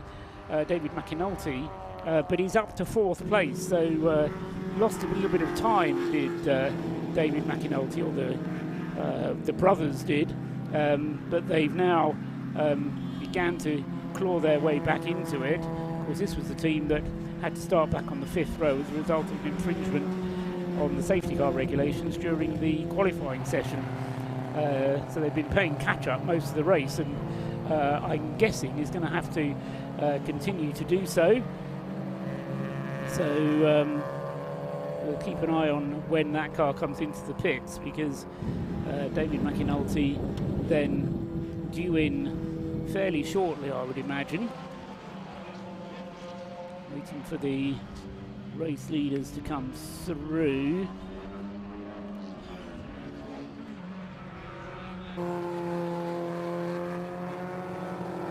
Yes, we did. So up towards Rocket go the race leaders. 89 laps now completed by the first two, and in fact Lloyd Huggins is losing out now to Steve McCulley. Lloyd, having had the benefit of that long run from Callum McDougall, has only been in the car for about 45 minutes now. Say only 45 minutes. That's compared to the 2 hours that Callum McDougall was in the car. But he's losing ground at the moment to Steve McCulley. I think traffic will play a part in that, but yeah, like you say, Paul, mega first stint from Callum. We've said it already, been very complimentary regarding Callum's work earlier this morning. A nice 2 hour stint. They're expecting an hour 45, so turn 7 for me, the real improvers of the first stint of this race. I might have to send you back down to the pits. Rob Boston came into the pits a little while ago. Remember I said? Yeah. He's still there. He's still there. I might have to go down and do some sleuthing. I will say... so just give me a moment to check how long ago that was. That was 20 minutes ago. Such does time fly. So a 20-minute pit stop for the Rob Boston Racing Lotus Elises is not good. That is not good, especially as they're going for the hat-trick there. Dropping down to 14th place. They'll be gutted. I think I'm going to have to... They'll be more than gutted. They'll be more than gutted. I'll have to pop. I'll have to pop back down there shortly. Go with a tray of coffee, and you might be welcome. I might well be. The other thing I forgot to mention earlier when I came back up. So, can you remember that Mazda MX5, the traction-sponsored, beautiful livery car that went in? Do you know what it is? They went out to assembly, 3 corners in, a plastic bushing in the gear selector lever. Pop. Frustrating. So it cost them 15 minutes, and ultimately they're now playing catch up now, so it's a shame to see for those guys, but they're upbeat. Yeah, and at least from their point of view, they can regard tomorrow's racing as a different event and go into it refreshed on that front. So, yeah, where are they actually? It was the number 3 car, wasn't it? The Mazda Yes, MX5. number 3, Mazda MX5. Just to see how much progress they've made up the list, because you're right, they lost 15 minutes, didn't they, at the start of the race? They're now running 52nd out of 55. Yeah, the 2 cars, we have only lost 2 cars. Both of them belong to RKC Motorsport. So, yeah, it's only the 2 RKC Motorsport cars that are gone. Everybody else is still going. And as I say, the one drama is the Rob Boston car, which... And that to me looks like, now I'm not going to suggest it could be to do with that earlier alternator issue. I think I'm going to have to wander down there and just check and see what's going on. If I can't get an interview... well, at least sniff around and see what you can find out. At least sniff around and see what I can do. But certainly this is gutting for the Rob Boston outfit. I will be back shortly. Right, thank you for that, Rob.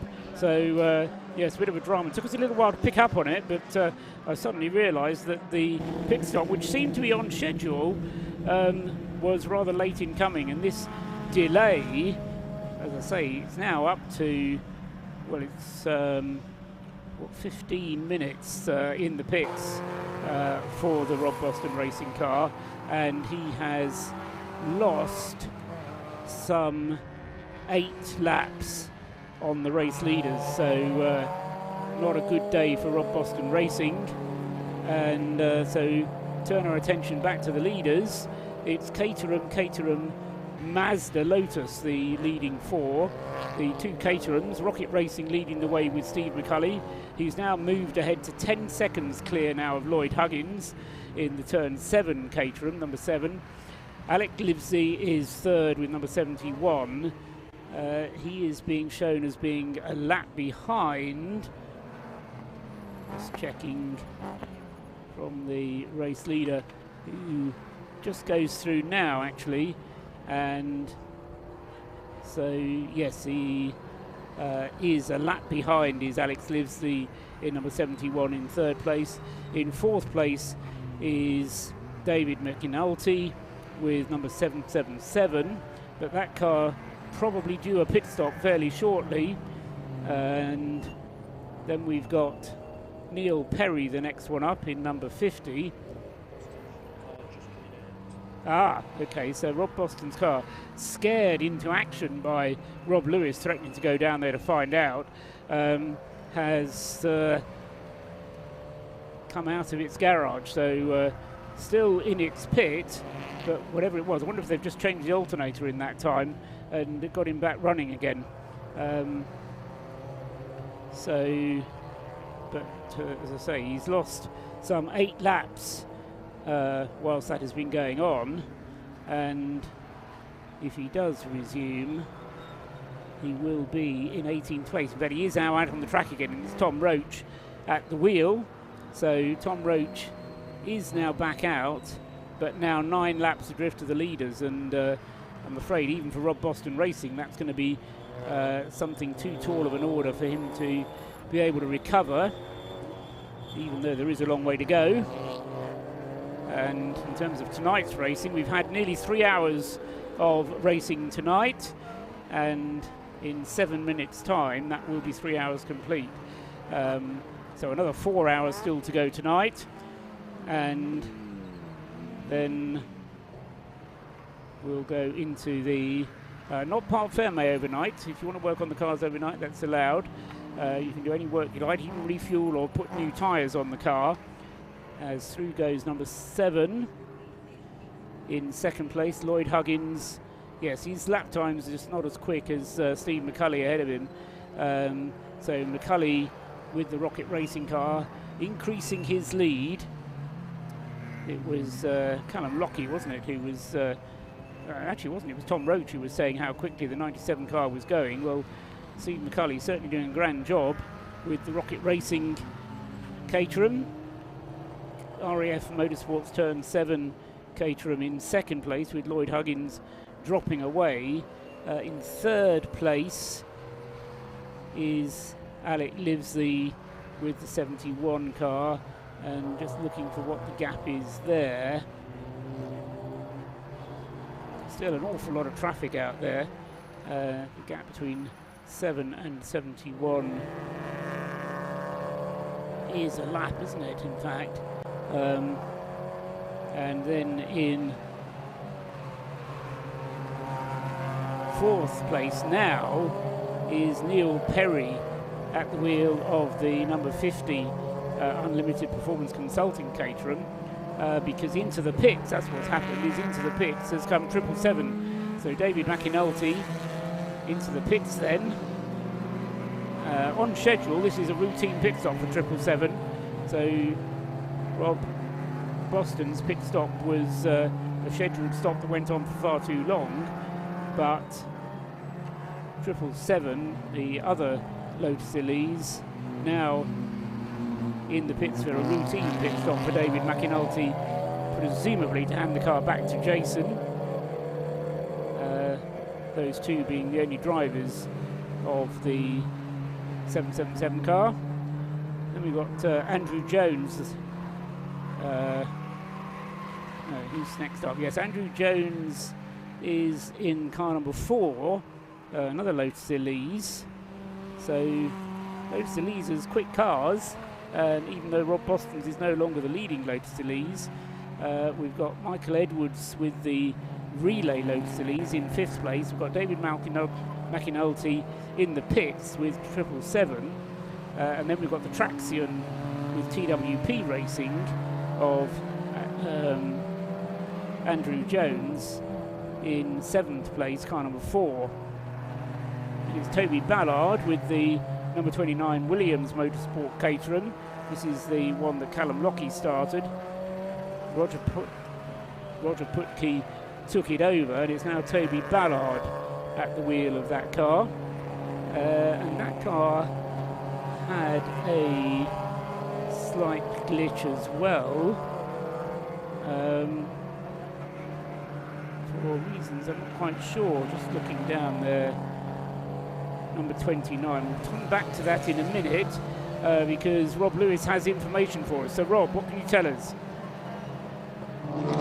Right, Paul, I've managed to get the interview and the information that you want. I've got Rob Boston with us. Rob, you're going for the hat-trick. I'm hoping it's not the commentator's curse we've put on you. But how was that for you? What happened? The car was in for like 15 minutes. Yeah, so I'd gone through, obviously the first stint was great. Second stint, I was just struggling intermittently with what I thought was fuel surge for quite a while, but it was just on and off on just 1 or 2 particular corners each lap. Anyway, I persevered with it for most of my stint, and then it got worse, and I thought, well, it's definitely fuel surge. I must be running, must be running low, but we thought we had at least another half an hour's worth of fuel in. Anyway, without boring you with it, essentially the car pretty much broke down, and I managed to just roll it in. It turned out it was some broken wire inside of the sheathing, inside the wiring loom. So, myself and the lads diagnosed it as quickly as we could, carried out the repair, which only took probably 3 or 4 minutes once we actually found the issue. So, but fortunately, we've lost 15 minutes there, so it's going to be tough to make that up. That must be so frustrating for you. I mean, in those early stints when you had the likes of Callum Lockie and the 97 Caterham chasing you down, that must have been fantastic to keep that distance. But unfortunately, this has just scuppered you. Yeah, it has. It's a real shame. The car had been so reliable through testing. It's been a good, reliable car earlier in the year. So I'm just really disappointed. It's it's undiagnosable before the event. It's got to break before you can find the problem. So just one of those. Never mind. We'll keep persevering. We'll keep on keeping on. Exactly. That's what this event's all about, perseverance. Rob Boston, thank you for chatting to us. I'll let Rob get back and get a cup of tea and maybe think about what they're going to do for the rest of the race. But for now, back to Paul. Cheers. Thanks, Rob. So, they'll keep plugging away. And, I mean, they are still in the race, at least. It's not a retirement. The car dropped down to, just trying to see, was it 16th place? No, 19th place. So Tom Roach with a lot of work to do.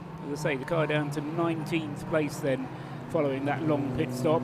And what did I say? It lost 9 laps on the race leader. And actually, by the time he got going again, almost 10 laps on the race leader. So that's 10 laps is more than they're going to be able to make up. But nevertheless, the Rob Boston car will keep racing. It still will be rapid because Tom Roach is probably the quickest co-driver that Rob Boston's ever had. Certainly at the race of Remembrance that I can remember. So back at the front, there's been a change of leader, and why has that happened? Steve McCulley still lapping in the 146s, but without making a pit stop, seems to have lost some ground on Lloyd Huggins. Now, how has that happened? So Lloyd Huggins now leads the race for turn 7. Steve McCulley back to second place, and I'm pausing because I can't quite explain why. He's not come through. He's not being shown as missing. He's not in the pits. So 97 Steve McCulley is missing. Okay, the suggestion he came into the pits with no lights on. The timing screen says that he's missing on the circuit. So if he did come into the pits, he did so without triggering the timing beam. So Steve McCulley from the race lead is either missing or in the pits. If Rob Lewis is still listening to me, I don't know if he can hear us, but if we can get a message through to him, if you can go and find the Rocket Racing pit, find out whether Steve McCulley is in the pits, and Peter Shearer's lights are on. Peter Shearer's eyes are good, but if we can find out whether Steve McCulley has come into the pits, then that would be a useful thing, because the screen is showing me with Steve missing on the circuit.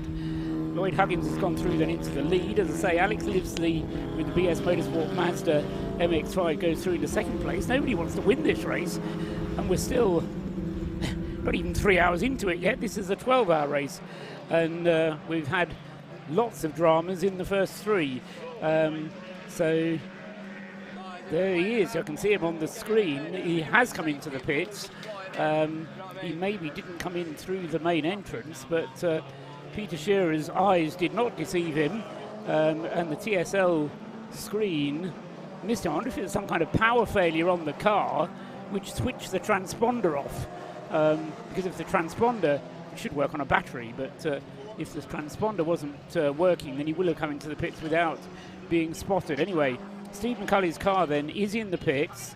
If Rob's down there, then please jump in and describe what's happening, because all we can do is describe the action that we can see on the screen. And the car being pushed back into the garage.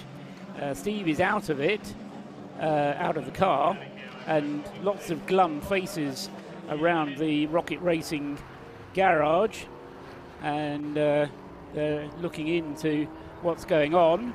And so out goes the Rocket Racing car, and at the moment that looks a fairly terminal problem. Nobody really working on it to try and work out what's going on. So that leaves Lloyd Huggins with a lap lead. 3 hours gone on the race, 4 hours still to go tonight. We'll have a quick summary and then we'll chat with somebody else. And so yeah, the front lights are not working. I think we knew that the lights weren't working on the 97 car, because that was kind of why the car came into the pits without triggering the timing system. A total loss of power on the car. So, as I say, with 3 hours completed, quick rundown. Second place, Lloyd Huggins leads the way for turn 7, car number 7. Second place, Alex Livesley with the BS Motorsport Mazda MX5, car 71. Inheriting third place will be Neil Perry in the Unlimited Performance Consulting car, number 50, the Caterham in the red and white Marlborough style colours. That's in third place. Into fourth place will come Michael Edwards with the ES Motorsport Lotus Elises relay team, surely due a pit stop fairly soon to hand back to Bailey in the green car. The number 4 car is 6 with Andrew Jones driving the Traxion Lotus Elise. In 7th place is 29, Toby Ballard at the wheel of the pink Williams Motorsport Caterham. In 8th place, car number 777, having had its pit stop, Jason McAnulty back at the wheel of that car. And in 9th place is car number 169, Nick Rutter, now leading the way in Class C with the Mazda from the Clapham North MOT team. Meanwhile, whilst that's been going on, 97 back out onto the track, and that was less than 4 minutes. That was a non-standard pit stop in every way because, yes, he lost. Well, my screen is telling me something which is nonsense, so I won't bother about that. But Steve McAnulty then Steve McCulley is back in the race, having dropped to 5th place with that mysterious electrical failure on the Caterham. And again, before Rob could get to them, but it's another leading car with problems which has dropped it out of the top 6. Actually, it's not quite out of the top 6, he's certainly dropped him off the podium though. So Steve McCulley was at the wheel and coming into the pits, and he now drops back another place as he gets up to speed behind the number 4 traction Lotus Elise. And so that's the rundown of the overall positions with 3 hours completed. Just have a look at the classes with 3 hours completed. We mentioned the Clapham North MOT Mazda, Nick Rutter having taken the lead in Class C, ahead of, in fact, a long way ahead of Howard Ashcroft in the Stuart Humphrey Racing Mazda, second in Class C, and third in Class C is Mike Kennefic in the 129 BMW, which had problems earlier on. Class B is being led by the Strong Brew Racing Mini Cooper, car number 77. Second in Class B is Graham Davidson with Track Scotland 2 Mini Cooper, and third is Track Scotland 1, car number 155, and that's Craig Dillon leading the way in Class B. In Class A, the leader of the City Car cars is 118, that is Stuart Bliss at the wheel of the Auto Bliss Toyota Aygo. In the Citroen class, 558 is leading the way, despite having a stop and go penalty, although he might be still due to take that stop and go penalty. So 558 leading the Citroen C1 class. Now, is he leading it by enough? Second in the Citroen C1 class is 458, that's Tony Cooper, and third in the Citroen C1 is Robin Welsh with WRC Development Citroen C1. In the BMW class, that class is being led by number 9, and that's the VMS Racing car of Freddie Tatham, leading the BMWs. Second in the BMWs is the Royal Navy Marines car of number 17, Adam Dewis. And third in the BMW cars is the Royal Engineers, and that's car 305. We've not mentioned that car before, so up into third place for Ben Gundry in the Royal Engineers Motorsport BMW, and that's car number, I don't remember to go, 305, isn't it? Yeah, so that's the leading BMWs. So the Navy lead the Engineers. RAF Motorsports are fourth. But those cars not that far apart.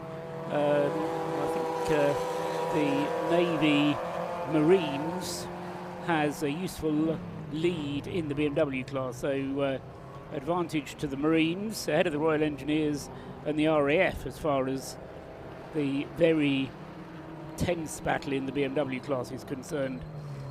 3 hours and 10 minutes very nearly completed. And 3 hours 51 still to go tonight. We'll run through till 10 o'clock tonight. If you're listening on the PA, then that will be turned off at around 9 o'clock this evening, so you'll have to find other ways to listen. And certainly by going on to the Alpha Live stream, you'll be able to listen through there. Various other options exist, and hopefully you'll be able to find one, or else just go to bed early. I've also been asked to remind people, if you're maybe watching this on the live stream and being inspired by it and by what some of our beneficiaries have been saying about the Race of Remembrance and Mission Motorsport, they can donate by texting 10 ROR to 70085. I'm not very good at doing texts and things on phones, but I would like to remind everyone, if you want to donate to Mission Motorsport and to the Race of Remembrance, then certainly this weekend there aren't very many worthier causes, and they've already managed to make an awful lot of money, but every little helps. So however little it is, then please go on to text 10 ROR to 70085. That's the where you can donate to the Race of Remembrance, and James Cameron and everyone at Mission Motorsport are very grateful for all the support that they receive, but they're also very wise in the knowledge that however much they get, they'd always like to have a little bit more, because every little bit goes along to help. And if you are watching on the live stream as well, please tune in again tomorrow, because at 11 o'clock we're going to pause the racing. In fact, at 10:45 we're going to pause the racing, and everybody will gather. I think it's actually 10:30. We're going to pause the racing anyway, so yeah, it's probably best to tune in around 10:30. We'll gather around the bottom of the race control tower. Rob and I will shut up for a little while, so that's got to be a good thing. And we'll hand over to the Army chaplain, who will be in control of the Remembrance service.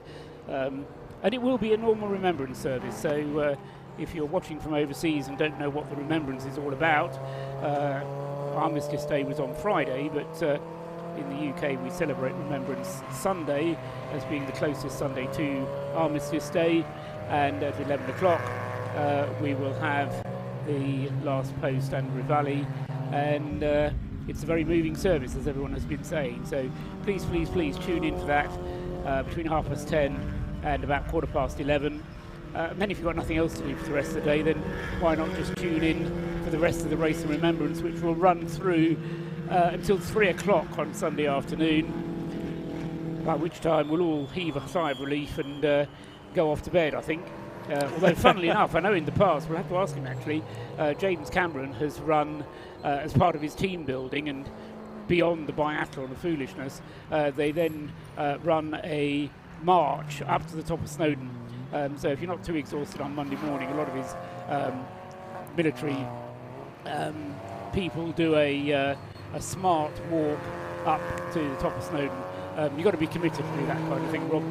Unfortunately, I'll leave it up to them for the moment. I'll leave it up to them for the moment. But yes, I am glad that I managed to drop down to the garage and grab a chat with Rob Boston. You could see the disappointment in his face. Early pace setters and just gutted. I mean, obviously, what you said earlier, don't believe it's the issues they had earlier with the alternators. Something completely different. Exactly, and something, as Rob told you, was undiagnosable until it broke. There wasn't something they could have checked, that they some kind of thought to themselves, oh, we could have spotted that if we'd have known. The other thing which I wasn't sure if you were able to check up on was the Rocket Racing car, because as you were coming back up, Rocket Racing came into the pits. You didn't hear this, did you? No. I can see you're looking blank, right. So just to catch up, the Rocket Racing car, Steve McCulley, came into the pits, unscheduled pit stop, no lights, everything was gone on the power. We saw it on the live stream. The car was pushed back into the garage, still no lights. They did something to it. Lights, power, away it's gone. However, it's now back in the pits again. So Steve McCulley, from leading the race, remember, he was the beneficiary of Rob Boston's problem. Steve McCulley and the Rocket Racing car is now back into the pits again. He's now dropped to 8th place. Tell you, nobody wants to win this race, or they want to keep getting you down into the pits to diagnose the problems for them. So, as I say, Steve McCulley, he started the race for them in the 97, was up there with them. By his own admission, Tom Roach said that you know, that 97 car seems very fast. It was very fast, and it was drawing away in the front.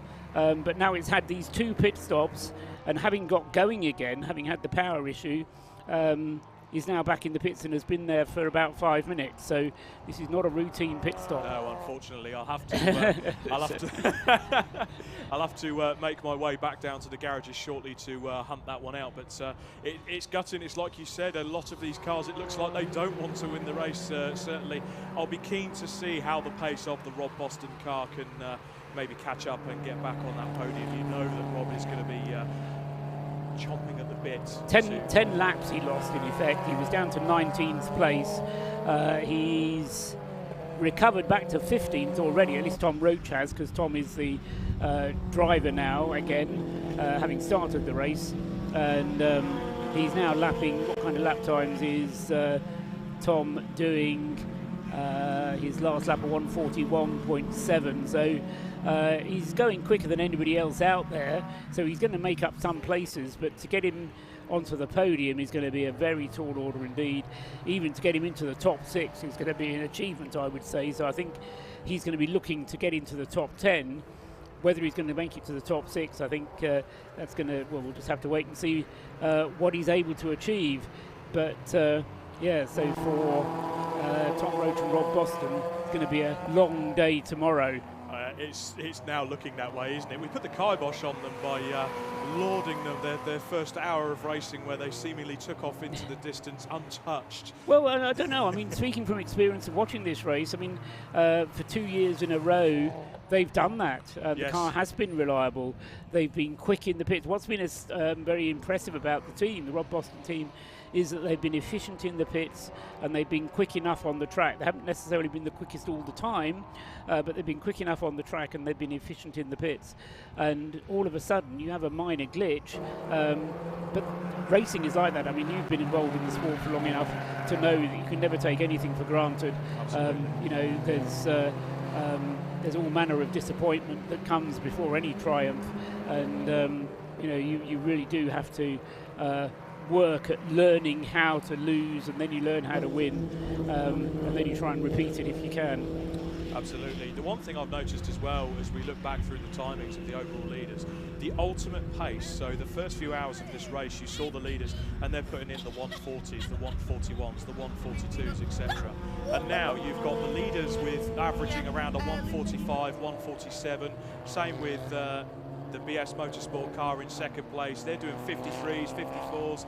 Okay, the traffic's coming in a little bit, but even with the ES Motorsport car that's in 5th place, that's doing a 143. That's still around 3 seconds off the sort of average quick pace, and certainly quite about 5.5 seconds off of their quickest lap. So we're almost getting to that part of the night where they just want to get to 10 o'clock. Yes, I think there's 2 things that are affecting it. One is the amount of traffic that's out there. The other is just the fact that it's night time. You're going to leave a little bit bigger of a cushion between you and the other car that you're overtaking. If you're racing at night and you can't quite see, you're going to be a little bit more cautious. So your average lap times inevitably are going to drop off a little bit at night. So I'm not entirely surprised by that. And indeed, this is where a quick driver, a confident driver, can make the difference. And you know, in these conditions, it is where you certainly don't want to be a novice driver. And we had Hunter Reeve from all the way from America coming up here, only having his 3rd ever motor race. Yes. Got involved, I don't know if you were hearing him, but he got involved through some sim racing during lockdown. Joined the Operation Motorsport USA program and was selected as having some talent. And this is not a young man, this is a middle-aged, be kind to him, chap, living the dream. All of a sudden he's become a racing driver. But and with the emphasis on the word night. You know, he's never driven in the night before, he's never driven at Anglesey before, and he's gone out there and he's done 30 laps. You know, nothing wrong with that. It's quite an initiation, isn't it? Out into November, Anglesey, night time, off you trot. go and do 30 laps. Drive and this guy's struggling with jet lag, having to deal with English cooking, you know, all the other things that come with visiting a foreign country. You know, it's a big ask. So I'm well impressed by them. I can imagine. But then, that being said, they're an impressive team. The setup they've got, the crew that they've brought down, absolutely phenomenal. I think by Kevin's own admission, they brought more people than they actually need. But that's actually a good thing. You know, it builds up the teamwork, and it does mean that they are able to work together by force of having to work together. 2 pit stops just happened. The number 4 car has been in. That was Andy Mackay who started the car. Andrew Jones was in it most recently, and number 4 is still in the pits. So I just need to... And we've also had a pit stop from the number 50 Caterham, which is now back out on the track with Ben Headley behind the wheel. Benja Headley behind the wheel, and that's a car which has now cycled through all 3 of its drivers. Benja Headley started the car, David Rook took over, then Neil Perry had a turn behind the wheel, and now we've got Benja Headley who's back at the wheel having started the car. So number 50 back out onto the circuit, but dropping another place as the effect of the pit stop unwinds. Also in the pits now is the Michael Edwards Lotus Elise, so we have to reset the relay because the number 33 car will all of a sudden turn green as Bailey Edwards takes over driving. I'm looking at Rob as I say that, just making sure he gets in. It's the relay. So Bailey Edwards will be rejoining very shortly with the green car. Of course, what they can do, as you were saying earlier on, if one car does break down, then they can put the other car into double service. And at the moment, that relay team going quite well. But there he goes onto the circuit now, Bailey Edwards. So he rejoins. Just looking for the Toyota MR2s, and where mostly rusty 2-seaters, and they are currently sat in 16th place. Second in class out of what we would call the sort of relay second from 2 of the relay teams. Yeah, 16th overall. And how many of the clever technology that I'm lucky enough to have here? The car number is 84, isn't it? Car number 84. Rhys Dorman started. That's the bright pink one. Neil Stratton was the second one out there, which is the yellow car. Then it was Sean Traynor in the white Toyota, and now we've got Gareth Baxter in the VTR, orange VTR sponsored car. So 29.97 going through together. And that's just coincidence because they are laps behind. Yeah, 29 Toby Ballard is well clear of Steve McCulley. Yeah, Steve McCulley back out on the circuit again. So you managed to get out of diagnosing that one, Rob. So 97 back out on the circuit with Steve McCulley. Yeah, so I was just looking at that. It was a 10-minute lap time, so effectively they've lost the same amount of laps there as the Rob Boston racing car did. So 2 early front runners. Sadly, it looks like they're out of the running for overall podium positions, but there's still a long way to go. And as it's said, this is endurance racing. Anything can happen. But our current leaders have been the very impressive RAF Motorsport Turn 7 entry. They are leading by about 4 laps according to the timing screens. Now, looking at my timing screens, we've got an exclamation mark next to BS Motorsport. Yeah, why is that? The television screens aren't showing a lot, unfortunately, around the circuit, although it would be difficult to pick them out in this... Yeah, Alec Livesey then. This is the 71 BS Motorsport car. You're absolutely right. Stuck out on the circuit. Looking around to see if... I say we've got the exclamation mark, so we have our TSL timing system that we also have, as well as the benefit of the TV screens from Alpha Live, and we're just having a look out the window as well, just to see if the car's coming past. You never know, it could be a transponder, but no, our timing screen's now showing that McNulty has jumped up into second place in the 777 Lotus Elise. Yeah, so still no sign of Livesey. Somebody's going across the grass. That's an MX5. That isn't Alex Livesey. It's car number 8 going across the grass. To a stop. Now, the problem is, if they come to a stop there, first of all, that's probably going to draw out a safety car, but, yeah, a bit of smoke coming out as well. Well, we've got two things on the circuit then, don't we? Because we've got the 71 Alex Livesley's Mazda, and we've also got the number 8 Mazda stuck on the outside of the start-finish straight. We've also got a black flag being shown to car 558. Oh, that's the Silver Lake car. Which is the Silver Lake car that you were talking about earlier on, which had a penalty. And I just wonder if he didn't take that penalty, and because he hasn't taken the penalty, they've now given him a black flag.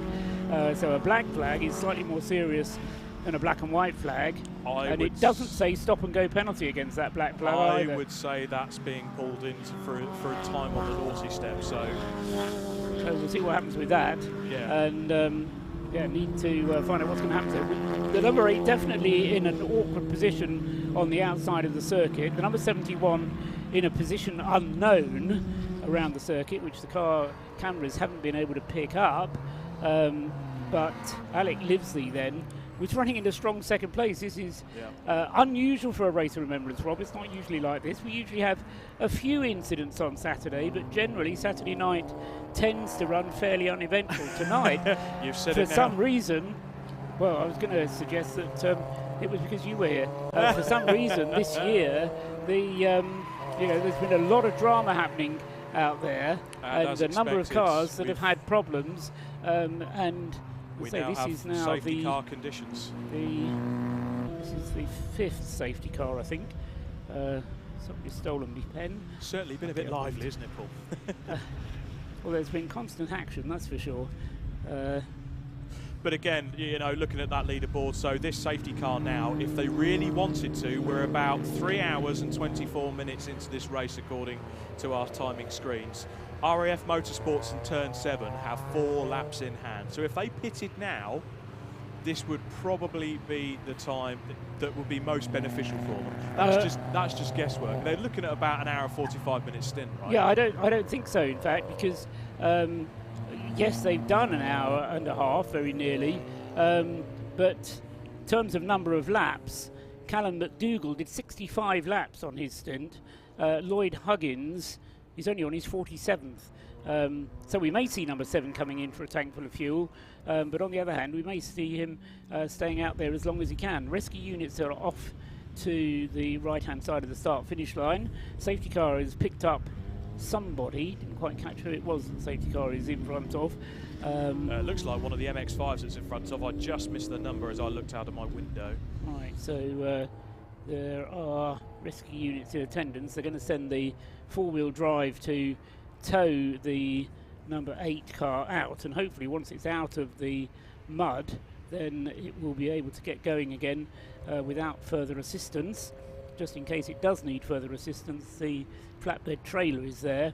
It's Tom Fleming who's doing the driving of the Porsche Racing car number 8. Into the pits comes one of the Citroens. And the good news is they've now got that MX5 under tow on the inside of the circuit. So I did, looking out the window, obviously it's still got its lights blaring out the front, so I can only assume there has been some sort of mechanical failure that stopped it. Maybe a drive prevention. Well, it was a curious incident, wasn't it? Because initially I thought it had just gone off through having gone a little bit wide on the exit of the last turn, but then it wasn't able to keep going, and I thought maybe it got bogged down in the grass. But the safety recovery unit is towing him around. You kind of wonder if perhaps something has gone a bit awry, and they were weary about dropping oil onto the circuit, which, if anything, would be a very, very good choice by the driver to do that, because it keeps the oil off the racing line. Yep, and hats off to you. I'll turn 7 into the pits. Because number 7 is in the pits, so I suggested it may choose not to just yet, but Lloyd Huggins then into the pits with number 7. I can only assume then, if the Turn 7 team are listening, my check's in the post. Well, we'll see at the end of the day whether or not that happens or not. But of course, what this lead is doing is the more it builds up, the better is the advantage, because they will restart on Sunday morning with however many laps of an advantage they accumulate through Saturday's racing. So they're 4 laps ahead at the moment, and everybody behind them has had some kind of a problem at one point or another. The 777 Jason and David McAnulty Lotus Elise started out of position, but then had to have an extra pit stop earlier in the race when David McAnulty was driving. In third place, the Toby Ballard-driven Williams Motorsport Caterham. That had to have an extra pit stop. Again, at the beginning of Toby Ballard's stint, for some reason, he just did 3 laps and then had to come in for a quick stop. So that's a car that's had a problem. And he's back into the pits again now, is Toby Ballard, having done 35 laps. Yeah, slightly shorter than some of the others have gone, but that was one of the things that Callum was telling us, wasn't it? Callum Lockie was telling us. I always get confused between Callum Lockie and the Callum McDougall driving with the slightly larger fuel tank. It's McDougall has a slightly larger fuel tank, whereas Callum Lockie doesn't have that benefit, and so they have to pit a bit more often. Toby Ballard then in with the number 29. In fourth place is the relay team. Bailey Edwards now driving in the number 33 car. Is that in the mean green machine? Should be the green machine, and so that's in fourth place overall. In fifth place, although making a pit stop, is Nick Rutter in the Clapham Motorsport MOT Mazda, leading Class C. Nick will be handing the car back to George Grant. I did see George Grant, obviously they were in the same garage as the Rob Boston Racing. Yes, we spoke to him up here. Yes, he was just getting suited up and ready to go, and I just, he just sort of leaned over and went, all is, fingers crossed, we're leading our class, so George will be looking forward to going out and giving it a red hot crack. Yes, absolutely, very much a man who enjoys his racing is George Grant, and he'll be happy up there in fifth place overall. As I say, he'll lose that position. Superb effort. When the pit stop unwinds itself, but of course when everybody's going round at about 70 miles an hour or less, it's considerably slower, and the 4 minutes has far less of an impact. So that's fifth. Sixth place on the screen at the moment is Benja Headley in the Unlimited Performance Consulting Caterham, the red and white car. If you could see, it was red and white. If it wouldn't be so dark. Then in seventh place is car number 4, the Lotus Elise from the Traxion team. That's now being driven by David Smith at the wheel of the Traxion Lotus Elise. He's 7th. In 8th place on the screen is the still being shown as missing Alec Livesley, number 71. So that car now, it'll be interesting to see whether the safety car comes in at the end of this lap. Yes, it does. So wherever Alex Livesley is, we're back underway with racing. And that's still a problem then, because Alex Livesley hasn't been able to get recovered during that time. So he's off somewhere and doesn't look like he's going to be recovered. So whatever he's done, he's irrecoverable. Then next up in what will become 8th place is Will Smith in the 360 Motor Racing Club car. That's the car that Will is driving with his dad, and I don't know if Will's going to be coming up here to talk to us at some point. It was suggested that he would be brought up here. I think he's having his first race, is Will Smith, so not bad to be running inside the top 10. Oh no, not first bad. race when it's pitch dark. So I think this is probably the race that has the most novices in it, that has the longest... Oh, big fire, big fire. Sorry to cut across you, Paul, there. One of the Lotuses that came across, that's obviously a fuel line or an oil line that's let go there, to our surprise. That was huge flames shooting out the back of that Lotus as they headed up towards the banking. Hopefully that driver can get it stopped and pulled over in time, but he was just making an overtake on a couple of the C1s there, and unfortunately that had all the symptoms of an oil line. There we go, you can see the car there on screen. Hopefully the driver can get out very quickly, but that certainly went up very, very quickly, and as expected, the safety car is out. Yeah, it's coming out almost immediately then, trying to identify which one it is. It's 777, it's the Lotus Elise. So 777 it is, so second place car. Second place car, they're dropping like flies. Either the leader or the second place car, or something seems to happen. So Jason McAnulty, he'd been out for 20 laps, so no reason for that car to somehow initially have a problem, but Jason McInulty then, with that big fire as you described I apologise for shocking you, Paul, but I'll tell you what, you didn't need you didn't need the pit lane gantry lighting then, because it certainly lit up the straight as it came down. Yeah, that's fine. You were excited, and part of your job as a commentator is to communicate that excitement to everybody else. So what you then have to do is to put some sentences together and make it into a full sentence. More cars together, so that looks like the 418 WRC Developments car and an MX5 that's got together under the safety car. That's a shame, and I'll be honest, maybe a bit naughty whatever happened there. As you can just see the Lotus at the side of the track, they've got the fire crews going out to it, but of course the track very quickly neutralised again under that safety car. Yeah, it's not really fair for us to call blame on that, but certainly there was contact, wasn't there? There was. We did hear a bit of a bang. So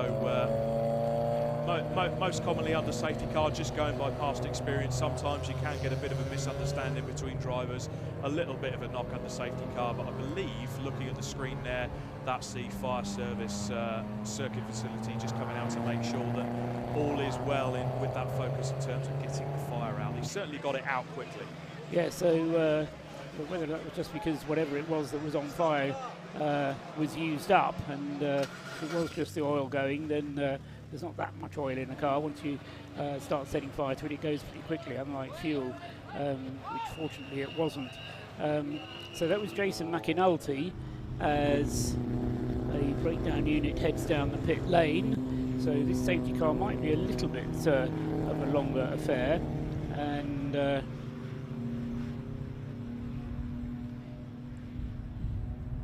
still struggling to find pens up here. Oh, I know what happened. No, I didn't. Oh, that is mine. That's right. That's right. My apologies. That's fine. Use it if you don't have your own. Well, what I'm just doing, I'm going to use this time just to make some notes and find out what information I need to find out. So I'll go on another fact-finding tour shortly and hopefully come up with some brand new information for you, Paul, as we look on to the 10 o'clock finish. Well, just try and find out from some people if they'd like to win this race, because at the moment, anybody who gets in the podium position seems to have a problem of some sort.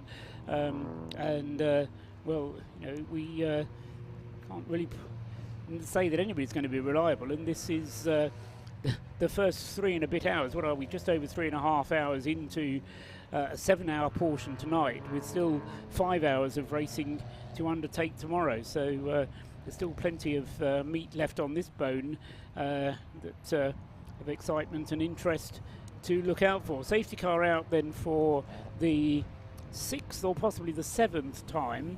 I think it's actually the 7th time, because I had one that I didn't note because I was with someone when we were doing one of the interviews. I think at this stage they'll have to get the safety car in to get fuel into the safety car. That is always a job that has to be done, but at least these safety car periods that we've had this weekend have all been fairly short, just giving them the opportunity to refuel between safety car deployments. So with a 4-lap lead then, it is the Turn 7 RAF Motorsports Caterham team. Neil Huggins currently behind the wheel of it, having just taken it over at that last pit stop from Lloyd Huggins, who did it was nearly 2.5 hours, so it was still a pretty long stint from Lloyd Huggins. Andrew Jebson still to drive the car, and it could be a while before Andrew Jebson gets in, because Neil Huggins will be driving it for probably about another hour and a half, and in fact the aim must be for Andrew Jebson then to be able to take the car to the finish. That would just about work on the 2 hours of running theory. The 777 still being shown in second place, but that's soon going to be overtaken by the relay team of Bailey Edwards and his father Michael Edwards, driving the 33 Lotus Elises. One is green and one is white. It's the green one that's out there at the moment. In 4th place is Roger Patke, the number 29 car that started on the front row of the grid. BARC rescue unit now here. Didn't know there were quite that many rescue units here at Anglesey. The one thing I am very, very, very glad to see actually is that the driver has got straight out of the car. Now there is a couple of units on circuit because, as expected, with the big fire as I described it in my shock at when it went off, I think they're putting down a bit of that cement dust or that speedy dry at turn 1, so that tells me that was probably an oil line that let go there and caught fire very quickly and very ferociously.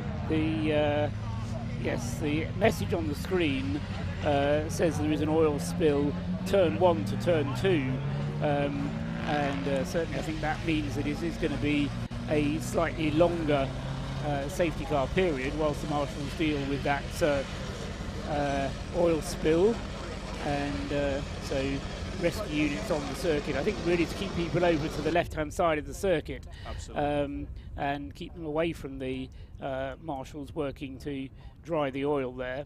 And they're just, you can see it on the screen there, to just see there, you can see the fluids pouring out of the back. Now that would be a mixture, I would assume, of oil and extinguishants, which they've had to put onto that car. So whatever has happened to the Lotus has been pretty catastrophic, but again, I want to reiterate, well done to all the crews there for getting the job done, and it's great to see the driver get out of the car. Yes, Jason McAnulty, the driver in question, so he is safely out, and all is good with him. So it's Bailey Edwards being shown on the screen in third, but that will become second place. Roger Patke, it being shown in fourth, will become third place. In fourth place will become Benja Headley with the number 50 Caterham. Fifth will become David Smith with the number 4 Lotus Elise. And up into sixth place then comes Will Smith, having his debut. I think that's the first time Will's driven the car. Yes, it is. So, yeah, Duncan Rogers handing the car over to Martin Smith, and now that car in the hands of William.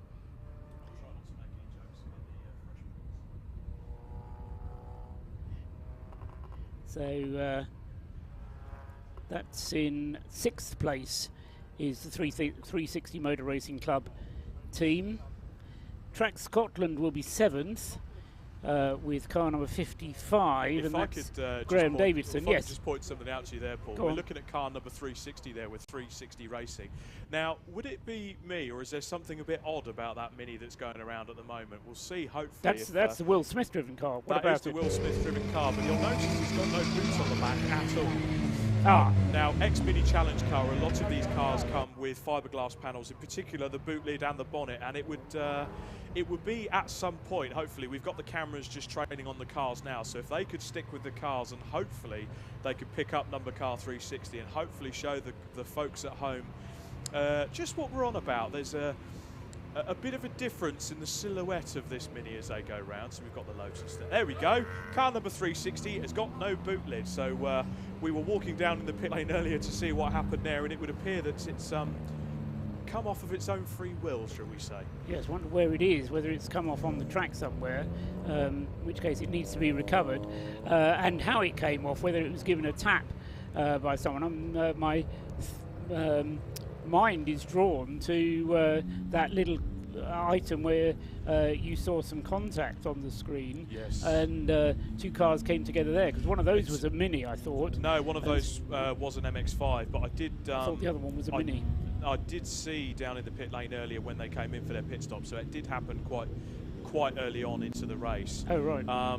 Looking at the boot itself, it does look like it's ripped clean off from the hinges, so it's one thing to go down on my list to go down and inquire about, shall we say. Yes, indeed, and if you don't get any information from down there, then I've got a feeling Martin will come up and tell us anyway in the fullness of time. Anyway, so that's the car that's in sixth place once they deal with the 777 car, which is unfortunately going to turn into a retirement in the end. In seventh place is the Track Scotland car of number 55, Graham Davidson. That's seventh. In eighth place will become George Grant in the leading C1 class. He'll be quite happy with that. We're on a C class. In fact, the next car in Class C is a long way back. George Grant is in 8th place overall, and the next car in Class C is way down in 15th. So that's a very useful margin of a lead indeed that George has. And just to check the number of laps completed, it's a 3-lap advantage he has as well. So George Grant will be looking to hold on to that, which will stand him in very good stead for tomorrow's racing as well, because as I mentioned, any advantage that you have at the end of today's race gets carried through into tomorrow's 2 races. So I'm just having a look back down at the classes concerning the BMWs and the C1 class. So yes, leading the BMW summary on class in 22nd overall, we've got car number 9 VMS Racing, who is leading the BMW class at the moment. The fastest of the forces, as it were, in the BMW 116 trophy cars, we've got the Royal Navy Royal Marines Motorsport car with Unwin at the wheel. That's in 23rd overall, and second in the BMW class, hotly on the tails of the VMS Racing BMW Trophy. In the C1 category, the AC1 class, WRC Development with CB Auto Services, Robin Welch at the wheel of that, car number 318. Let's be honest, he's got the lion's share of whatever car he wants to pick. He's also meant to be racing the 558 Silver Lake car, which currently has Alan Preble at the wheel. That's in second place, but there's a bit of a question mark hanging over the 558 car, because we did see the messages out on the board earlier. They got a black flag, so whether that's been rectified, there was a bit of a mistake. There's certainly nothing showing on race control now, and the car's still out there racing, so we shall see. And with Alan Preble back at the wheel, it has been in for its pit stop, that tells me. So another thing to go on the list to go down and find out about later on. Other notables who I spoke to on the grid, Pure Track Racing, they're still going great guns with their pair of Renault Clios. They're in 29th and 44th respectively. They're looking to get a good solid finish from their efforts. Yeah, so the 558, Rob, Alan Preble, as you say, back at the wheel. That car was actually started by Alan Preble, wasn't it? Yes, he had a ding-dong battle with Nicole Drought. We got the drivers for an interview earlier, didn't we? We had a ding-dong battle with Nicole Drought and Mike Harris in the sister Silver Lake car. But they did get summonsed for the pit stop infringement. Yes, the question that I'm heading towards is Robin Welsh is on the driving lineup for that car, but he hasn't yet driven it. No, he hasn't. So although he's entitled to, he's on the list, he hasn't yet got into that car because he's been concentrating on driving his other one. And so as far as the 558 is concerned, they've been doing it as a two-handed job between Alan Preble and Greg Rose thus far. Right, okay, just wanted to check that I'd got that right. Just because it's good to know quite what's going on. So this safety car could go on for another 10 minutes or so yet, whilst the I think the shares in cement dust just went up as they deal with the oil. So interesting that quite so much went down, given that quite a lot caught fire. Quite often when you get that much oil down, or when you get an oil fire like that, you don't get very much on the circuit. But the problem with oil and other petrol-based substances is when they do go down on the circuit, they can do lasting damage to the surface, and it is in the interests of the track management just to get it sorted as quickly as they can. But having said that, the rescue unit that was protecting the cars going into turn 1 is moving on down. Now I can still see some service vehicle lights on the way up to the banking. I think what they're doing, they've done the first part of the clean-up on the start-finish straight, so now they're working their way around towards the banking and getting all the cement dust down there. Yes, there's actually one car at turn 1 itself. There are still marshals on the track midway between. Yes, I mean that oil goes presumably all the way up to where the car eventually came to rest. So Jason McAnulty then hugely disappointed, but sadly out of the race. Ultimately lucky. You could probably tell by my shock in the commentary box as it did go up. It was quite an inferno when it did. So to reiterate again, great to see him get straight out of the car. Yeah, capital letters, wasn't it, Rob? Yeah. Not capital letters. It was definitely capital letters there. It was, yeah, certainly didn't expect that. Quite. Safety car heading up the Tom Price straight at the moment, leading the field around. And as Rob says, the oil treatment procedures having been done on the entrance into Turn 1, now proceeding through the body of Turn 1 itself, and Marshall's sweeping away. And again, that gives them a chance to warm up, I suppose. So just to reiterate on the overall run of the race, I mean, our top runners from earlier on, I mean, so we've had Rob Boston go, we've had car number 97, the Caterham, that's now gone. You know, we've now had the 777 car that had the 10-place grid penalty, and they were fighting fit. They were really determined, right, we're going to go after Rob Boston. He's, you know, they've gone. So that's our 3 of our top runners gone. Well, yeah, you're absolutely right. And if you look at even the 3rd place car, front row starter, car 29, the pink Caterham, which Roger Patke is now driving, that car is in 3rd place. By rights should be leading the race, but had an extra. He had a long pit stop first of all when Toby Ballard took it over, and then when Toby took it over, he came into the pits for an extra pit stop after just doing 3 laps. So it wasn't a big problem, didn't get them out of the race, but it was a little problem which set them back a little bit. And so it means that all the fast cars, all the ones that we were expecting to see up at the front, are going to be playing catch-up.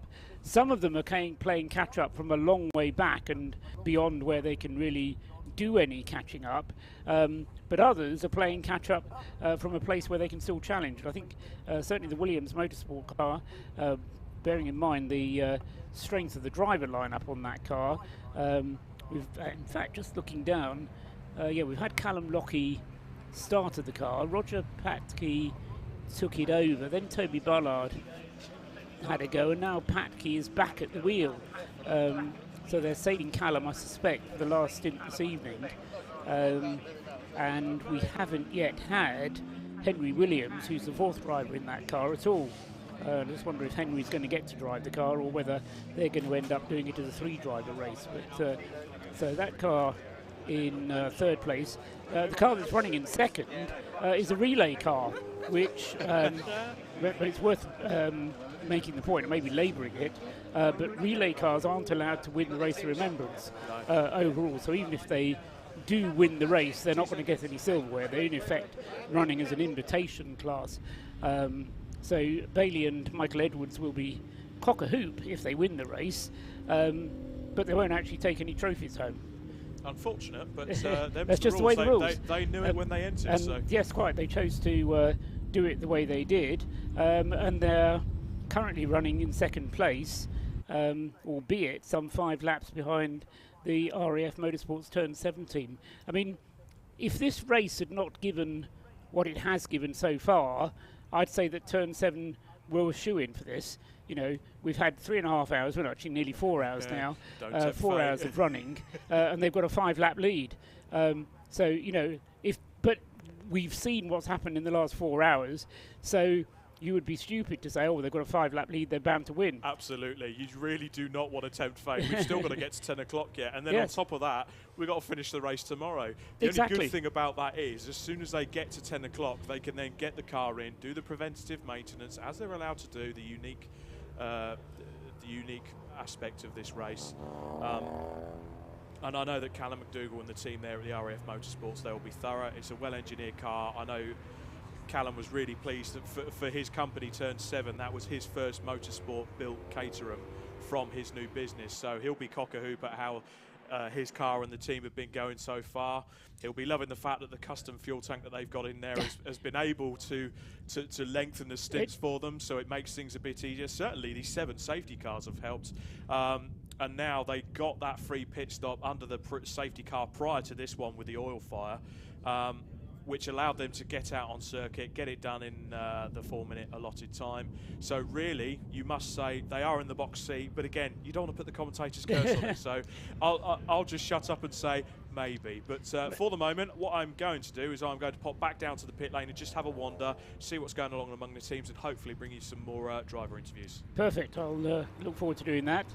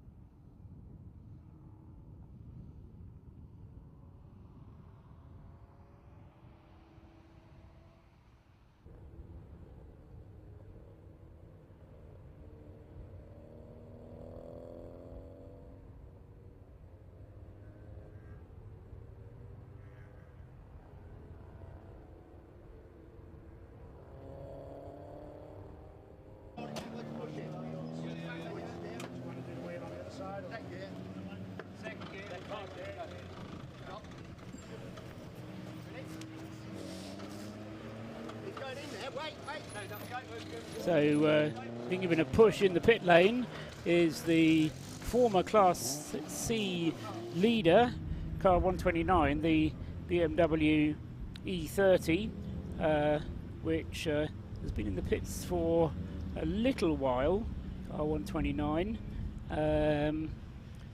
Not that long actually. Alex Osborne was the driver when it came in, which was only about 5 minutes or so ago, and it's heading out of the pit lane now with Sam Dickey behind the wheel.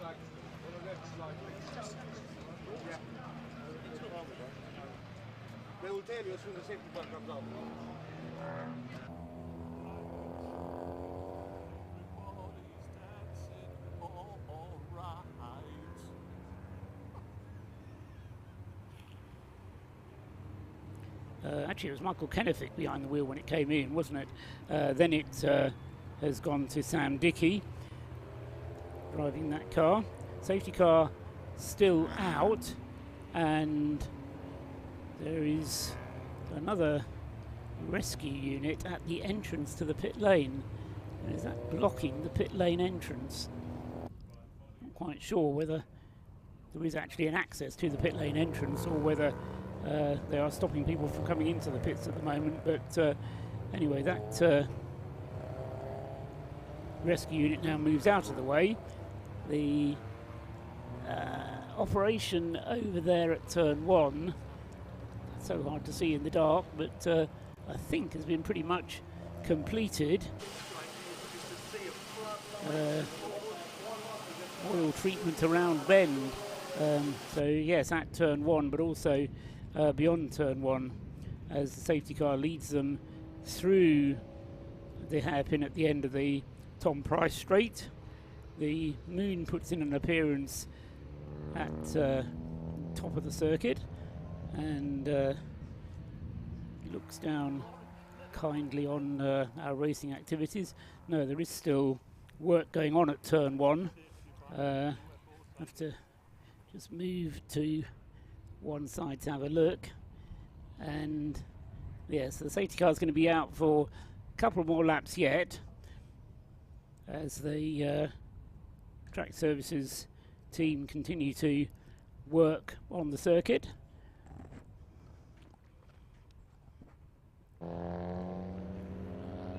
safety car making its way down through the bus stop are in fact the safety car is coming through the pit lane. That's why the rescue unit is there. Now that's going to mess up all our pit lane calculations because the safety car is bringing them through the pit lane. You may be able to hear in the background the whistles of the marshals as they draw attention to the fact that the track is now completely blocked at turn 1, and so if you want to come into the pits then you can and you make a pit stop, but otherwise you just drive through the pit. So as I say, as far as my clever system for working out how many pit stops everybody has done, that's now been blown into the weeds. Shows me trying to be too clever. So they have brought them through the pit lane back out onto the circuit. And on the stream, say hello to Pinderwagen, who's just asked for the rules and differences for the relay teams to be explained. There is no difference in terms of regulation. It's purely Class D cars, which if you have 2 cars at your disposal, or 3 cars or 4 cars in the case of the Mazda team, the Toyota team, Toyota MR2s, there are 4 different Toyota MR2s, any of which would be eligible to run as Class D cars if they were running as a single car entry. But as a relay team, they have to do the same number of pit stops as everybody else. They're constrained by the same pit stop rules as everybody else. And so when the pit stop time is taken, it still has to be a 4-minute pit stop from the time that car 1 comes into the pits before car 2 goes out onto the track. So it may seem like an advantage, but in the end it isn't. The main regulational difference between relay cars and non-relay teams is that the Race of Remembrance is rewarded by the presentation of a trophy called the Heroes Trophy, and the Heroes Trophy in effect only goes to single car teams, so you're not allowed as a relay team to win the Heroes Trophy. Even if you win the race, you end up running, as I've said, a bit like an invitational class where you win the race but don't take any silverware home. So the 2 relay teams that we have, one of which is doing extremely well, Bailey Edwards and his father Michael, who are running a team of 2 Lotus Elises, and just the 2 of them, and then the other one, that's car number 33, or cars numbered 33, because there are just simply 2 cars with number 33 on the side, and they're not both allowed to be out at the same time. They go around one at a time and in effect pass the baton between one and the other. The other relay car is the 84 Toyota MR2 team of Gareth Baxter, Neil Stratton, Sean Traynor and Rhys Dorman, and they have a Toyota MR2 each, and share the driving between the 4 of them, and that team is currently in the pits. The number 84 with in 14th place overall. So as I say, there has been, in fact when the Race of Remembrance was first instigated, there were probably 50-50 cars running as single car entries compared to cars running as relay cars, and it meant that there were an awful lot of relay cars out there, but since the race has become more popular, it's been done more as a traditional endurance race, and as a result has been dominated by teams in the Heroes Trophy running as single car entries. So thank you for your question.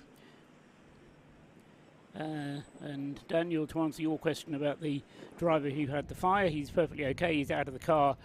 Almost immediately it came to rest, and it was Jason McAnulty at the wheel of the 777 Lotus Elise who is okay.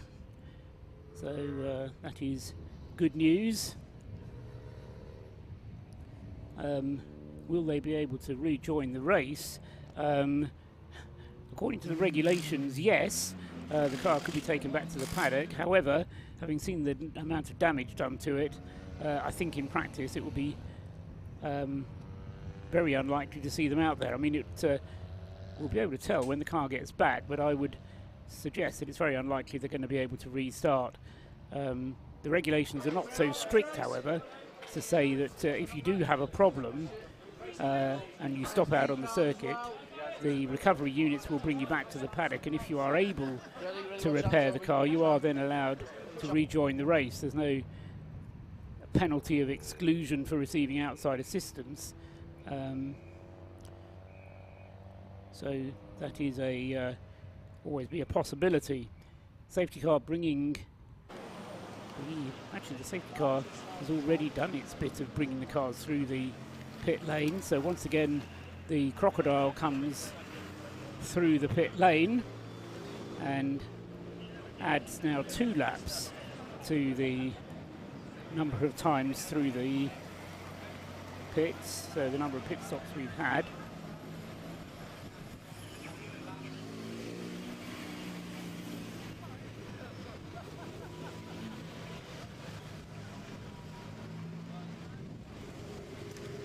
And yes, a very bizarre situation where everybody coming through the pits, and as I say, as far as the timing and scoring is concerned, that adds 1 to the number of pit stops completed. But of course, in fact, unless you actually stop at your garage, it's not a pit stop at all.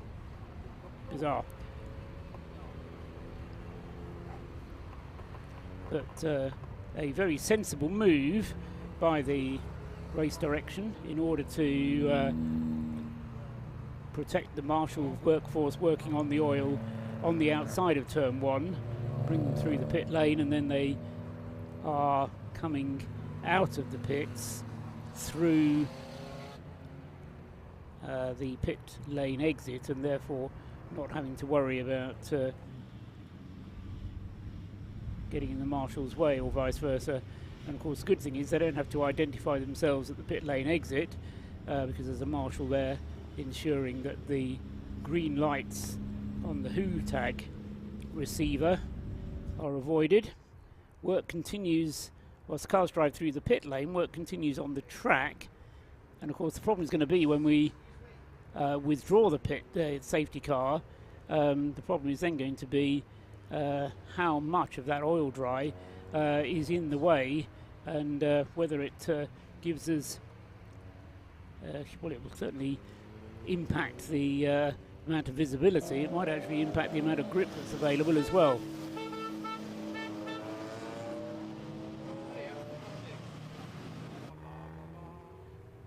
So the car's still going through the pit lane. The live stream screen picking up the 360 Motor Racing Club Mini, missing its rear hatch.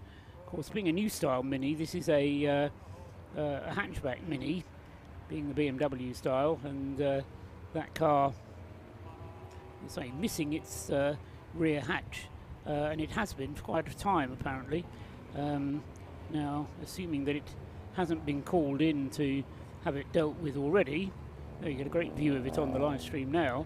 The rear hatch having become completely detached, but the race organisers haven't called it in for any remedial work yet, and in fact it's probably one of those things that's more dangerous to repair it and perhaps have a slightly weakened structure than leave it as it is. Sometimes no action is better than taking the wrong action. So just over 4 hours of the race of this evening have elapsed, and 121 laps have been completed by the RAF Motorsports Turn 7 team in their Caterham Sigmax. Neil Huggins, the driver at the moment, not Lloyd Huggins as it tells me on the screen. So just make that adjustment.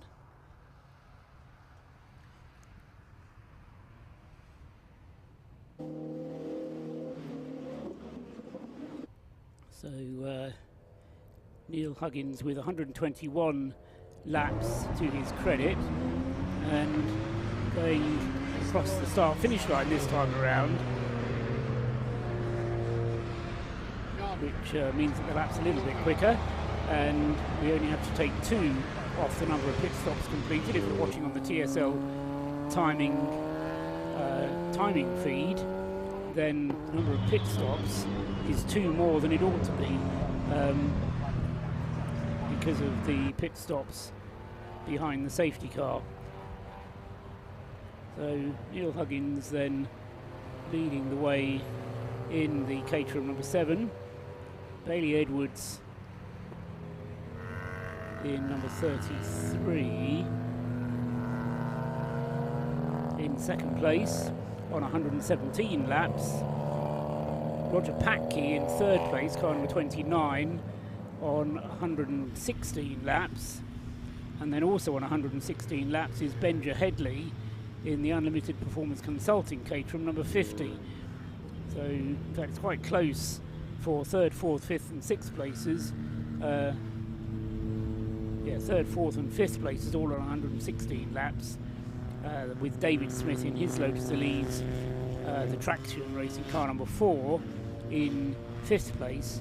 Then in sixth place, Will Smith with his Mini Cooper S on 115 laps, just ahead on the road of Graham Davidson's Track Scotland BMW Mini Cooper, who now leads Class B, and then he's in 7th. Then in 8th place overall, leading the next class is leading Class C is George Grant with the Clapham North MOT Mazda MX5.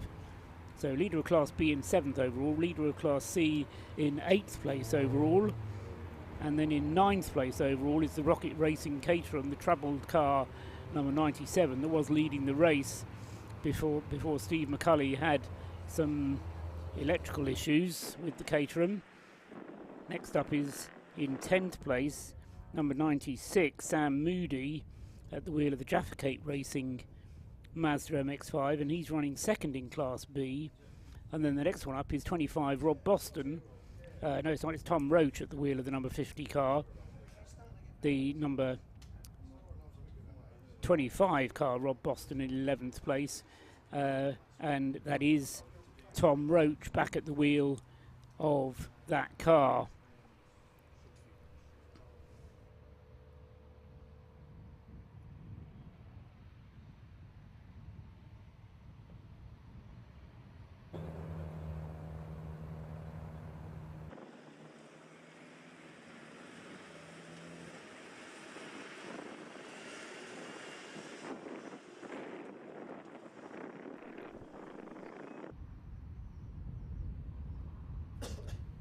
So I've been joined up here by Joe Bagley, and have to say, Joe, not actually met you before. Car number 52, driving the GT Wealth Metabubu Racing BMW, and I think, was it not you that, as one of the trustees of Mission Motorsport, has volunteered to add to anybody's contribution to Mission Motorsport? Was that someone else? Ah, right. Doubling up mine.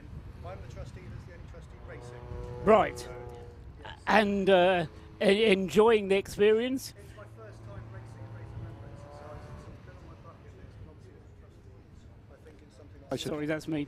Sorry, go ahead, Joe. That's right. Sorry, no worries. It's my first time racing at the Race of Remembrance. As a trustee, it's one of those things I always thought I should do. So Yes. now's the time, and it's unbelievable to be able to experience it, to be fair. And actually, it's my first time night racing. I've raced before, but never at night, and to go out for over an hour, just as I just have in the night, with bits of other cars all over the track, and lots of other cars all over the track, and obviously in a BMW, you're being overtaken by a lot of things as well. It's a very, very hectic space out there. It's great fun.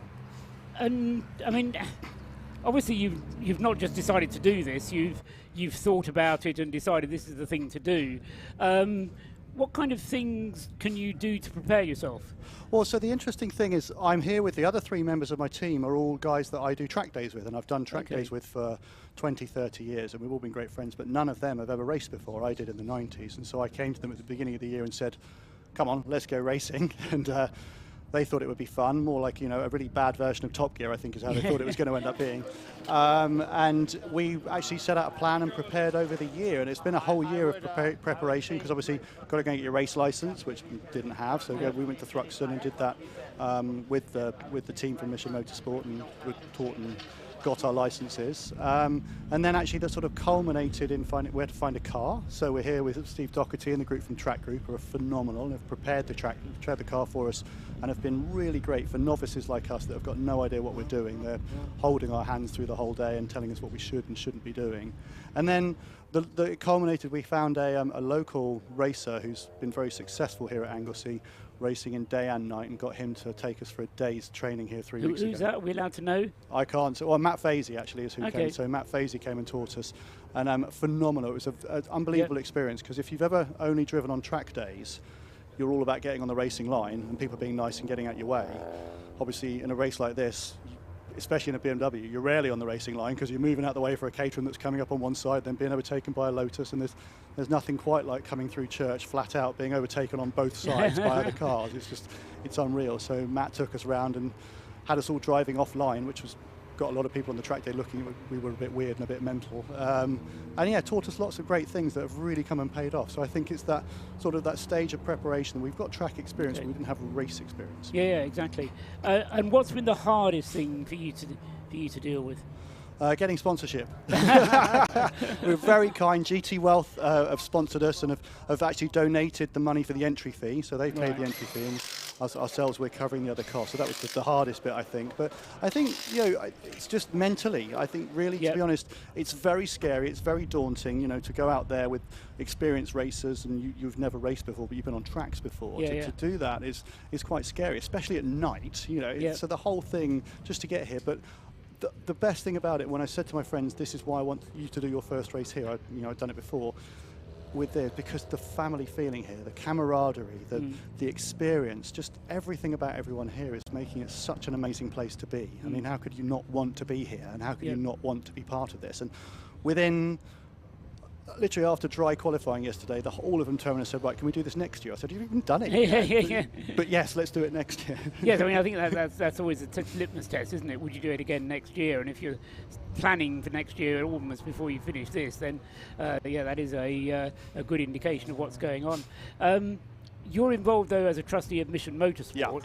And Mission Motorsport, as James Cameron keeps on telling me, is something a lot more than just a race of remembrance. I mean, I'm a motorsport fan. I'm into motorsport. I'm not into Mission Motorsport. Yeah. What other things are you involved in? So I think the point about Mission Motorsport is that we are I mean, a lot of people don't know that we run a business wrapping and selling vinyl for cars. So a lot of the cars here have been wrapped by Mission Motorsport, by Lee and his team. The stickers all over my car have all been done by that. So there's a strong business in that. Obviously there's the outreach with Mission Automotive, as you know, with all the work that we do with JLR and Lotus and others.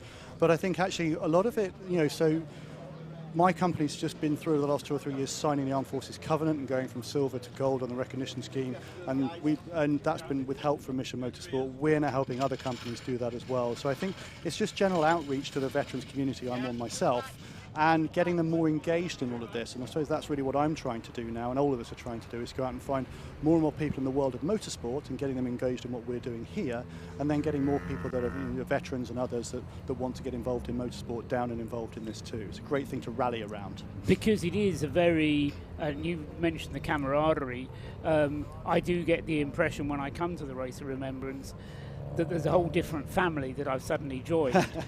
But I like to think as well that actually there's a whole different family that's just joined my family as well. Yes. So it kind of works both ways. Oh, completely. And I think that's the thing. I've got people here, that the extended families, my wives, etc., that have come here to join us, and they're seeing what this is all about. And I've tried to tell people what Mission Motorsport's about. And we've done the beneficiary days, the invitationals, where I've had people on those as well. But to come here and see it and feel it and see what people are doing, just the minute the silence yesterday out here at 11 o'clock was utterly moving. As someone, I've done many of those over my life in the military and private life, but that was just very, very special for me, and I'm really looking forward to the same tomorrow. Have you been to the event, the Remembrance service on the Sunday? No, of the race never. of I'm absolutely looking. This is my first time here, so I'm so desperate to see it. Yes, I mean, as I say, it's not just seeing it; it's being part of it. I think, which is the key thing. You know, being part of this coming together, and you do get it. I mean, and, you know, you get choked up by it inevitably.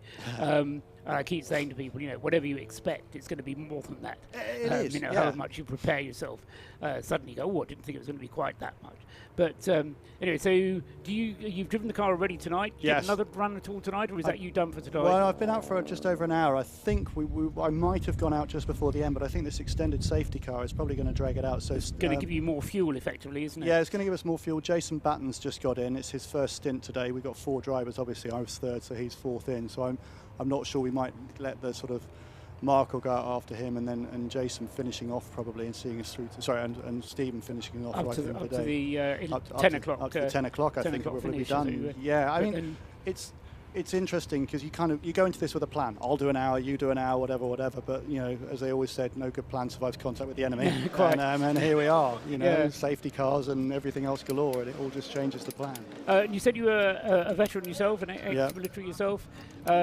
Feel able to talk about what you've done in the services? Oh yeah, so not nowhere near as much as anyone else here. I did a sort of short service commission with the Royal Green Jackets, and then was in the reserves for many years after that. And mainly actually did a lot of stuff with cadets towards the end, and did an awful lot of work with the cadet forces, which has been great. So I think, you know, there's another angle with that here as well, I think, in reaching out to cadet forces and that cadet forces family. Mentoring other people. I think, you know, because there's no reason why we shouldn't be taking cadets into apprenticeships, into some of these things as well. It's a career thing as well as careers for people leaving the army. Absolutely. So, and I think the sense of self-worth that you end up giving people who may have lost a lot of that sense through things that may have happened to them is a hugely useful thing as well. Well, I think it's about the military is interesting in a lot of cases because it gives people purpose in a lot of times, and I think when people come out of the military there's a lack of purpose. So it's very much Mission Motorsport, the activities, what's going on here, the longer term activities, the longer term work we do with beneficiaries is about giving people purpose and making feel there's a reason to get off the sofa, there's a reason to get up there and get involved, there's a reason to live, I think is the answer really. But equally, when you look at that with the kids, working with cadets has been fascinating as well. I did it for a long time, and seeing kids suddenly be given respect, which you're given in the Army Cadets when you get that first stripe on your arm, and you're given respect for behaving the way you're asked to behave. Seeing them grow up and mature and become completely different people. I had the police came down to my unit one night when I was in running the Army Cadets in one place and warned me about 2 of my cadets, whilst also thanking me because on Thursday nights the local crime rate went down. They then came back a year later and thanked me for the transformation in those children. And really? They went, and both of them went on to serve. Right. And now I'm incredibly proud of what they've done. So, you know, that kind of transformative experience the military can give people, we should be continuing that. Absolutely, makes it all worthwhall. Joe Bagley, thank you very much for coming out to talk to us. Well, no, thank you. We've got racing underway again, We're off again. So we're back into green flag running. All the best. You're currently running 6th in class, so keep it up. See if you can move up the list. Podium's in sight. Come on.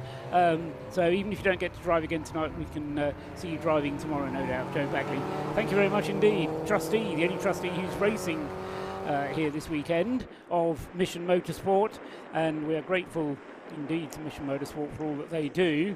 And if you've been watching this online on the live stream and you feel moved by Mission Motorsport or you want to donate, you can do so by texting the number 10 ROR to this number 7008. I'll say it again, 70085.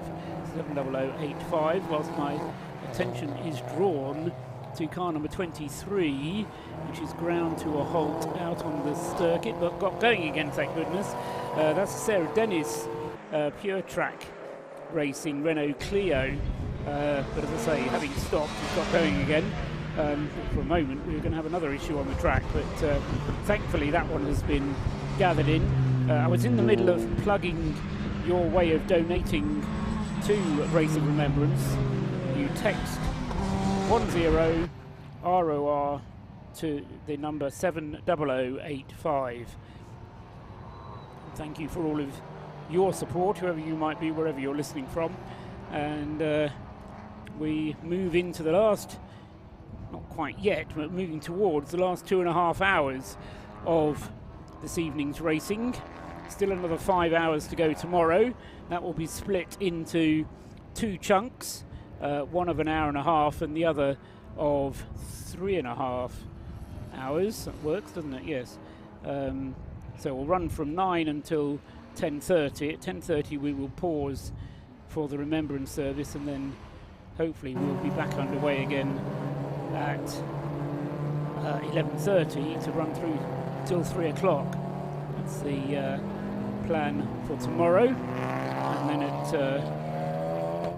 shortly after 3 o'clock we'll have a prize giving situation. A black and orange flag is being shown to car number 69, one of the Mission Motorsport Citroen C1s, car that Matt Stringer is supposed to be in. He's a regular here at the Race of Remembrance, Matt Stringer.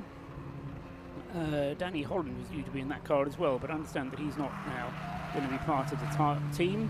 Lyndon Noble, Nick Berg and Nick Wilson are the remaining runners there.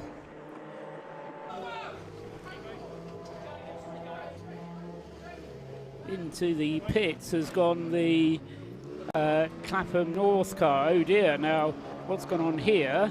We haven't heard from Rob Lewis for a while. He's down there, hopefully going to be able to give us some information at some point. But the Clapham North MOT Mazda, briefly in the garage. Nick Rutter it was. He did 5 laps following the...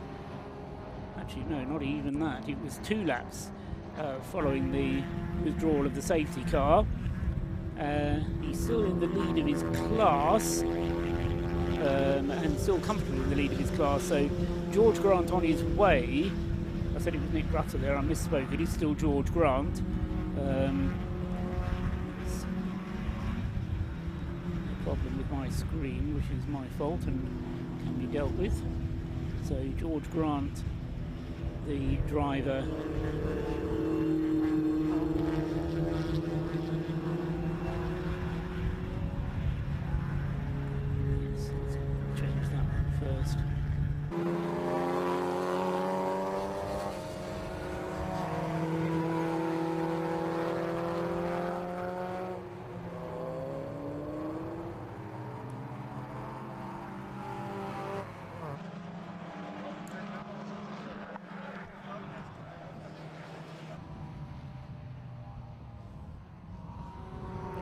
So George Grant running in 8th place overall and still leading Class C. Overall it's still Neil Huggins leading the way, and he has been in the car for getting on for an hour now, although at least half an hour of that was under the safety car, and so he's still in command of the situation, still 4 laps clear of the rest of the field. And then in 2nd place overall is the relay car of Bailey Edwards, which is car number 33. In 3rd place is Roger Patke at the wheel of number 29, the pink Caterham. And then Benja Headley is next up in the unlimited Caterham. It's, say, 4 laps separating first from second. Roger Patke in car 29. Now, where is he in relation to number 33? They are just about on the same lap. 29 going through now. Just coming up to the line. There he goes now across the line. So Roger Patke coming through and is just over a minute behind Bailey Edwards then. So that's Roger Patke in 3rd on 123 laps, 5 laps off the number of laps completed by the race leader. And then Benja Headley in car number 50 is the next one up, waiting for him to come through.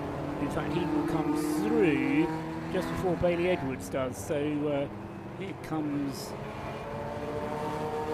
the number 50 Caterham. That's it now, and he is 38 seconds back from Roger Patke. So, but at the moment, Roger lapping more quickly than Benja Headley is. So those two going further apart. Then it's David Smith in the Lotus Elises car number 4 in 5th place, a lap behind Benja Headley. And then on the same lap, just a minute behind, is car 360 without the boot on his Mini, is Will Smith, who's had a good long run in that car.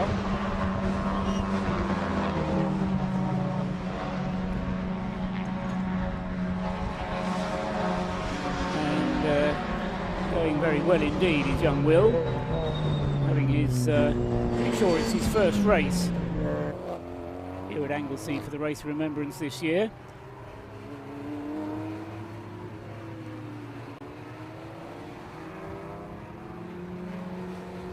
As the black and orange flag is now being shown to the number 69 Mission Motorsport car. I think we told you about that, didn't we? We had that up before. The screen picking up the number 22 Operation Motorsport car, the USA team car that we spoke to Kevin Bone earlier on, and then Hunter Reeve, who two of the drivers in the number 22 car. That car has recovered from its earlier problems, is now running in 15th place, and it's Mike Stillwagen behind the wheel at the moment. Jason Bivins has already done his turn, so no doubt Kevin Bone getting ready to get back into that car at some point. So that's the USA Operation Motorsport car. The Canadian Operation Motorsport car has dropped back a little bit. John Weisberg, currently the driver of the Operation Motorsport Canada car, 220. He's completed 118 laps. The USA car has completed 119 laps, so just a lap between the two Operation Motorsports USA and Canada cars. USA in 15th place, Canada in 17th place, and they're currently running 8th and 9th in the class as through goes the 220, completing another lap as George Grant there in the middle of a four-way battle as they crossed the line that time. Not quite four abreast, but it very nearly was, as they completed that lap, and all cars on different laps, but continued on their way. So what we really need now is some good green flag running. We've had some 8 or possibly 9 green flag periods. I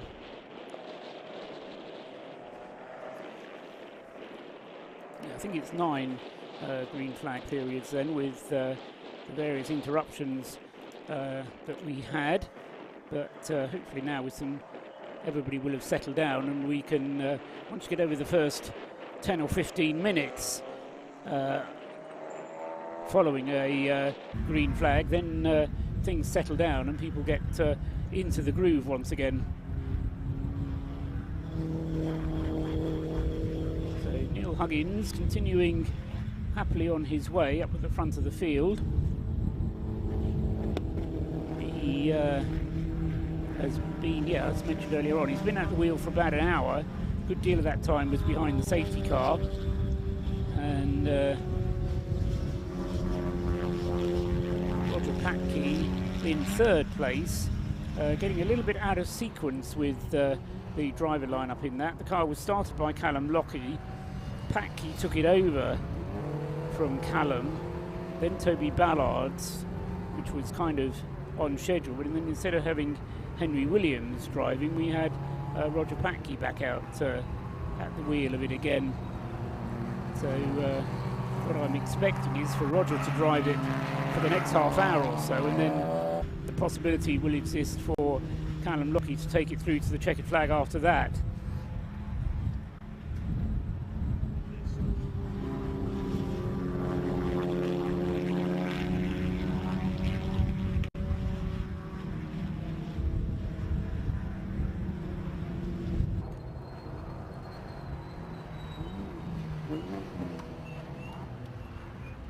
So 4 hours and 34 minutes of the race elapsed, and a further just under 2.5 still to go then. So at least one pit stop from everybody still to come. And remember that the race regulations require 6 pit stops altogether over the course of the 12 hours.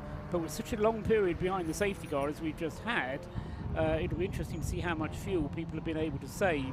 Certainly those with racing experience will have been fuel saving as much as they can, and provided their tyres last, will then be trying to make the fuel go as far as it possibly can, and therefore minimise the number of pit stops. It is possible to do the race on less than 6 pit stops. Regulation requires that you do take 6, but for some of the more thirsty cars, and by that I mean the faster cars, it's sometimes not a problem at all to do the 6 pit stops. You do your 6 mandatory ones, and then you try and squeeze in some more after that. Is rather more the way out of it. The track conditions, now we're back to green flag, and despite that trail of oil that's been left, looking quite good, because a couple of cars have just set their personal bests of the race. Graham Davidson in the Track Scotland 2 car, number 55, in 7th place, but more importantly leading Class B. Graham Davidson has just put in his personal best lap of the race, the best lap of that car for the race, and also, in fact it must be a Scottish thing, all the carrots they eat, because Adam Kindness in the Track Scotland 1 team car has just put in his fastest lap of the race as well. So Adam Kindness is number 155 in 12th place overall, 3rd in Class B. Car in between them being the number 77 car, which is the Neil Broom driven car of the Strongbrew Racing team, also a Mini in Class B. So Class B, the domain of the Scots, with the 2 Track Scotland cars, and then Neil Broom, Scott Armstrong, get it, and Ross Howe with their car in the top 3 places as far as the Class B is concerned. Class B for the not quite so powerful cars, the different classes made up by considering the power to weight ratio of the different cars, with Class D being anything up to 250 bhp per tonne. Class C is up to 180 bhp per tonne. Class B is up to 140 bhp per tonne. And Class A is for those up to 85 brake horsepower per tonne. Most of these cars will be just over a tonne, so you're getting roughly what their bhp figure is there. And if there is any doubt about the amount of power that's being delivered from any of those cars, then there are specific locations where drivers are required to take their vehicles in order to have them tested and approved, and that is how that is then worked out, and the weight is then taken on the car without the driver. So if you have a light driver, then you could gain yourself a little bit of an advantage. 'Twas ever thus. Across the line goes the green machine, the Lotus Elise of Bailey Edwards, which is currently running in 2nd place overall. I don't think they would have expected to be the fastest Lotus Elise. They may well have been expecting to win the relay team's challenge, but up in 2nd place overall and the fastest of the Lotus Elises, considering the speed of some of the other Lotus Elises that were out there, then it's been a very good performance indeed. 558 being shown as having had a stop and go penalty, or requiring a stop and go penalty. That is a penalty which has been notified before, and whether that's an additional stop and go penalty for 558 they've had a fairly eventful race of Alan Preble, Greg Rose and Robin Welsh, although we established a little while ago, Rob, Lewis and I, Robin Welsh hadn't actually had a go behind the wheel of the 558 car, so can't be blamed for anything, and that it's very much been down to Alan Preble and Greg Rose there, but they do have a penalty symbol against their car. Well, that's currently being shown in 52nd place. Rob Lewis has joined me back up here again, having been down there doing his homework and working very hard, Rob. So thank you for all of your hard work down there in the pits. Working very hard. So we're hopefully going to get some of the camera crew back down into the pit lane for about 8:30 so I could do some driver interviews. But so far, you said about the 558 Silver Lake car, I had a chat with Greg Rose. Unfortunately, we did see the penalties showing out on the digital board. However, the driver at the time, Greg Rose, found it incredibly difficult to see that digital board with the sea of LED lighting and the pit boards going out alongside all the other torches and everything. His words to me were, there's always been a flag there, so he would be looking for a flag. I can kind of get his point from the driver's point of view, but ultimately the clerks have decided, because they ignored the black flag signal and the calls to come back into the pits, they've slapped them with a 30-lap penalty. So unfortunately, that's kind of put pay to them. I mean, we're looking at the board now, and unfortunately, it does look like the Silver Lake 558 car has another stop-go penalty, which they were dealing with before I came back up to the commentary box. Other notable cars, I did pop my head into the ES Motorsport Transporter and had a chat to the driver. He's okay. I asked him the reason. I said, what happened? And more or less the reason for that, it was a spectacular engine failure. That's got to be an absolute monster in engine failure. This is Jason McAnulty. This is, yes. Right, sorry, yeah, this is the 777 Elise that caught fire. That was the result of a very, very spectacular engine failure, which I would think resulted in a big hole in the engine.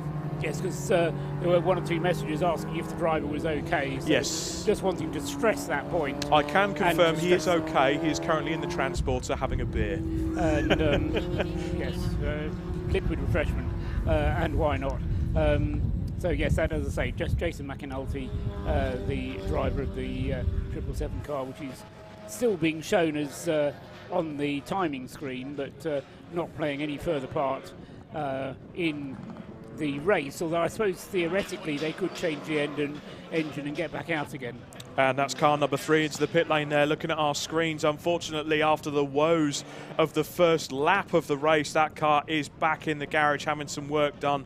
The bonnet is up on that car, and we are getting into that part of the race where we have got cars dropping left, right and centre with issues. Back to my list, we've got car number 53, Mission Motorsport MX5. That car is undergoing a gearbox change. They couldn't get any gears in that car and had to have a tow back, so they are dropping that. And I believe that was the car that stopped out just adjacent to the start-finish straight, so that would make sense as to why it coasted to a stop. Number 8 that stopped opposite the start. Yes. Line. Apologies, that's fine. And you're referring to the 53, the car being driven by Paul Wooding, Mark Stevens, Lawrence Roach. Yes. Right. Jonathan Hine, Martin Greaves.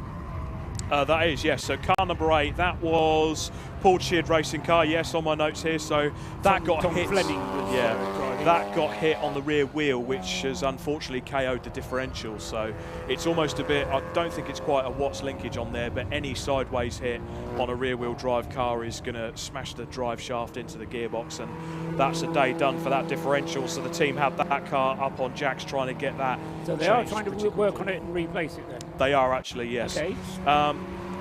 Ricky Coomber's team, RKC Motorsport, they are still busy at work. They've got the 99 car in there, and they've got the 999 Honda that had the engine failure. Well, what they're trying to do is they're trying to get the gearbox from the engine failure car into the car with a broken gearbox to make sure that they can at least make it out for tomorrow. One's a Mini and one's a Honda Civic. Oh, we're told they're going to make it out in 5 minutes. Well, it's wonderful what you learned there. So look out for the 99 RKC Civic there. Now, Paul, I need to tell you about the 360 racing car. Remember that Mini? Can you remember that Mini with the boot missing on it? Yes. I had a chuckle with the team. I was like, right, come on, guys, tell me what happened. So the wind took the boot off. That was perfectly normal.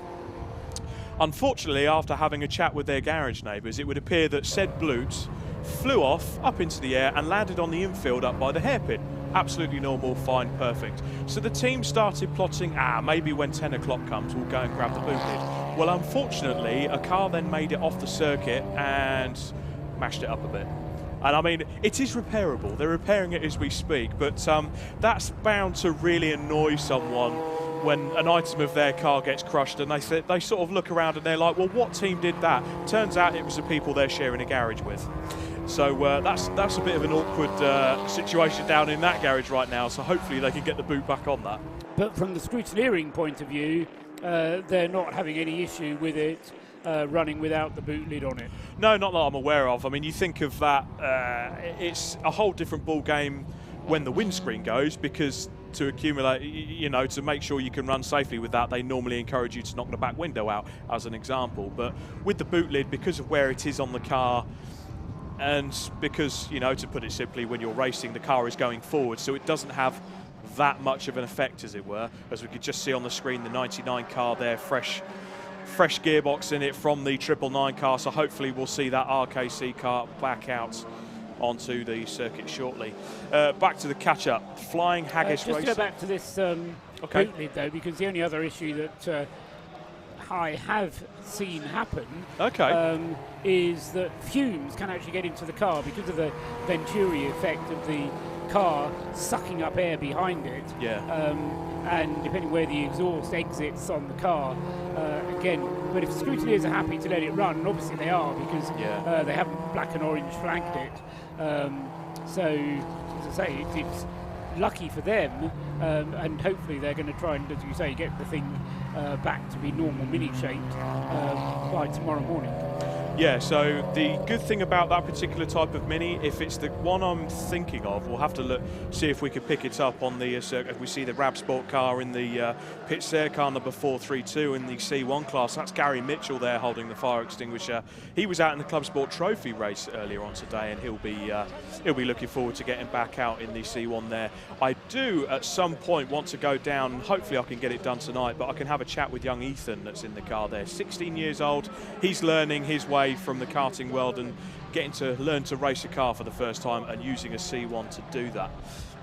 But back to my conversation about the Mini. So commonly they run with the piece of aero at the back underneath the diffuser that it pokes out quite a long way out the back, and that's where the exhaust is normally mounted. So it could well be that they're getting away without that Venturi effect pulling it back into the cabin from the back of the car. Fingers crossed. Oh, well, let's hope so. I mean, I'm not trying to. I'm certainly not trying to do the car in. I'm just raising questions from years of watching car racing. Really, absolutely, that, spring to mind that make other people may spring to mind as well.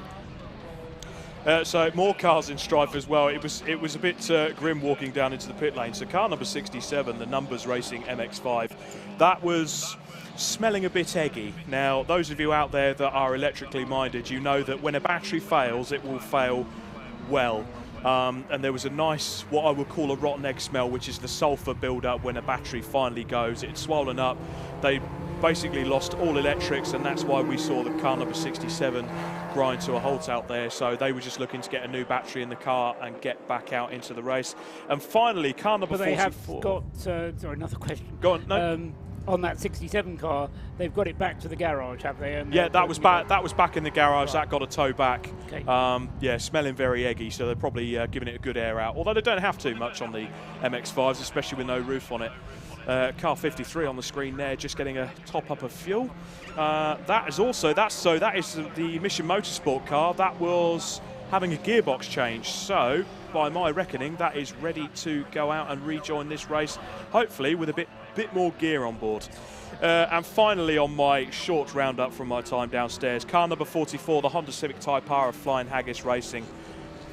Gutting for them. They were going really, really well. They've got a fuel issue with the car, so that's currently parked up at the moment. They're trying to diagnose that. It was running lean.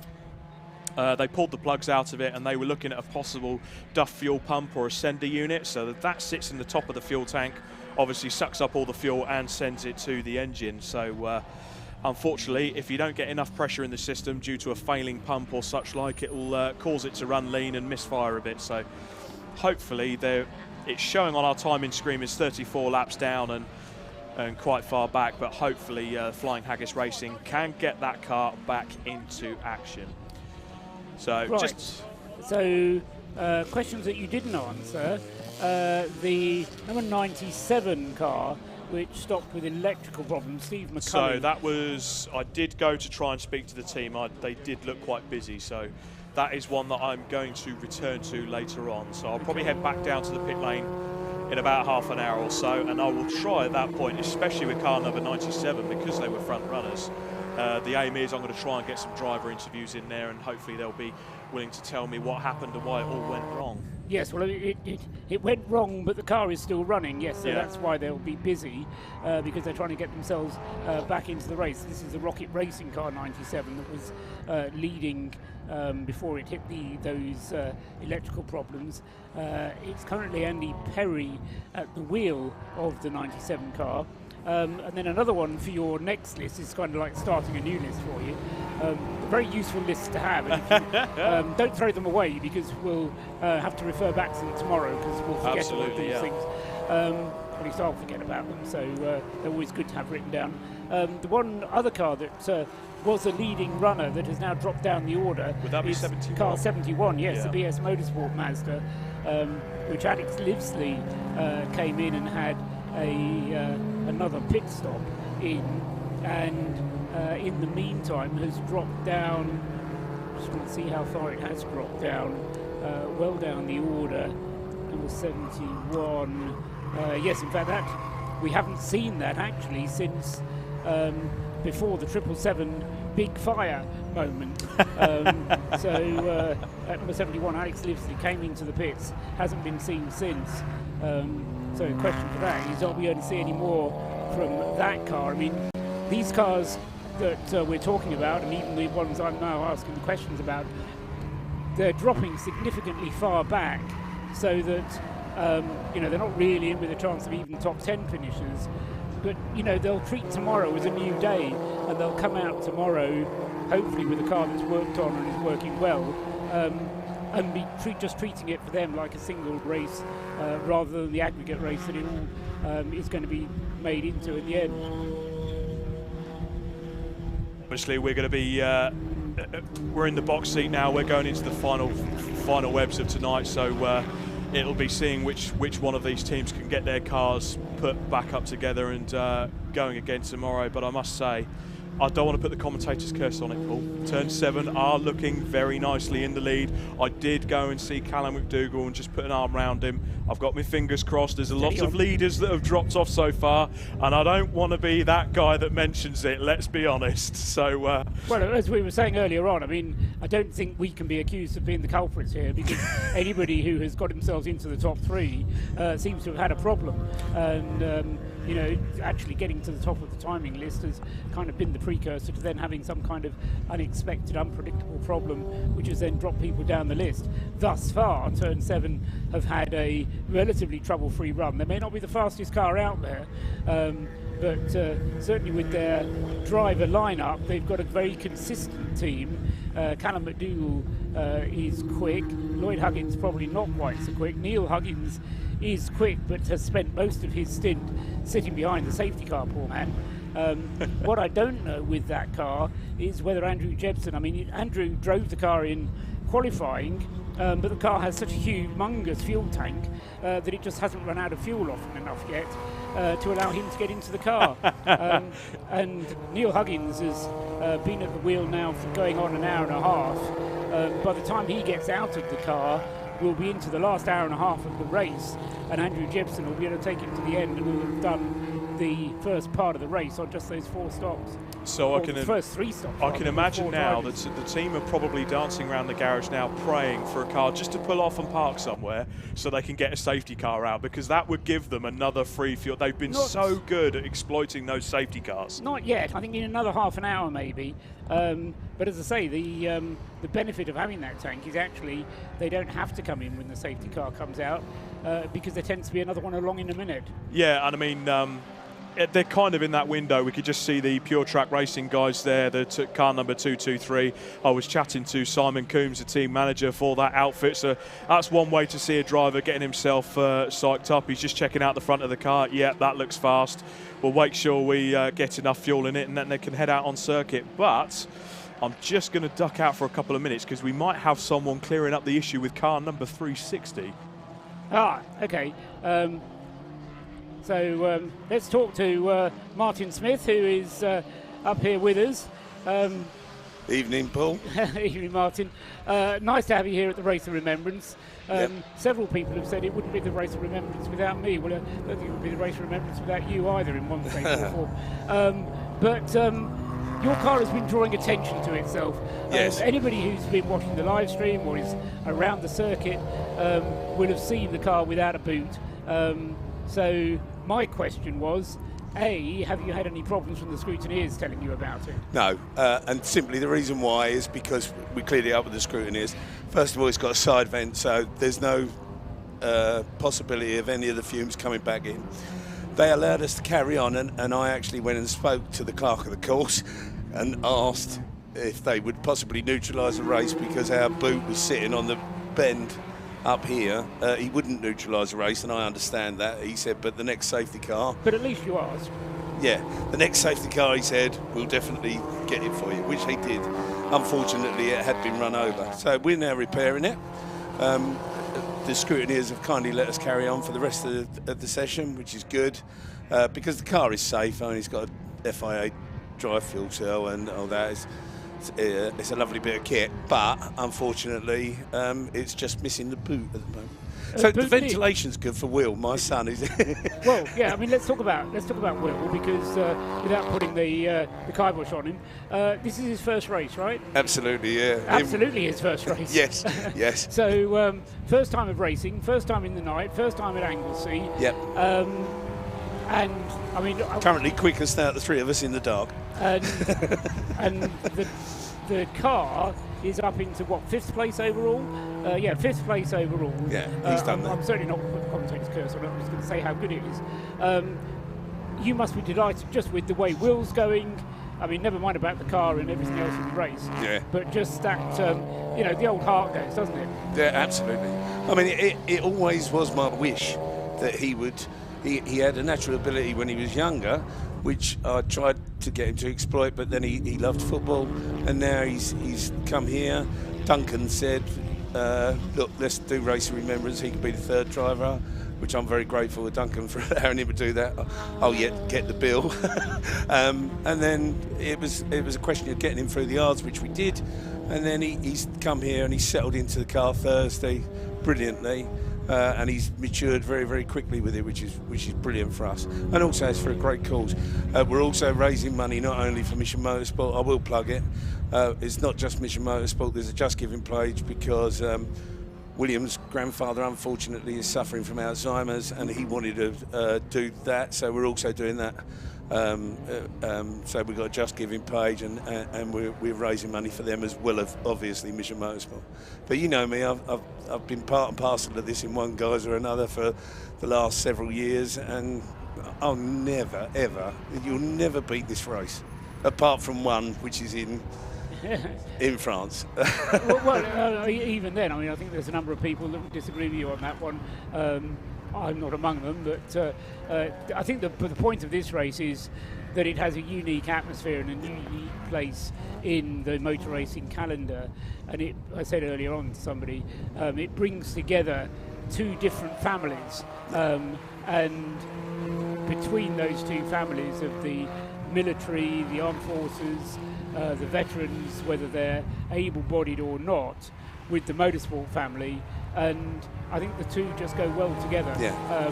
They have a passion for what they do. Motorsport itself is something about which you can get passionate, and this event just brings those two families together in a unique way. Exactly, it's a perfect event. It's a fantastic cause, and what James has done, what John has done, it's brilliant. So, just to clear it up, we are clear with the scrutineers, and they're fine with us. So, fingers crossed, we carry on. Cheers, Will, guys. Will can't. But we finish yet. Yeah, go it ain't the way as easily as that. Will can't get to the end, so you're going to have to put Duncan back in the car before the end of the race. Tonight's element. Tonight, yeah, Duncan will go back into it tonight, and then he'll take the start tomorrow, and then we'll work out how we do it. Work it out after that. So we'll have a. But it may be that Will would bring it across. If Will can bring it across the line, that would be lovely. I don't know how that'll work, but we might be able to ring it. We'll see how it goes. Okay, so if we see Duncan getting in the car, then that's what the plan was, and if we see Will staying in the car, then that was what the plan was. Then that was, yeah. Got it. There is no Perfect. plan. Okay, I think that makes Cheers, things Paul. absolutely Take care of clear. yourself. Thank you very much. Martin Smith then from the 360 Motor Racing Club Mini, also sponsored and supported by Projector Lifting Services, and also running a Just Giving page for Will Smith's grandfather. And so I'm sure that's visible somewhere if you go online and Google. It's a bit beyond me, but it's certainly a worthy cause, and really quite remarkable race that Mini has been having, 5th place overall. They must be cock-a-hoop with that, seriously. I mean, to some of the cars that they're coming up against, I mean, they're 2 classes down in terms of... oh, no, my apologies, I was reading that as a B, not as a D class. Yeah, no, they are a Class D car. They are a Class D car, yeah. So they're running 5th overall, 4th in class because there's a relay car ahead of them. But 7 laps behind the race leader.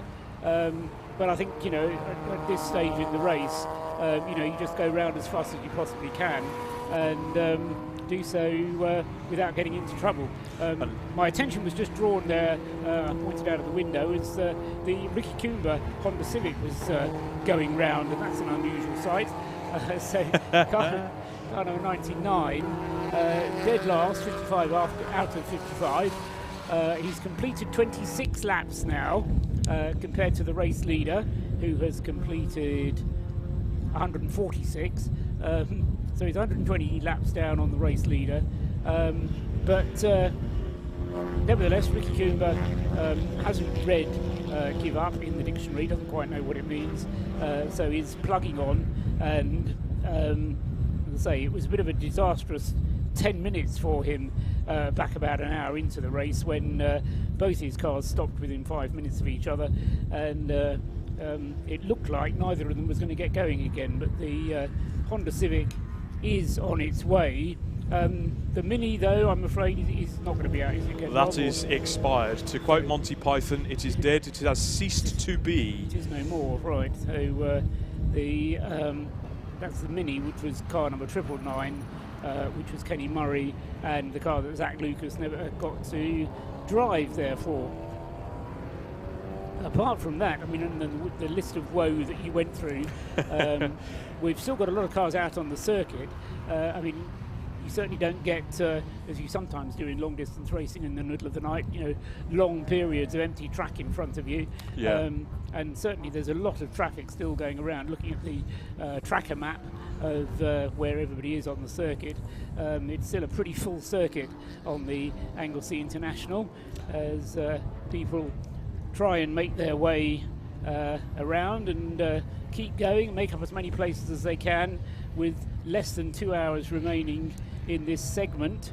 Well, with less than 2 hours remaining in this first segment, I'll just do a brief rundown of the classes and give you a bit of a break there, Paul. An absolute hero up here in the commentary box since the start, so fair play. I admire your longevity. So in the lead by 5 laps is the RAC Motorsport Turn 7 entry, with Huggins currently at the wheel. In second, the relay team ES Motorsport with Edwards at the wheel. They're 5 laps behind them, but remember, guys, unfortunately, relay teams are not eligible to win the Race of Remembrance. Effectively, they're in the invitation class, as we just see on the screen there. Car number 55, the Mini Cooper, getting fueled up there. Now, those of you are wondering why that hose is being plugged into the rear light there, so that's almost a a vent for the fuel tank there, so that allows the air to escape and get the fuel in quicker. As we also see, car number 127 is now serving its stop-go penalty. That's gone down on my list to do a bit of sleuthing later on and find out what happened there. So if you can hear me down in the garages with the team 127, expect to see me in about 15 minutes or so. In third place, we have car number 50, which is second in Class D at the moment, and that is the Caterham of the Unlimited Performance Consulting crew. Now, I believe they actually started this race with a penalty for overtaking under yellow flags. They were one of 3 cars that had a bit of a mishap in qualifying. Car number 50? Yes, that's right. Sorry, I was in the mid-quaver there as I was just taking some nourishment on board. Yeah, they had a 10th place grid penalty for overtaking under the safety car during the qualifying session yesterday afternoon. So a superb effort from them. They're 6 laps down. We go down to 4th place, and it's that Mini Cooper S with Will Smith at the wheel with the 360 Motor Racing Club. I'll hold the Fresh Prince jokes for now. Rob Boston Racing have got themselves up to 5th place and 7 laps behind. A monstrous effort from Rob Boston. It could well be, again, I don't want to tempt fate. Oh, as we got safety car out on circuit, let's have a look out and see what's going on. So safety car out, we're just having a look out the window. We're just trying to also see from the circuit cameras. So we'll see if there's someone else that's pulled up. But I'll tell you what, we were talking about this just now. That plays right into the hands of the RAF Motorsports Turn 7 team if they wanted to get that pit stop done now with that 5-lap advantage and get that final stint done and underway. Yeah, it might be a good time to do it, mightn't it? I poo-pooed you last time when you suggested that the car would come into the pits. I said it was too early. That was after Lloyd Huggins had done 47 laps. Neil Huggins has only done 36, 37, 38 laps, so I would say it is too early this time, but we'll see what happens. As far as why the safety car might be out, Rob, the only suggestion I can make is that it's possibly the 5.5. No, I'll take that back. 558 is 558 is being shown as missing on the screen, and that has only just come up as a missing car. So 558. Which is the one of the Citroen C1s, isn't it? That does sound familiar. 558. The penalised car, yeah, Silver Lake car, which is currently Greg Rose doing the driving of it, and he's being shown as missing on the screen. This is the car that you said had been. Unfortunately, yes. 30-lap penalty. Greg and Alan, bless them, they've been having such a good day yesterday. Really got the car dialed in, but unfortunately got slapped with a 30-lap penalty for not seeing the notices on the digital notice board here now. I do see there is a flatbed and recovery vehicle heading out onto the circuit to the right of our commentary box. So they're heading up to Rocket now as we speak. So I can only assume up there somewhere is the stranded Silver Lake car. Now, I will say as well, right in the distance at the top of, in fact, on the little straight between Rocket and Peel, there's a yellow flashing light. If you can see that in the distance. Just about. Yeah, it's very faint for a yellow light, but I think that the might difficulty be where the and the ironic thing is about the Silver Lake car is it is in a camouflage scheme. So maybe they're trying their best not to be seen on the television cameras, perhaps, and I hope the Silver Lake guys can have a giggle at the little joke there. It's something I like to work in every now and again. They understand, honestly. But once again, a massive shout out to the marshals and the officials. They've had a busy day out there so far, and what is this? Part 1 of the race of Remembrance at Anglesey. They're just pulling up to the car now, as you could just see the roof there. So the camouflage hasn't worked as effective. Is that a Citroen C1 roof? I think it is. It looks like it. Yeah. I'm still so hesitant to say it's the 558. As I say, it was kind of worked out by a process of elimination looking at the screen. But I never quite trust myself until I see it clearly. But oh, the camera's going in. Thank you, cameraman. There we go. 558. That's confirmed. Nailed it. Nailed it. I'll tell you what. We were thinking back, and we're looking at all these lovely pit stops going on at the moment. I assure you, I will be back down shortly to interview some drivers. What this reminds me of, Paul. I'm going to have to dive into, because I was born in 1991, so this happened way before I was even a thought in my dad's eye. So there was a Grand Prix, I'm thinking maybe Australia, street circuit, No one wanted to win the race. On the last lap, they all kept running out of fuel. It's almost giving me those kind of vibes. I was going to say there was a Monaco Grand Prix when that happened. That was it. It certainly wasn't Australia, but there was a Monaco Grand Prix when there was a sudden shower of rain, and with the rain, somebody ran out of fuel, and yeah, it ended up being, somebody will tell me, somebody like Riccardo Patrese who won, but I won't swear to that. I need to look it up. But yes, it was a long time ago. I'll give you that.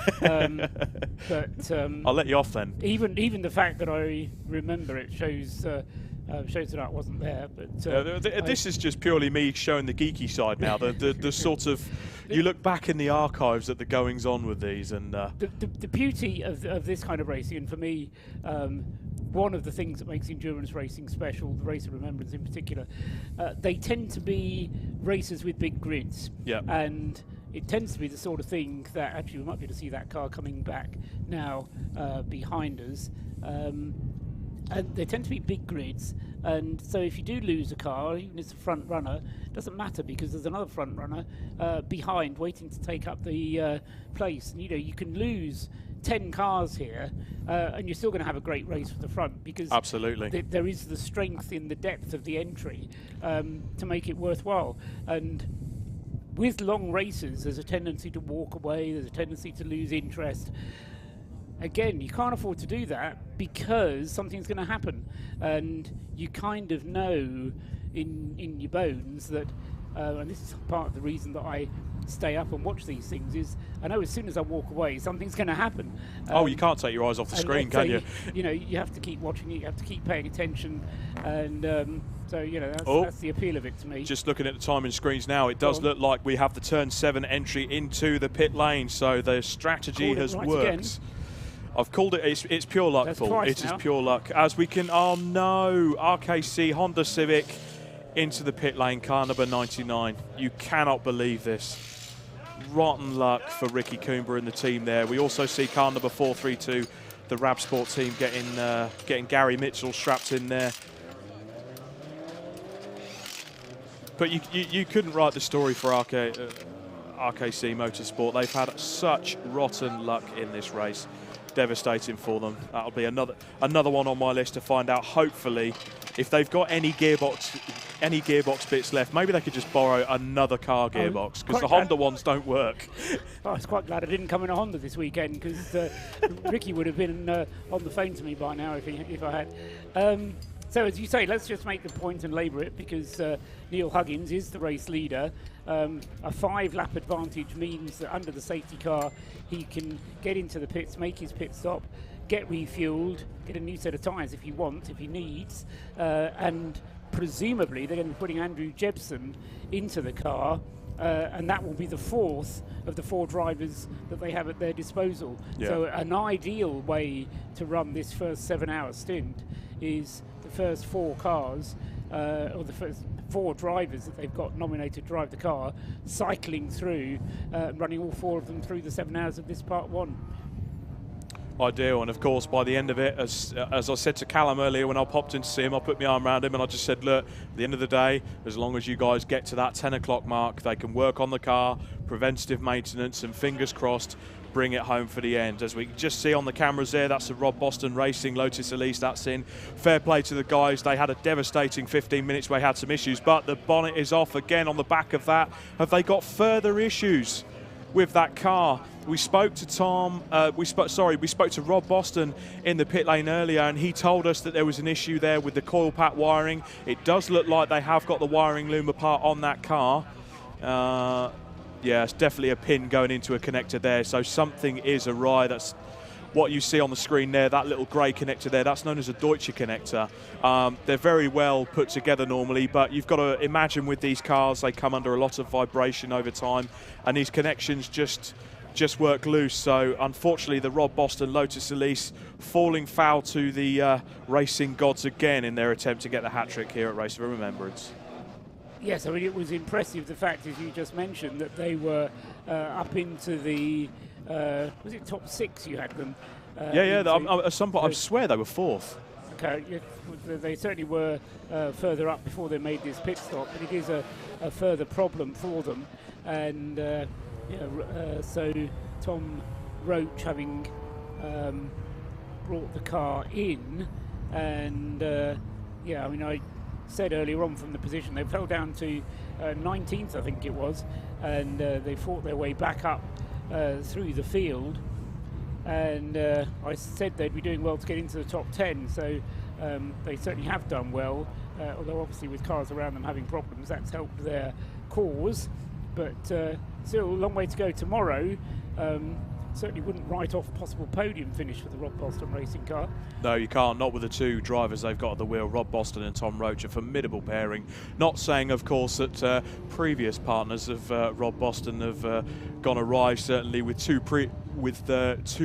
previous wins to his name, but I am told the lights are off on the safety car, so we could be getting them a restart this time around. Into the pit lane he comes, and green flag is shown on the start-finish line. Green flag is shown on the digital scoreboard. I bet they can see that. Yeah. Oh, I saw the green flag. Yeah, that wasn't a problem. Yeah, now the 360 car, I've noticed, has followed the car in, and the Pure Track Racing car is at number 23, has come into the pit lane and stopped right on the pit lane underneath us. They've got a BMW, the E30, flashing them to get out of the way so they can get into their respective pit bays. The team will have to get under work there. They're now out of our sight in the pit bay. But the Rob Boston team, I can see just out of our window there, they're still getting to work on that car. Tragic for those guys. And we've just got the Pure Track guy coming up on the screens now. So right next to the Rob Boston racing team, the Pure Track team trying to get their car in service. The 360 Motorsport Mini, we spoke to Martin Smith earlier, and Will has just, I would imagine it's Will that's just got out of the car, so Duncan would be going back in to finish their stint for the rest of the evening. And the BMW E30, as you can see, was being pushed back up the pit lane. Unfortunately, problems for that car. Yes, and in the number 29 Williams Motorsport Caterham, Callum Lockie has got into the car for the final stint. They've had a slightly unusual sequence of driving in that Callum Lockie started the car, he handed it over to Roger Patke, Patke then handed it over to Toby Ballard, all well so far, but then Toby Ballard handed it back to Patke, and Patke has now handed it back to Callum Lockie, so they've kind of got 1, 2, 3, 2, 1 in terms of the driver sequence there, rather than 1, 2, 3, 1, 2, 3. And anyway, it ends up with Callum Lockie doing the final stint.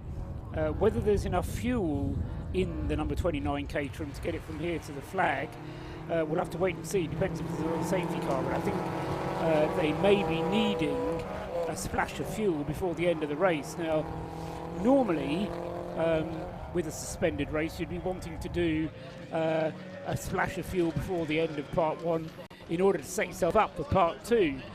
But because refuelling is allowed during the break, having to do a splash of fuel before the end of the race is actually a bit of a penalty for you. Yeah, it's a detriment. You get free fuel overnight. You really want to be able to sort out those spaces and be able to get your car to the end and be able to fill the tank up ready to go tomorrow. Yeah, exactly, and that's going to be Callum Lockie's problem, I think, as to whether that number 29 car is going to be able to get to the end of this segment without being topped up with fuel. Pretty sure Andrew Jepson's going to be able to make it without any trouble. It is confirmed that Andrew Jepson is now at the wheel of the Turn 7 Caterham. So the last hour and 45 or hour and 43 minutes now remain. As we just see on the screen there, that's the car number 71, the BS Motorsport car. That's unfortunately hit some strife. There's no driver of the wheel at the moment. So what I am going to do actually is hand over the microphone. We've got some more guests coming upstairs, and I'm going to make my way down into the pit lane and see the goings on, and hopefully, Paul, bring you some driver interviews. Excellent. Oh, that's your pen. Oh, Found your pen. It's my pen. Your pen. Well done. Thank you very much.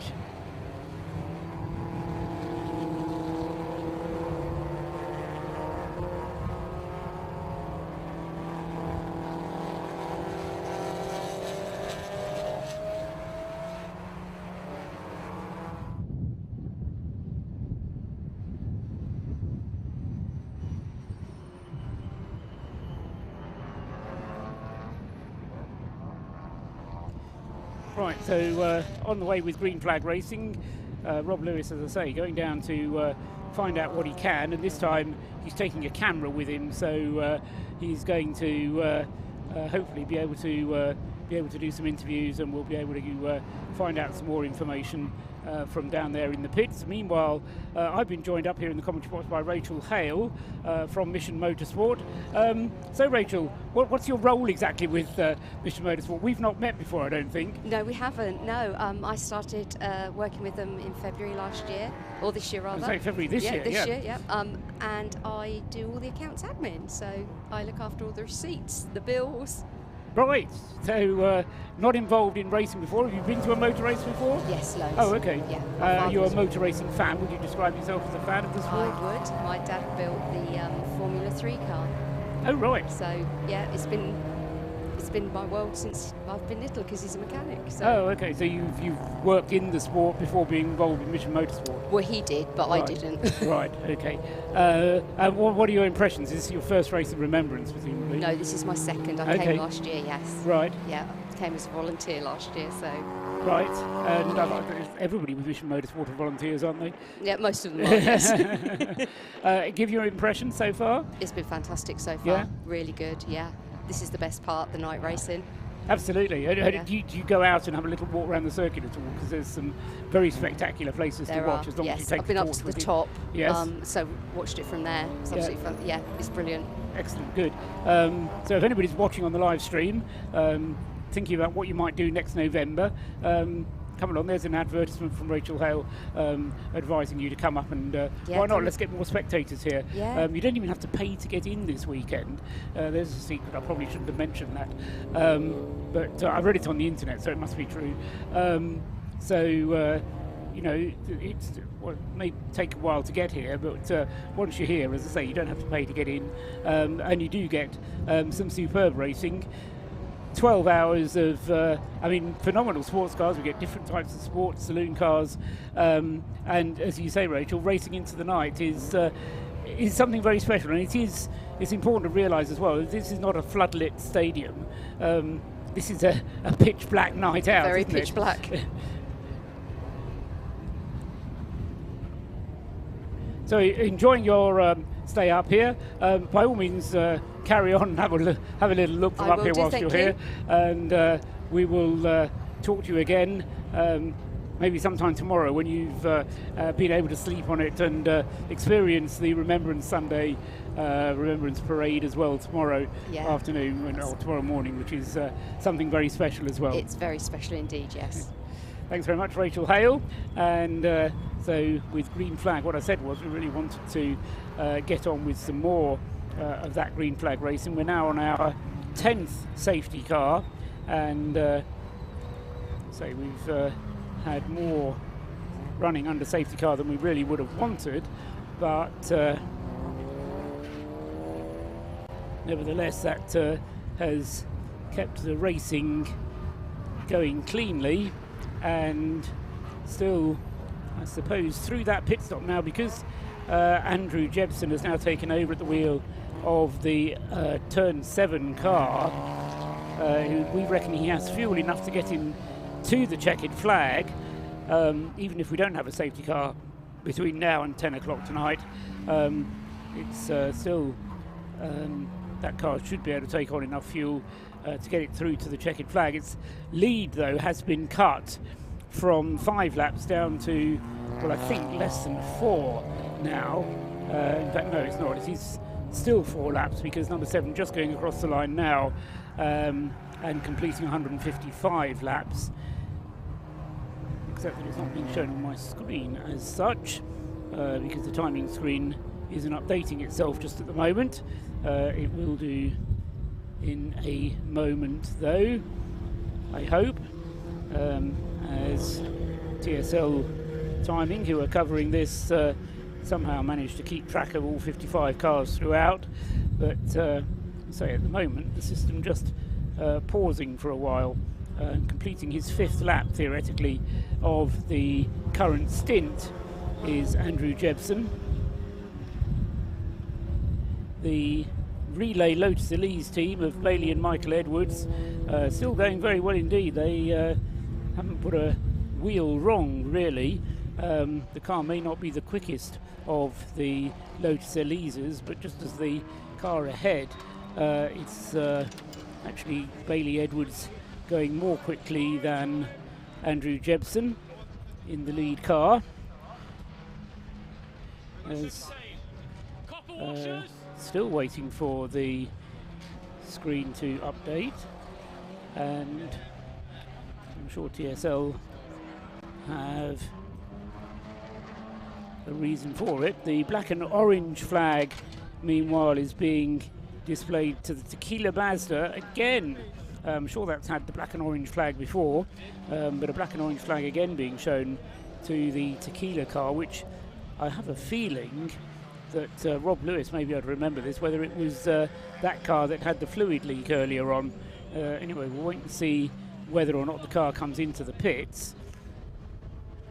But for the moment, we'll actually wait and see if TSL's timing screen starts flowing again, because at the moment we're stuck on 154 laps, and I reckon that the Turn 7 team is onto its 155th lap, or sorry, it's completed 155 laps, so quick refresh of the screen.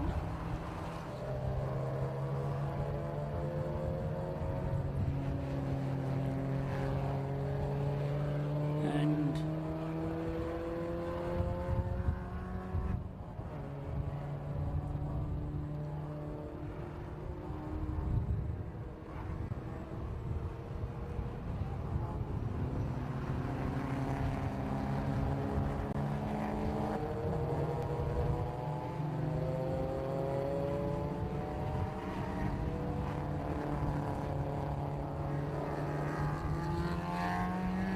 still being shown as now we catch up, and hopefully that will allow the tracking screen to refresh.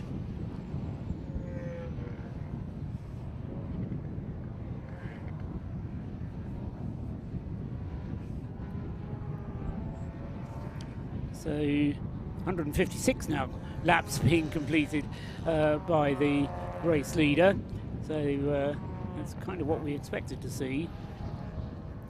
And now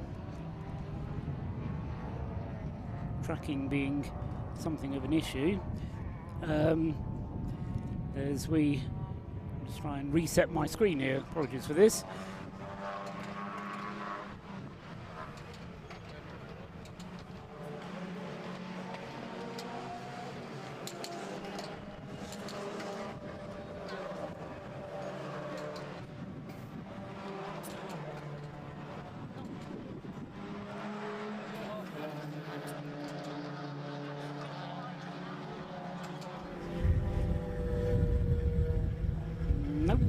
Play.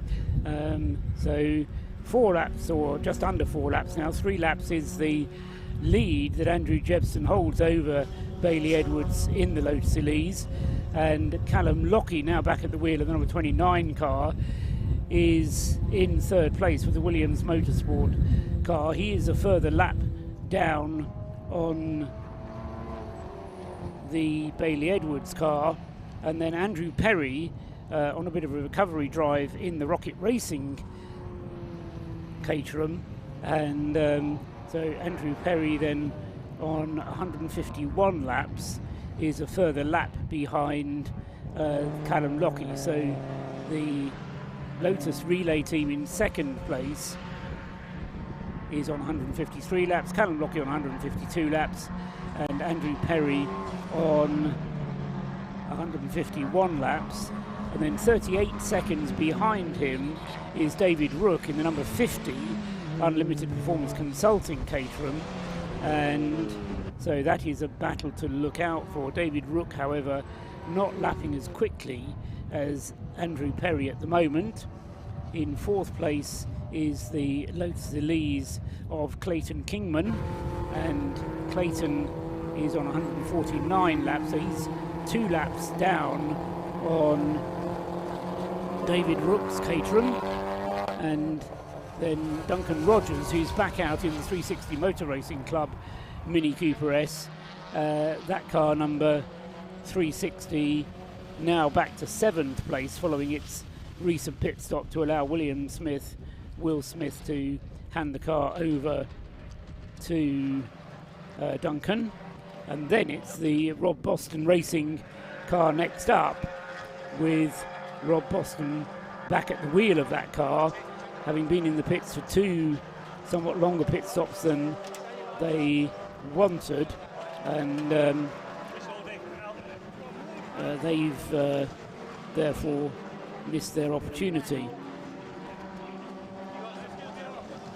Problem for the 129 BMW, as that car is in the pits again. It's had various problems. It was leading its class early on, then it started to go wrong when it had an off up at the hairpin in when was that? Probably about the second hour of the race, and then they've had a number of problems as the BMW has unfortunately just found things a little bit too serious for them, and the car has been slipping down the field as a result of that ever since. Currently the car being shown in 23rd place and 3rd in its class, heading back out onto the circuit again. Problem though for the number 17 car, number 17 Royal Navy Marines car of Sam Unwin, that stopped out on the circuit. But whilst we investigate that, we can hear more from Rob Lewis down in the pits. Rob. Right, down in the pit lane, and I've caught up with Ben Short of BS Motorsport. Ben, I'm so sorry to come down and find you quite despondent. That MX5 that you guys were running was rapid at the start. What's happened? There's been a long little list there of stuff that's happened. So we had a problem yesterday, which we thought we were on top of, to do with the brakes in the testing and the qualifying, and unfortunately we weren't. So we now believe we know what it is, but we were actually, believe it or not, driving around that for the first 3 hours of the race. We then had a second problem, which was quite easily fixable, being the exhaust. But now that we're not at the sharp end, so to speak, we've taken the decision that it's not worth taking the risk with the brakes any further. So we've just gone and done a little test to make sure the exhaust's all right. We've now parked the car. We're going to fix the brakes properly overnight and attack it tomorrow, using it almost like a test session, I suppose, so as we can come back next year and be stronger. Absolutely gutted for you, because like I said, that car was flying at the start and you've done a great job with that car. Apart from the little niggles that can happen in motorsport, yeah. But aside from that, what does this event mean to you guys to come and race at? So I mean, it's what the enjoyment of an endurance race is that everybody in the team's involved, and then you come here to do an event like Race Remembrance or Mission Motorsport. There's good cause behind it. You get to obviously be part of the service tomorrow, so it's like bringing motorsport into other areas which you wouldn't normally consider. I mean, we're going to go to church tomorrow in a pit lane. Yeah, absolutely. So hopefully you guys can get the issues sorted overnight, and then, like you say, just sort it out like a big test session tomorrow. We will definitely be running tomorrow morning. How long for, we don't know, but we'll be back out tomorrow morning, bright and breezy. The car itself, after all the actions over and done with at Race of Remembrance, what are you looking to do with it next year? So we will be doing some Club Enduro stuff. We would like to come back and do Race of Remembrance again, and if we get the car to the point where we're super confident with it, we'd like to go abroad and do a 24-hour possibly. Superb, mate. Right, I'll let you get on there, and for the moment, yes, so that was Ben Short with BS Motorsport. So yes, unfortunately some issues with the 71 car. I'm just going to have another walk around and see if we can grab some more drivers to interview as we start to head towards that 10 o'clock mark. But for now, back to Paul. Yeah, still don't count your chickens just yet, because just under an hour and a half to go, and that's plenty time enough for anything to happen. But as we've been saying, the Turn 7 team, Andrew Jebson now at the wheel of that car, looking very secure indeed at the top of the times, and looking for all the world as if they're going to be able to provided nothing else goes wrong, it'll take this one home. What is tantalising for me is what the Bailey and Michael Edwards relay team are going to be able to do, because as a two-driver team, they are excluded from the Heroes Trophy and therefore the overall winners slot. But they are going very well and are 2 laps clear of everybody behind them and beyond. So we'll keep an eye on what might be going on there. The other thing which is tantalising is that the kind of lap times that Andrew Jepson is putting in, although it's quite capable of keeping the car in the lead, they do have 5 hours of running to do tomorrow, and that is plenty time enough, I would say, for the number 29 car. And he's got 2 laps, he's got 5 laps to catch up.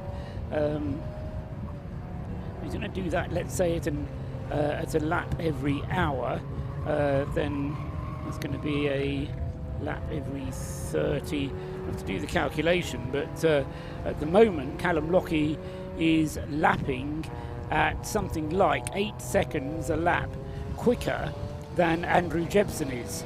So say 8 seconds a lap and multiply that up, will quite quickly get to the point where he will be able to get back on terms during tomorrow. Let's just do some sums on that one.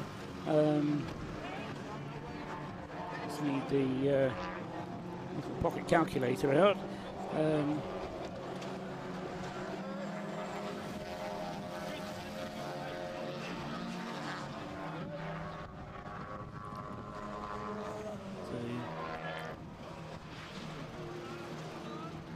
In certainly do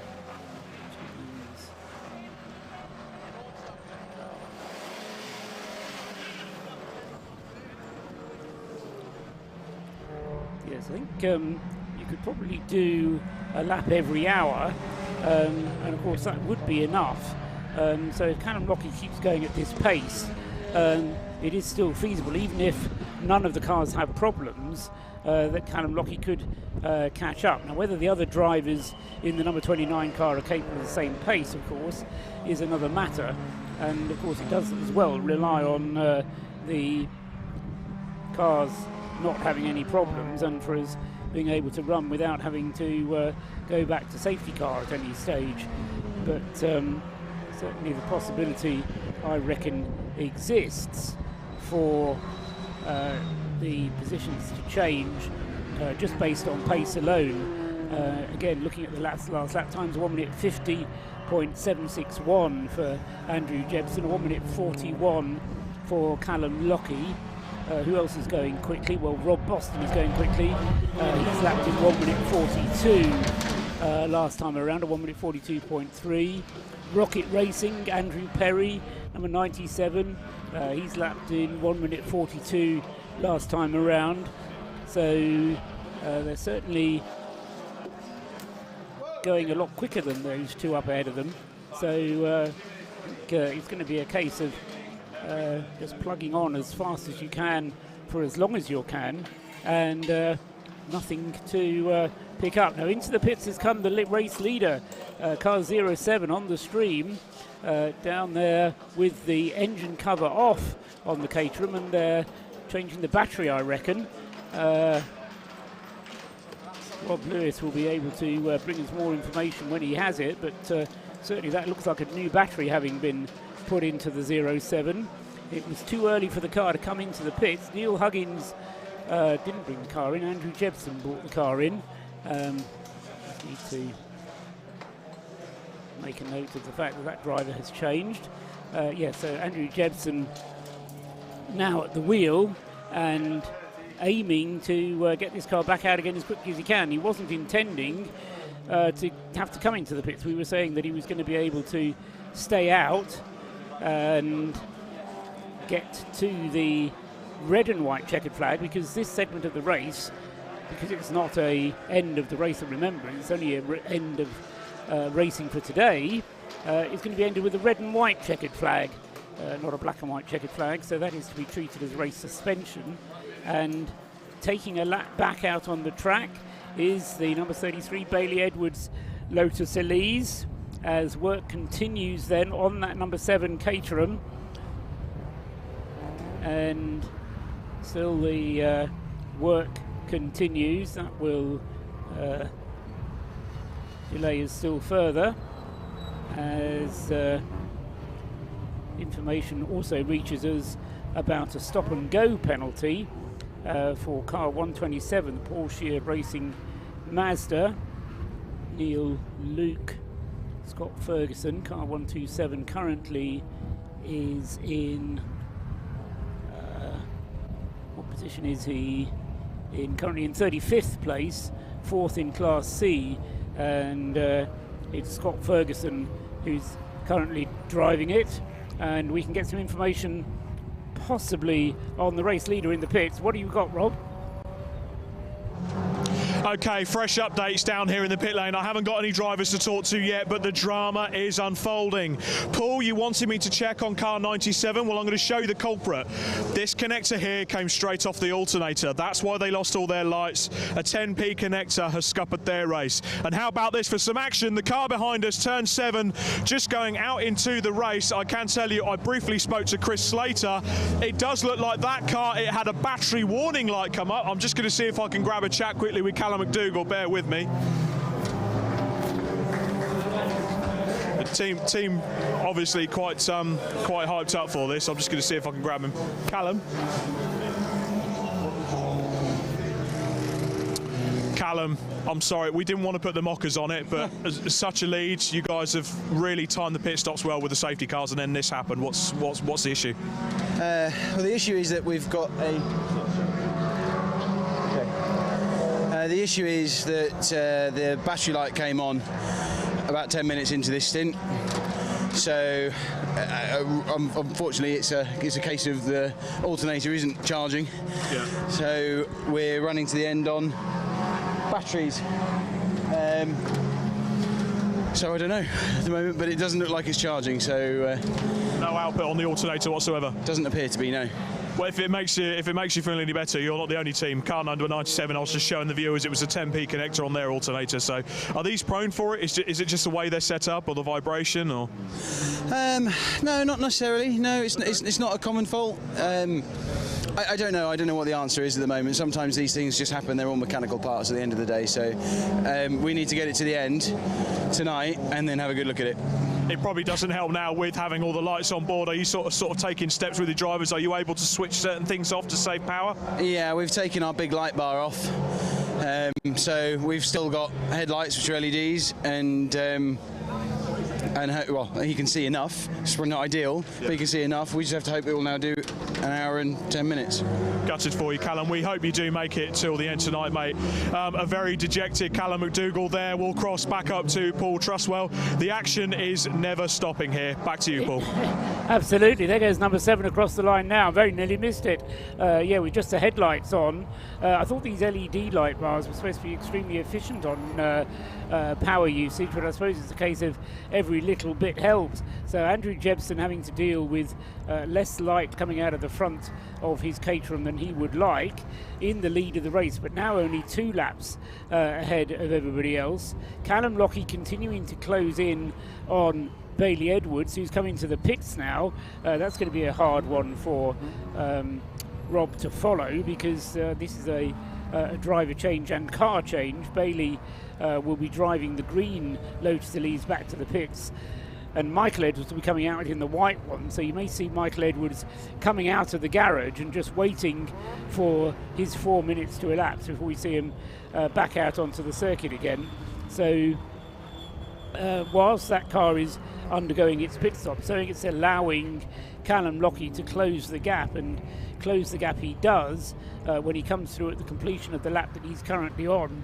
Callum Lockie is going to be taking second place back in the race, so keeping an eye out of the window to see if Callum Lockie goes through before Michael Edwards rejoins, peering out still into the darkness to try and pick out the 29 car. There goes the Rob Boston Racing Lotus across the line, and the Team Canada Motorsport Honda Civic still going strong. I've lost my tracker for the moment as well, so there goes the race leader that is still the race leader, and for the moment at least, as long as Bailey Edwards is in the pits. So, and there's Callum Lockie going through into second place now. So before Michael Edwards comes out of the pits, up comes Callum Lockie into second place. And also in the pits at the moment is the Rocket Racing car number 97. That's just come in with David Rook behind the wheel, and Stephen McCulley. Not sure what's going on here, but that's David Rook in car number 50, which for some reason isn't showing at all. We'll get him in a minute. So he makes up a place. Michael Edwards does now rejoin the circuit in the white Lotus Elise number 33, and so he is back out, rejoins in third place, but he might lose that to David Rook, which was the car that was confusing me, the red and white Caterham. Back down to the pits, more information from Rob Lewis. Well, I've managed to grab Andy Perry with car number 97 now. Andy, we were showing the viewers just now this little 10p connector has kind of scuppered your efforts. You were magical in that first race, first part of the race, dicing with the likes of Callum Lockie, chasing down that Rob Boston car. You must be gutted. Yeah, pretty gutted, particularly given about 15 minutes earlier, Rob Austin had found himself in the garage and he was our main competition. So like, brilliant, we've got the win sewn up here, and then sod's law, 15 minutes later, our lights went out. But never mind, we're trying to claw it back. I think when I went out, we were 7 laps behind, we're now 4, so there's still time to play. There is. I mean, this race has had myself and Paul Trustwell up in the box when we've been up there. We've been talking about the fact that it appears no one wants to win this race. Even Turn 7 have just been in the garage. They've got battery issues as well. Oh, excellent. So, I'm pleased to hear that. Well, I wouldn't say that too loudly. I have to remain neutral in this, but surely that gives you guys a little hope that you can maybe claw something back. Yeah, no, exactly. That's the thing with endurance racing. You know, it's not about the pace, it's about the reliability. We've had our little bit of reliability issues, and now it's the turn for others. Absolutely right. You've just got out of the car, so I'll let you go get yourself a drink. Thank you. So that was Andy Perry there with car 97. I am just going to pop down to see if I can chat to the Rob Boston team again and find out if it was the same issue with the Lotus Elise. But for now, back to the commentary box with Paul. Thanks, Rob. So that's Andrew Perry then out of the 97 Rocket Racing Caterham. That car currently with Steve McCauley behind the wheel and is in 5th place. And as I say, the gap's ebbing and flowing now as cars make some scheduled, some unscheduled pit stops. 97 with Steve McCulley there, and so he's dropped to 6th place with that latest pit stop.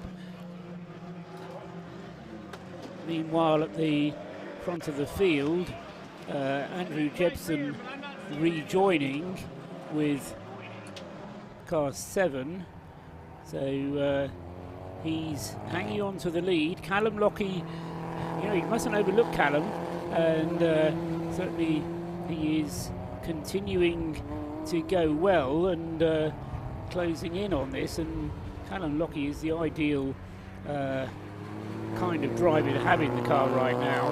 And interesting, I suppose if we do have a job for Rob down there in the pit lane, it's going to be to find out from the Williams Motorsport team whether Henry Williams is actually going to drive, because he hasn't driven yet, and so far it's been Toby Ballard, Callum Lockie and Roger Patke who's driving, but the man whose name is on the team, Henry Williams, hasn't been in the car yet. So if Rob can find out at what stage we can expect to see Henry, whether he's going to be out tonight or at all tomorrow, certainly it makes sense at the moment to leave Callum Lockie in the car, such as his pace, because he's closing in on the race leader. I said earlier on it was 8 seconds a lap. Last time around it was 10 seconds a lap. So there may be a 2-lap gap between them, but Callum flying along. And for my money, if there was to be a driver of the day for today, Callum would be it, because when he's got in the car, he's absolutely taken it by the scruff of the neck and clearly enjoys his driving. You can tell that when he was talking to Rob earlier on. Even at this level, as a former British GT champion, certainly knows how to get the best out of the car. Just going through now and completing another lap, and that puts him just over 1 lap behind the race leader Andrew Jebsen. Then there goes no, that's Andrew going through. So the gap is a lap plus a little bit. There he goes. Jebsen completes 167 laps to Callum Lockie, who's coming up to complete his 166th in about a minute's time.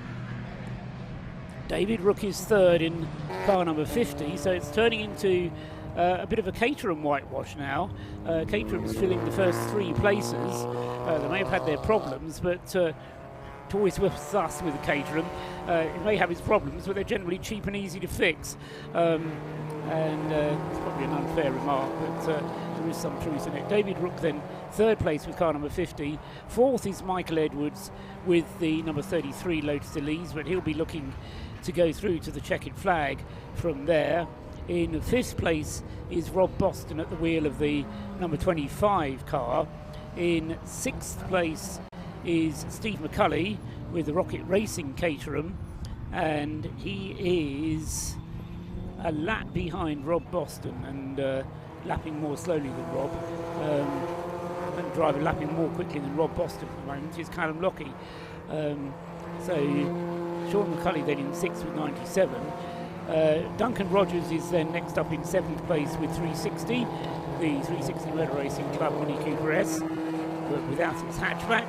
Then Clayton Kingman in car number 4, his Lotus Elise, has just lost the place actually to Duncan Rogers, who's on a bit of a charge. 9th is the Track Scotland 2 car number 55, and that is Ian Bonthrone at the wheel of the leading Class B car. Leading Class, let's just see, in Class B first of all, Track Scotland 2 leading the way with Ian Bonthrone.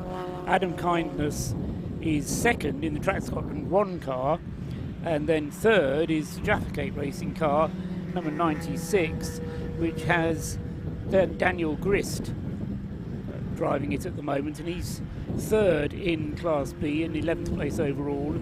Class C is still being led by Nick Rutter with the Clapham North MOT Mazda. Nick back in the car, having taken it over from George Grant.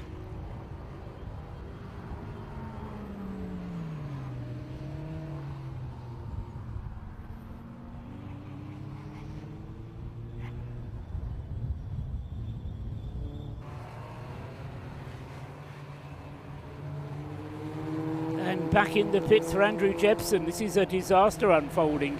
Rob Lewis will bring us information when he has it, but number 7, the Caterham from the Turn 7 team, surely their batteries will last longer than that. He's only been out for, what, 5 laps? 6 laps? 6 laps for Andrew Jebsen, and I'd say that's an absolute disaster for him as he's back in the pits again.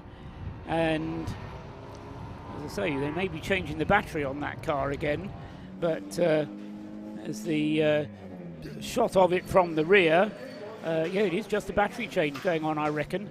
Not sure if Rob is down there with the camera. He can get in the front and have a look, or the camera can get in the front. Yeah, just a new battery going in. So that's a disaster. If the car will only last 5 laps, they're going to lose the lead. Well, in the next 10 minutes, in fact, never mind the car going for another hour. It really is damage limitation. They said they were going to keep going and try and fix it, but at the moment they're losing time changing the battery too often. They're not going to have enough batteries to get through at this rate. So disaster unfolding yet again. I mean, what a race of remembrance. It's never been one like this before that I can remember. In the pits, having problems, another race leader, Andrew Jebsen with the Citroen 7 Caterham.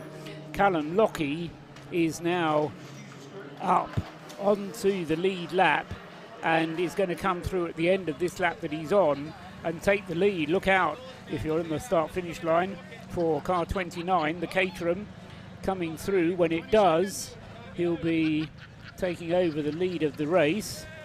Much mirth down in the pit lane as the car that Joe Bagley is driving just getting a pit stop. That's car number 52, the BMW entered by GT Wealth. And into the pits now comes Callum Lockie. What is going on with this race? I don't believe it. Callum Lockie is in the pits, and this surely is far too early for Callum. He's coming through at the end of lap 168. He was about to take the race lead, but he's come into the pits. So we've got two cars on 168 laps completed, both of them, and they're both in the pits.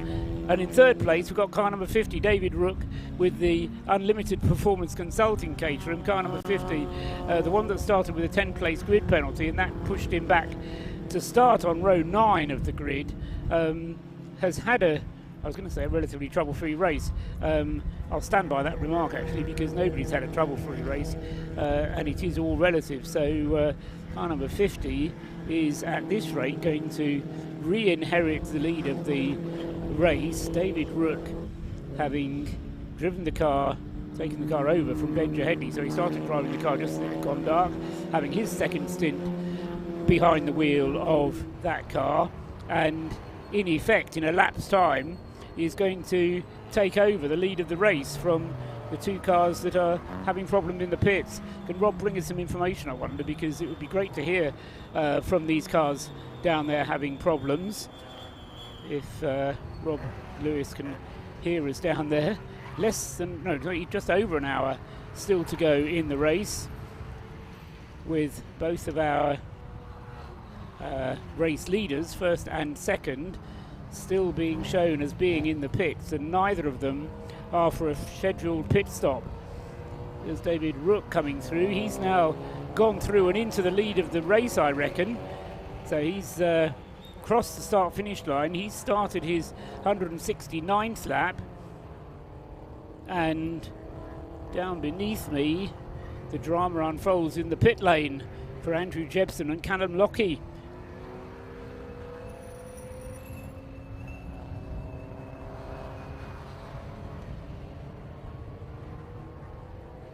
So we'll find out from Rob Lewis what's going on down there as soon as we can. As I say, David Rook in car number 50. This will be the first time that car has led the race as far as I can remember. I don't think number 50 has led before. And it's not had a trouble-free run, but it's been getting on with it. It's certainly not the quickest car out there. And we can now go down to Rob Lewis in the pits. Robert, you've certainly got the drama down there. What's happening? Down pit side, and I've managed to grab Robin Welch, who's been out in the WRC Developments car. Now, you don't know, but we were doing a lot of Mickey taking while you were out, doing a couple of driver interviews, because you had a foot in each corner. But is your foot firmly in the WRC Developments camp now that car 558 is having an engine change and the extra penalties on top? Yeah, I mean, they're 30 laps down and an engine change, so it's not really much point going for that one anymore, is it? So your first stint out there with the WRC Developments car, how was it for you? And your first time out in a C1 this year? Yeah, it was really, really good fun, like it always is. Not disappointingly, but I was knackered. So I came in after an hour and a half, and I thought, brilliant, that's ideal.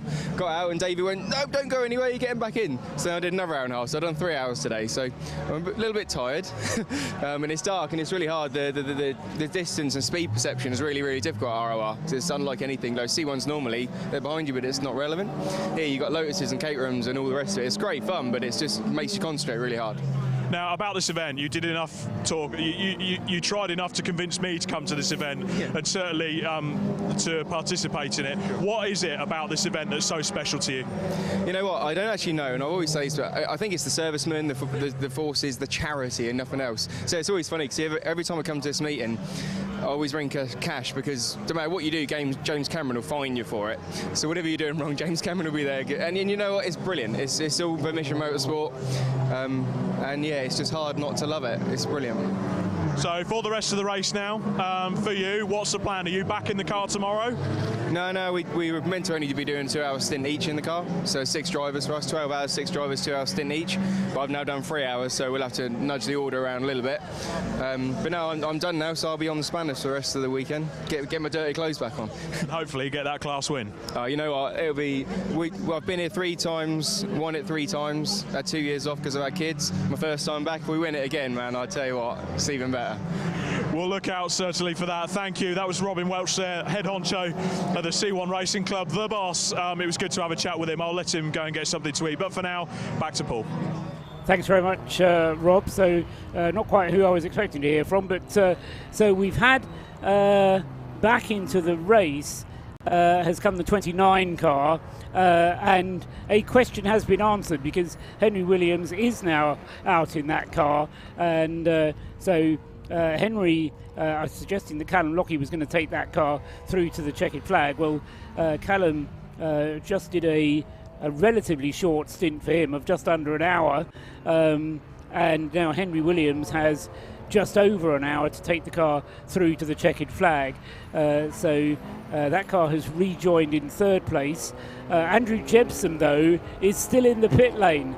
And as I say, we need to find out from Rob what's going on with Andrew as to whether he can get back out onto the track, and whether Rob can find out what's going on with Andrew Jebson's car. So he's, let's say, in the pit still, and has been now for around about 10 minutes.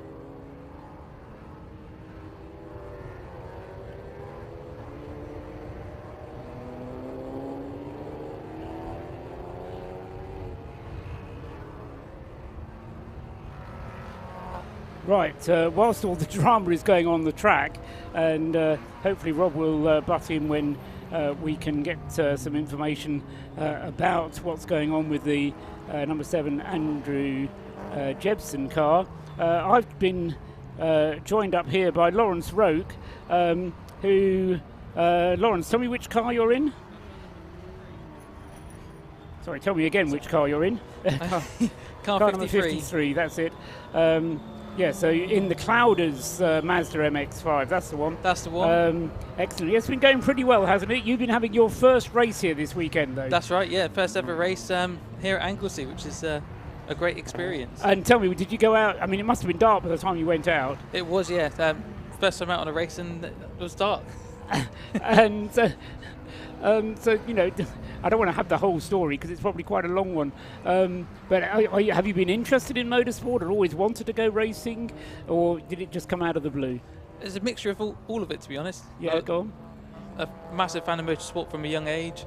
Mission Motorsport helped me through my illness, recovery, and now they give me a chance to race, which is just an amazing opportunity. Excellent. And what has been the process between Mission Motorsport saying to you, Lawrence, would you like a chance to race, and then actually getting here? Because that's not a simple process, just say, oh, okay, off you go. No, not at all. So lots of briefs with James Cameron, followed by the ARDS test at Thruxton. Thankfully passed that first time, and a bit more direction and guidance from James, and here I am, qualifying yesterday and racing today.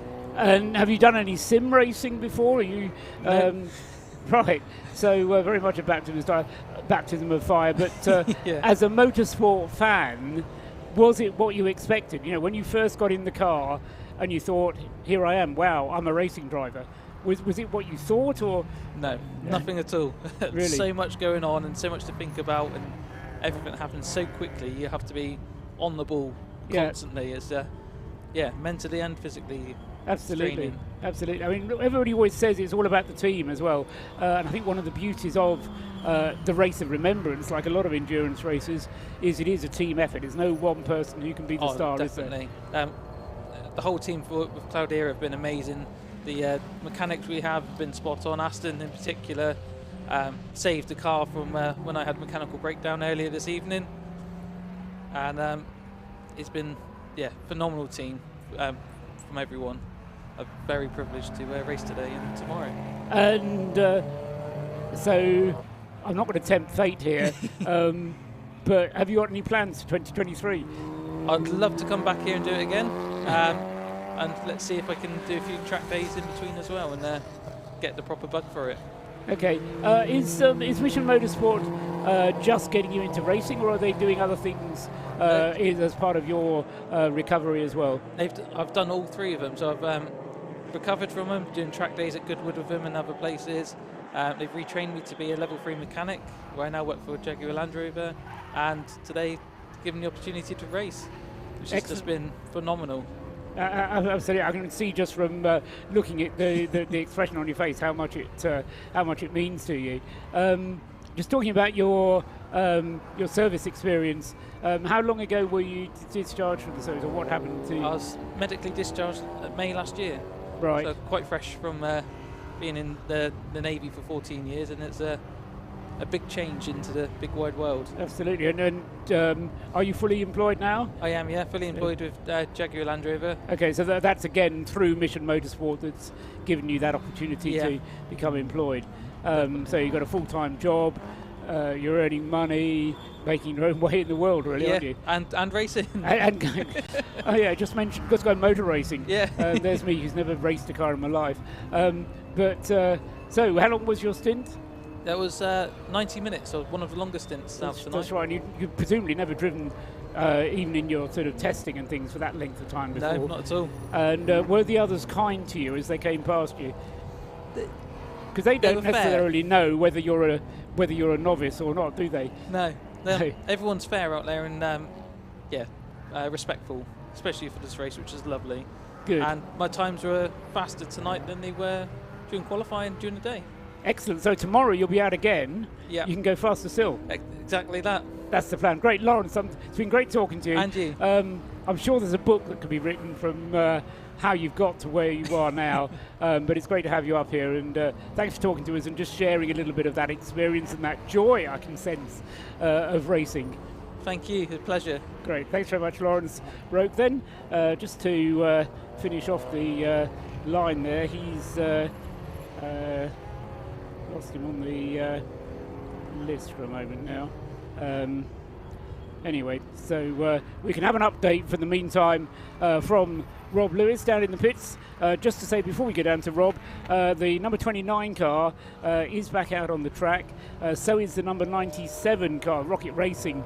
So those cars that had problems are rejoined. Number 7 is the other one, Andrew Jebson. That was the one I was lost. Andrew Jebson back to 10th place, but back in the race. Rob, what can you tell us? Another update from the pit lane pool. Unfortunately, turn 7, their woes continue. They've actually found out, they got the car in, but they've found out the alternator itself is breaking apart, and that's what's causing the issue. So they've rectified that as best they can. I could hear Callum McDougall, Chris Slater and the team frantically working on the car, and in their words, if it breaks again tonight, so be it. It really seems like at this moment, no one wants to win this race. Who knows? I can't pick a winner out of any of these guys, because you just don't know what's going to happen next, and that's tonight. We've still got tomorrow to go yet, but for now, back to you, Paul. Yeah, I mean, it's impossible to predict, isn't it? And less than an hour to go tonight, but certainly the way things have been going, anything could happen within the remaining hour tonight. Here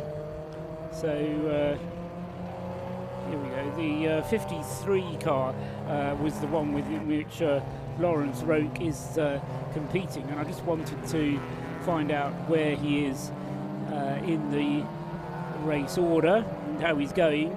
Here he is. It's Paul Wooding driving at the moment, and they're in 47th place overall in the Mazda MX5, and are currently 9th out of 11 in Class C.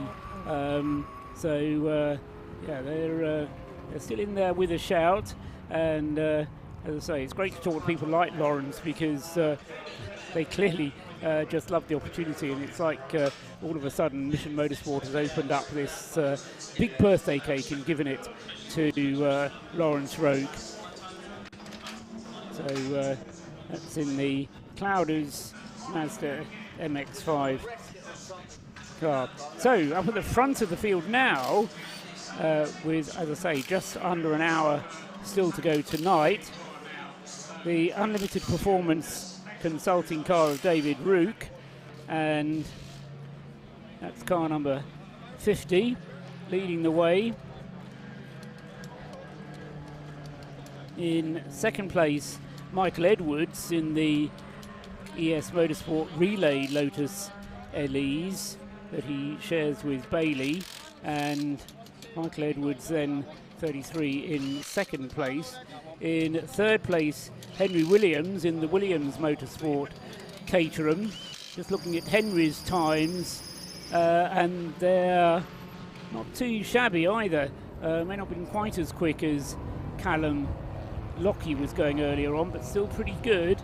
And he's closing the gap between himself and the cars ahead. And at the moment, he's going quicker than Rob Boston, and that's always a sign that you are going quickly, if you're going quicker than Rob Boston is. So the last lap for Rob Boston, a 1:44.6. Last lap time for Henry Williams, a 1:43.3. So the Williams Motorsport car, having had 2 stints this evening from Callum Lockie, now having its first stint from Henry Williams.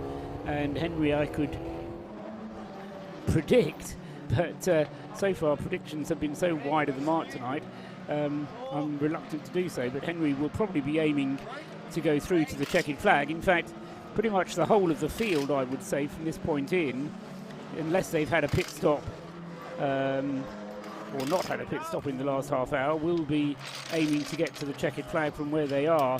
The one least likely to is probably Duncan Rogers. He's going to be close on fuel before the end of the race in the 360 Motorsport Mini. They're currently running 6th, is Duncan Rogers, with the tailless Mini. Call it a Manx Mini, I suppose, shouldn't we, without a tail. And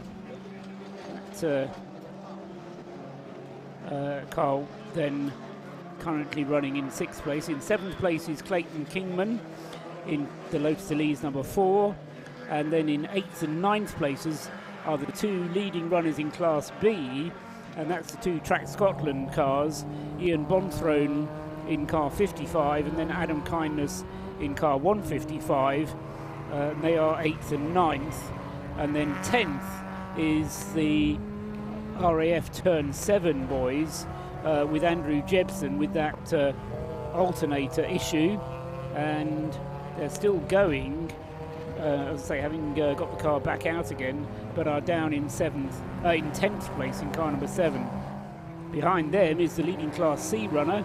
That's Nick Rutter in car number 169 for Clapham North MOT. He's still leading his class, and so far, every time I've had to say Nick Rutter and George Grant are leading the class in the Clapham North MOT Mazda, it's continued to happen, unlike with the situation for the overall lead. Into the pits comes the Mini Cooper number 77, and that's Neil Broom. 77, no it's not, it's Ross Howe bringing that car into the pits. So Ross Howe in with car 77, and so he's still going strong, 4th in Class B behind the 2 Track Scotland cars and behind the Jaffa Cake Racing car number 96, which is 3rd in Class B.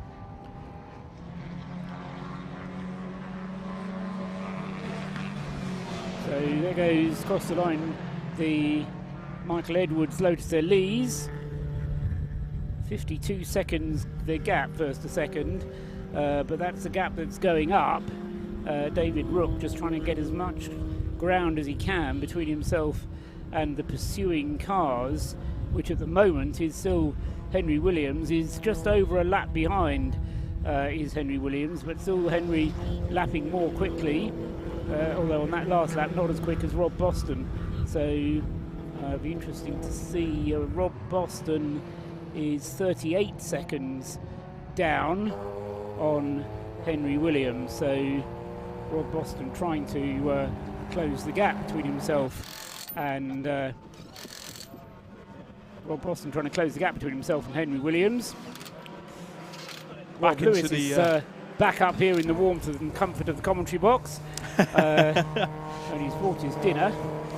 I think that's lunch. I actually realised earlier on as I walked past, I was like, wow, I haven't actually eaten much today, if at all. So go for it. Yes. So yes, I mean the dramas continue to unfold, Rob. Oh, I can't believe it. Just discovered that you haven't actually been able to hear the commentary whilst you've been down in the pit lane. So yes, I mean it's just been one drama after another, and I tell you, the race of the Remembrance isn't normally like this.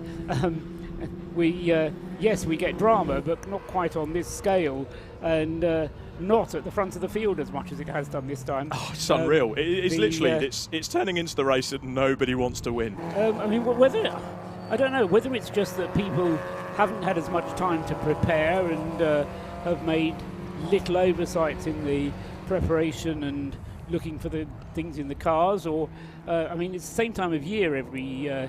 There's no reason from the weather point of view why we should have had these problems. But so many of the leading runners I've not experienced before. This number of leading runners having problems at the front of the field. The thing is that struck me with it, I mean, just to clear up some points about the other teams down the field. So car 558, news, do tell us, yeah. A bit more news. So the car 558 Silver Lake car that was struck with the penalties, they're actually undergoing an engine change so they can cross the line. So unfortunately, it looks like that engine has, to put the technical term in, thrown a leg out of bed. It looks like it's an engine failure on the Silver Lake car, but Callum McDougall, I wanted to give him a cuddle. I could not believe it, that poor man, the turn 7 car that was running beautifully. And what it is, the team explained it to me. So on most alternators, what we would call the armature in the middle, the bit that actually spins, is a little bit unbalanced and it can provide a bit of vibration. Well, it turns out the 3 bolts that actually hold the alternator housing together has rattled loose. And they've managed to get that back together with lock wire just to hold it together to get them through to 10 o'clock tonight. And they're running it purely on the battery because the alternator is doing absolutely nothing. In terms of car 97, I showed you on the video there, that was like a 10p clip. It could well be that if it's got a bit of heat shrink over the top of it, you wouldn't be able to see a bad connection or a loose connection necessarily while you're doing it. It's all these bits of bad luck. I mean, poor Rob Boston Racing, the car's immaculate. It's turned out beautifully, and it's a professional racing wiring loom that unfortunately over time has had a couple of issues, a couple of loose wires or even broken wires, and that's put paid to them. So I don't know if it's necessarily down to poor preparation, but certainly in this race it's been a turn up for the books, because every time a car gets into the lead and looks like it's doing well, the racing gods go, nah, not you. I'll tell you what, I'm glad I'm not on any of the teams for this weekend, because one of the beauties of the Race of Remembrance compared to some of the other endurance races that I'm involved in is that it's not a full 24-hour race. Feels a bit like a 24-hour race because it starts at 3 o'clock on one day and goes on till 3 o'clock on the next day. But of course you do get the opportunity to go back and get some sleep, hopefully in a comfortable bed, between race part 1 and race part 2. But you know what, the amount of work that's going to be going on tonight with the lifting of part ferme regulations, there's going to be an awful lot of work going on tonight when the mechanics will be saying, do you know what, I'd rather have part ferme because then we wouldn't be allowed to do anything on the cars. Exactly, and again, just walking back up after I've been down for my stint in the pit lane, the BMW E30 that we've seen running has already hit trouble today. Well, they've currently got the engine out on the ground and they're rebuilding the engine because it's blown a head gasket. So they're not exactly going to be getting an early night, even if it is in a comfortable dead. One car we do see up on the screen there, car number 318, WRC Developments. I spoke to Robin Welch. Fingers crossed, you know, they're fighting for the win in Class C1 at the moment. The FTL packaging boys have been doing most of the good running so far, and they've been very, very quick. But it's like the Silver Lake team in that class as well. They've been hit by troubles, in particular with the Greg Rose and Alan Preble car, but in testing they were one of the quickest. And certainly that car was on pole in qualifying. So a lot of the fancied runners here are really just hit some terrible bad luck in this race. And a lot of the teams, I don't know if a few of them are sort of looking at what's going on with the other teams, even if their car is running well, and they're thinking, you know what, boys, the extra spanner check tonight, just the extra ifs, buts, whats, maybes, just to try and make sure that they have flawless running tomorrow. Well, that's going to be everything. At least it's not going to be dark tomorrow when they're running, so I suppose there is that element to look forward to. Henry Williams goes through and ticks off another lap in the number 29 pink Williams Motorsport car, and continues to put in some good laps, is Henry. 142.3 last time around, compares to a 143.8 for Rob Boston. Rob actually slipped down to a 145 on his previous time around. So still going rapidly, and it's important to point out that both Rob Boston and Henry Williams in third and fourth places, or fourth and third respectively. Rob Boston is fourth, Henry Williams is third, but they are both lapping quicker than the cars in first and second places at the moment.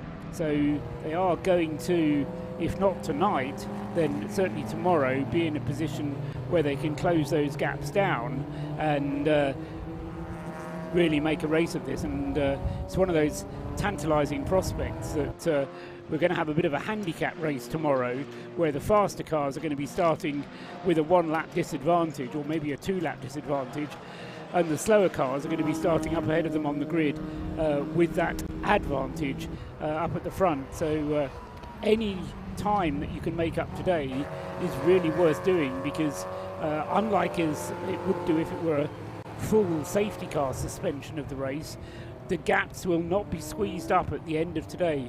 If you are 30 seconds behind but on the same lap as the race leader, then you'll have to carry that 30 seconds right the way through to the end of the race.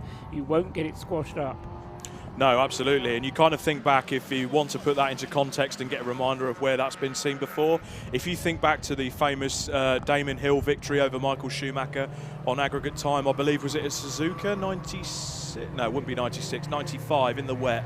That was done on aggregate time. So they kind of add up the times of both races, yes. and there we have it. Because, of course, when we restart the race tomorrow, they're all going to be bunched up onto the grid. So it's as if you've almost pressed the pause button on the race. That's how I would describe it. Yes, the problem is that what you see on the screen is not going to be what you see on the track, and that is going to have to keep us on our toes, but we'll try and keep everybody up to date with what's going on in order that we can follow the matters. But it is, as I say, going to be a very interesting 5 hours of racing tomorrow, and never mind about the Remembrance service. There's always some thrilling motor racing, but not usually quite as thrilling as what the Race of Remembrance has served up this year. Yes, and it will be interesting, certainly as this is my first time at Race of Remembrance, so it will be, from my point of view, it will be interesting to see the service tomorrow, because I'm told it's very poignant and quite a special moment within this motor race, and then to go on the back of that and go out motor racing again, as we see the again mixing through the traffic, that Rob Boston Racing Lotus Elise there, and we lament the fact that they've been in the pits twice and had issues, but because everyone else has had similar issues and it's well documented, we've been down there and it's like, oh no, look at this team, they've got the issues here. So if you look at the car in first place, they had a 10-lap grid penalty at the start of this race. 10 place. Sorry, a 10-place grid penalty. Thanks for correcting me there, Paul.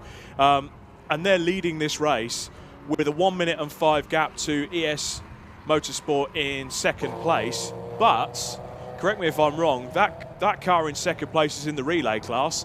Effectively, that's invitation, so they can't actually win Race of Remembrance on the sheets. They're here to have a good time, effectively. So the car in third place and the car in fourth place is Williams Motorsport, which was started by Callum Lockie in the Caterham. and they had a few issues at the start. They've done 8 pit stops, and they're sat there in 3rd place, good to go, with 35 minutes remaining. Can I just warn you, if you and anybody else who is looking at the TSL timing screen, the number of pit stops is extremely misleading, because do you remember when the safety car came out? Oh, yes. Twice. Yes.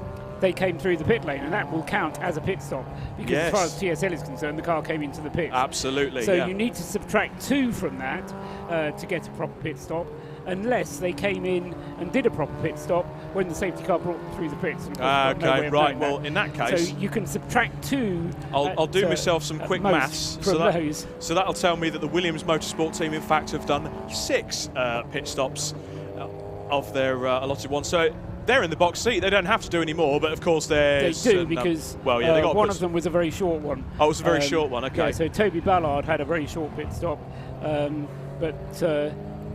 this is where we are going to have to rely on some of the information that I'm kind of scraping to get the information that I need. But in real terms, the Williams Motorsport team has done 1, 2, 3, 4, 5 proper pit stops out of their 6 required. So you're right, they are in the box seats, because they're not going to get through tomorrow without doing another one. But it means after they've done an extra pit stop tomorrow, the rest of their pit stops can be quick as you can type pit stops. Yes. Because they've done their 6 4-minute ones. And then you look at the cars in 4th and 5th place. You've got Rob Boston racing, Rob Boston at the wheel. He's going for the hat-trick. He's won this race before. And now, even after all those dramas, he is 1 lap down on the car in front. Now, let's play theoretics here. The race stops now. We've got 35 minutes left tonight. So let's say the race stops with that same gap, and Rob Boston really gets a lick on tomorrow. They sort the car out, they put a new wiring loom in it overnight, let's say. He gets a lick on tomorrow, and him and Tom Roach absolutely nail those stints and get it through tomorrow to get it on the podium. What do you reckon, Paul? Absolutely possible, and not unlikely the way this race has been going. True. Any of the top 5 can easily win this race. So the only one from that top 5 that can't win the race is the Bailey and Michael Edwards Lotus Elises team, because it's a relay team. Into the pits comes David Rook with car number 50. Now I have to do some jiggling about for this to see what the schedule is for that, because I wasn't expecting car 50 in again before he was due. No, so 39 laps for David Rook. If they don't have an extra fuel tank attached to their car, and I'm guessing they don't, that is a scheduled stop for David Rook. He will be handing the car over probably to Neil Perry, I would suggest. So that will be a routine pit stop for that car, with half an hour still to go of the race. And that puts Williams Motorsport up into 2nd, in theory 1st, in terms of people that can win the race of remembrance. ES Motorsport, with Edwards at the wheel there, they lead this race, but they are in the relay class, the invitational class, as it were, as we keep saying. But Rocket Racing as well, 97. They were, as their name suggested, absolutely up there at the front, rocketing away, albeit for that silly little 10p connector that failed on their alternator. And it's good to see McCulley back up there fighting fit, as we see car 50 just leaving the pit lane there after its stop. That's actually quite a short stop then, Paul. Yes, I think they've gone to a shorter than 4-minute stop there, which is entirely their prerogative. Decided to try and nail the position now whilst they can, and do the 4-minute pit stops tomorrow. I'm grateful to Deafening Octopus. It was the Japanese Grand Prix in 1994, Rob, says Deafening Octopus. I presume it's referring to the aggregate Grand Prix. Last time that a Grand Prix. Well, to put that into context, I was 4 years old then. 3 years old, actually. So you learnt to read from an early age. Oh, absolutely. Or you weren't brought up properly by your parents, who stuck you in front of the television so that they could watch the Grand Prix. Something like that. I was a bit geeky in school, so there was nothing that I would enjoy better than sitting down and reading about the history of Formula One, touring cars and the like. That's why we're here. We love this sport.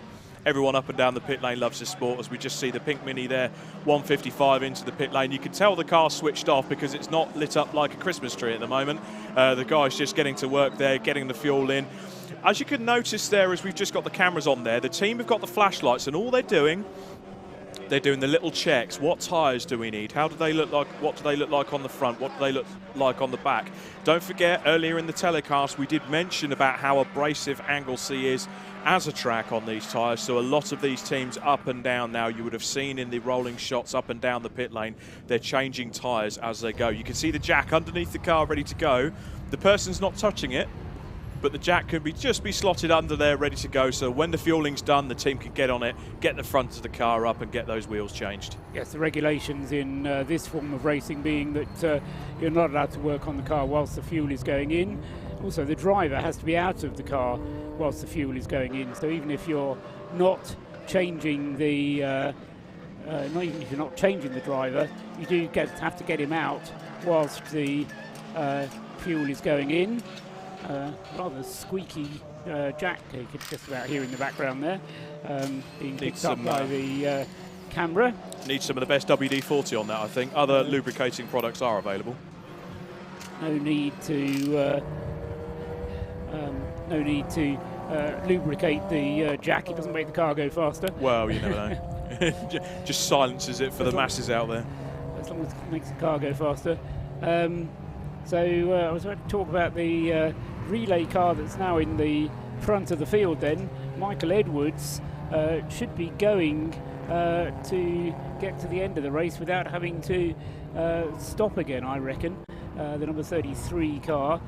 Bailey Edwards handed the car over to Michael, or rather handed the baton over to Michael. That car being a two-car team.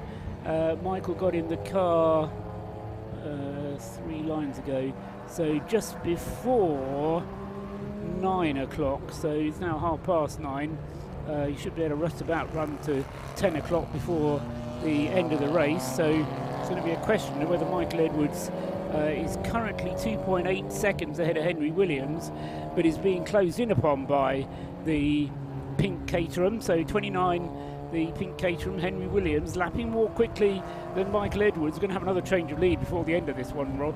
I think you've called it right there, Paul. We've got 30 minutes to go, and it does look like quite a intriguing lead at the top, but not to discount. You could see the turn 7 car. It's got battery issues, but they're desperately flashing the lights, trying to get other cars to move out of the way as they make their way up through the pack. You'll hopefully see on the video footage. I do feel for the Alpha Live team having to pick out whatever car they can try and look for on the cameras out in this, when all we can see is a sea of lights. I mean, even the professionals at Le Mans struggle to do it. There goes the number 50 car, and that car having led the race for a brief time, and now with Neil Perry behind the wheel, the Ultimate Performance Consulting sponsored car. David Rook having handed it over to Neil Perry, and that's what's caused that change of the leadership. And David Rook in car number 50 with Neil Perry now at the wheel is certainly going to be able to take it to the end of the race. The only regulation that does exist for the end of the race is that the driver who finishes this part of the race, the driver who takes the red and white checkered flag in 29 minutes time, has to be the start driver for tomorrow. So remind me to make a note of who's been driving, and then I'll know who has to drive tomorrow morning. I think we'll have to speak to we'll have to speak to our good friends at TSL, maybe see if they can rustle something up for us. Yes, hopefully. And the other drive time regulation is that you are limited to not driving for more than 3 hours in any 5-hour period. Now that is not necessarily a problem. However, if you change the driver sequence, if you've got a 3-driver team and you swap between drivers, you can end up doing that almost by accident. If you've got a car with just 2 drivers and you do, say, a long stint of 2 hours, have the other driver in the car for, say, an hour and a half, then by the time your first driver gets back in the car again, if he stays in the car for an hour, then he'll have done more than 3 hours in a 5-hour period. So it's easy to fall foul of that one, particularly when you've got, say, as some of these Caterhams have, the bigger fuel tank. Yeah. change of lead has happened. There we are, I said it would. And so Henry Williams through into the lead in the number 29 car. He's taken over the lead of the race proper. Yeah, Sparks, we've got, that's the number 29 car. We can just see it up on the screen now. Sparks flying as it comes in and out of what looks like the hairpin, or no, the banking there as it then comes round the back. We're just seeing the distance, overtaking the C1 car there. Absolutely flat to the mat there, the Williams Motorsport car. Thank you to the Alpha Live cameraman. They've managed to catch up with it as we just follow it on our screen. But I could see the sparks as it comes off the curbs. They sit so low, these cars. And yes, as it stands with 27 minutes to go, Williams Motorsport, I'm going to say it quietly, they're in the box seat. I don't want to say it too loudly. I don't want a crowd of people waiting for me if anything were to happen before the end of this stint tonight. Yes, they are, with Henry Williams, as I say, lapping more quickly than Michael Edwards. Steve McCulley is the guy behind we need to look out for.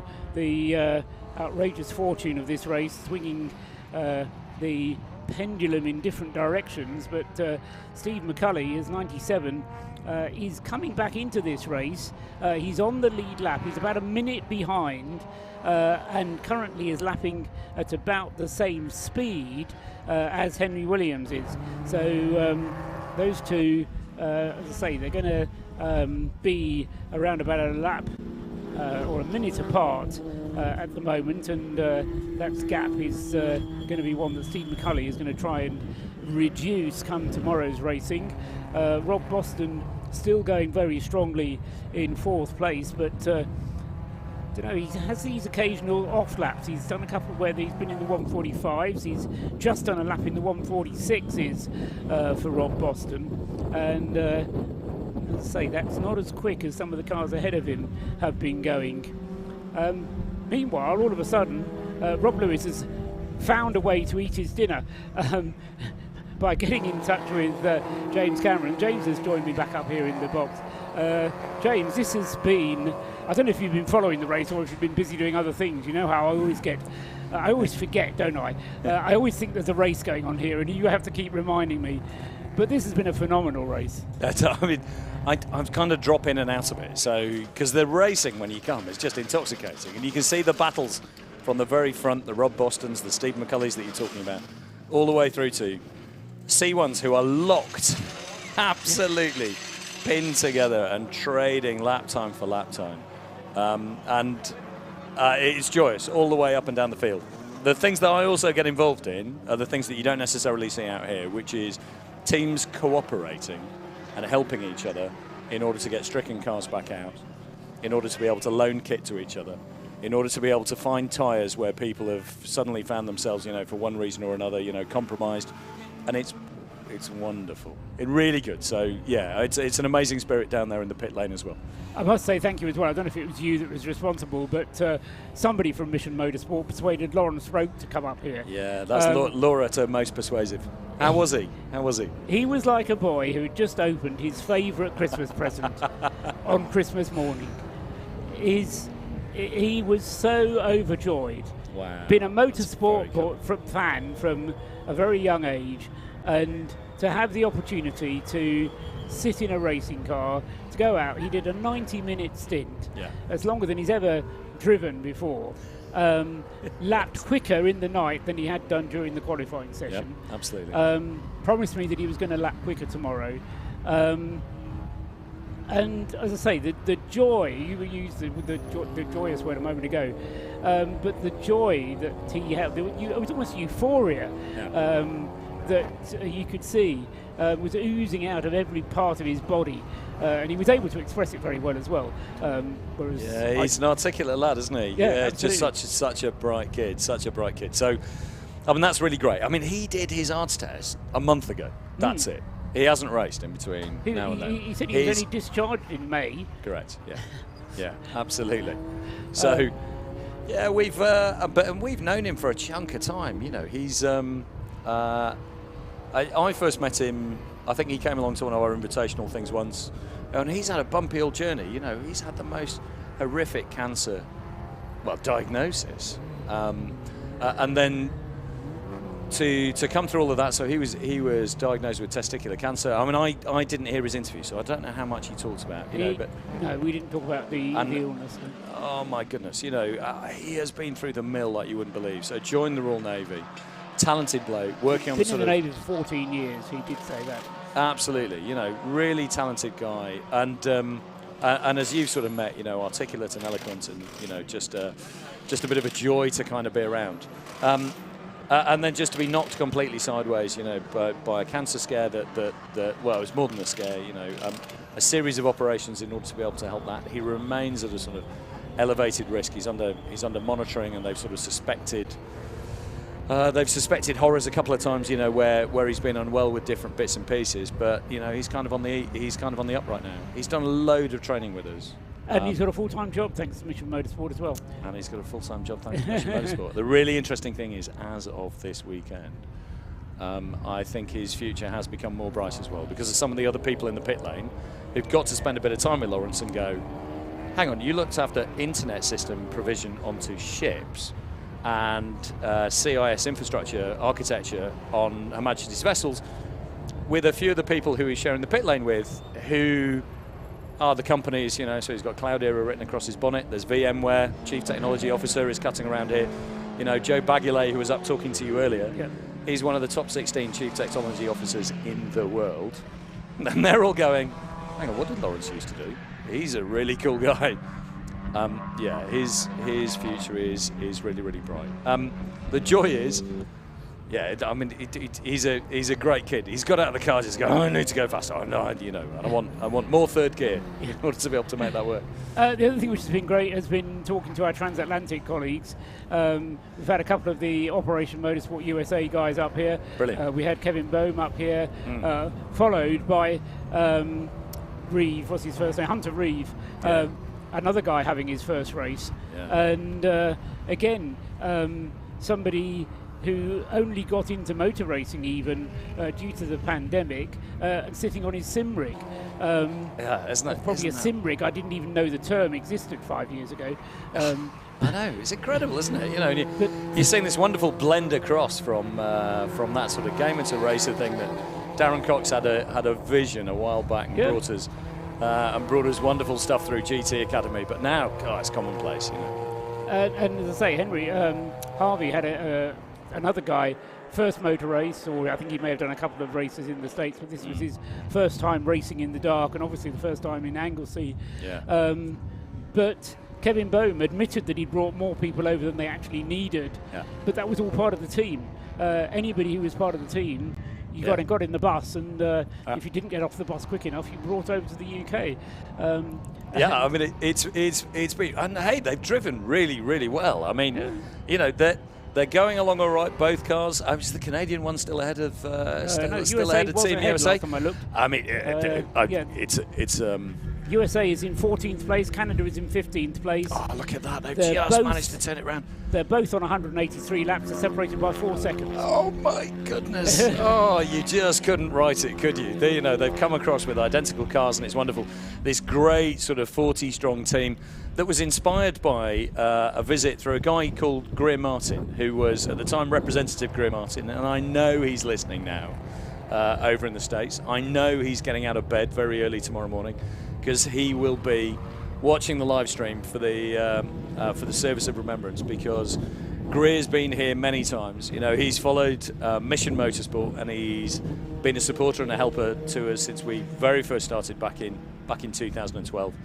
An extraordinary individual, did incredibly creditable military service, as well as being a member of the House of Representatives in North Carolina, which is, it's the home of NASCAR, North Carolina, but it's also where the largest standing military population in any state in the US is. You've got a huge US Army base, you've got a huge US Marine base, as well as a big US Air Force presence, and therefore they've got an enormous veteran population in North Carolina as well.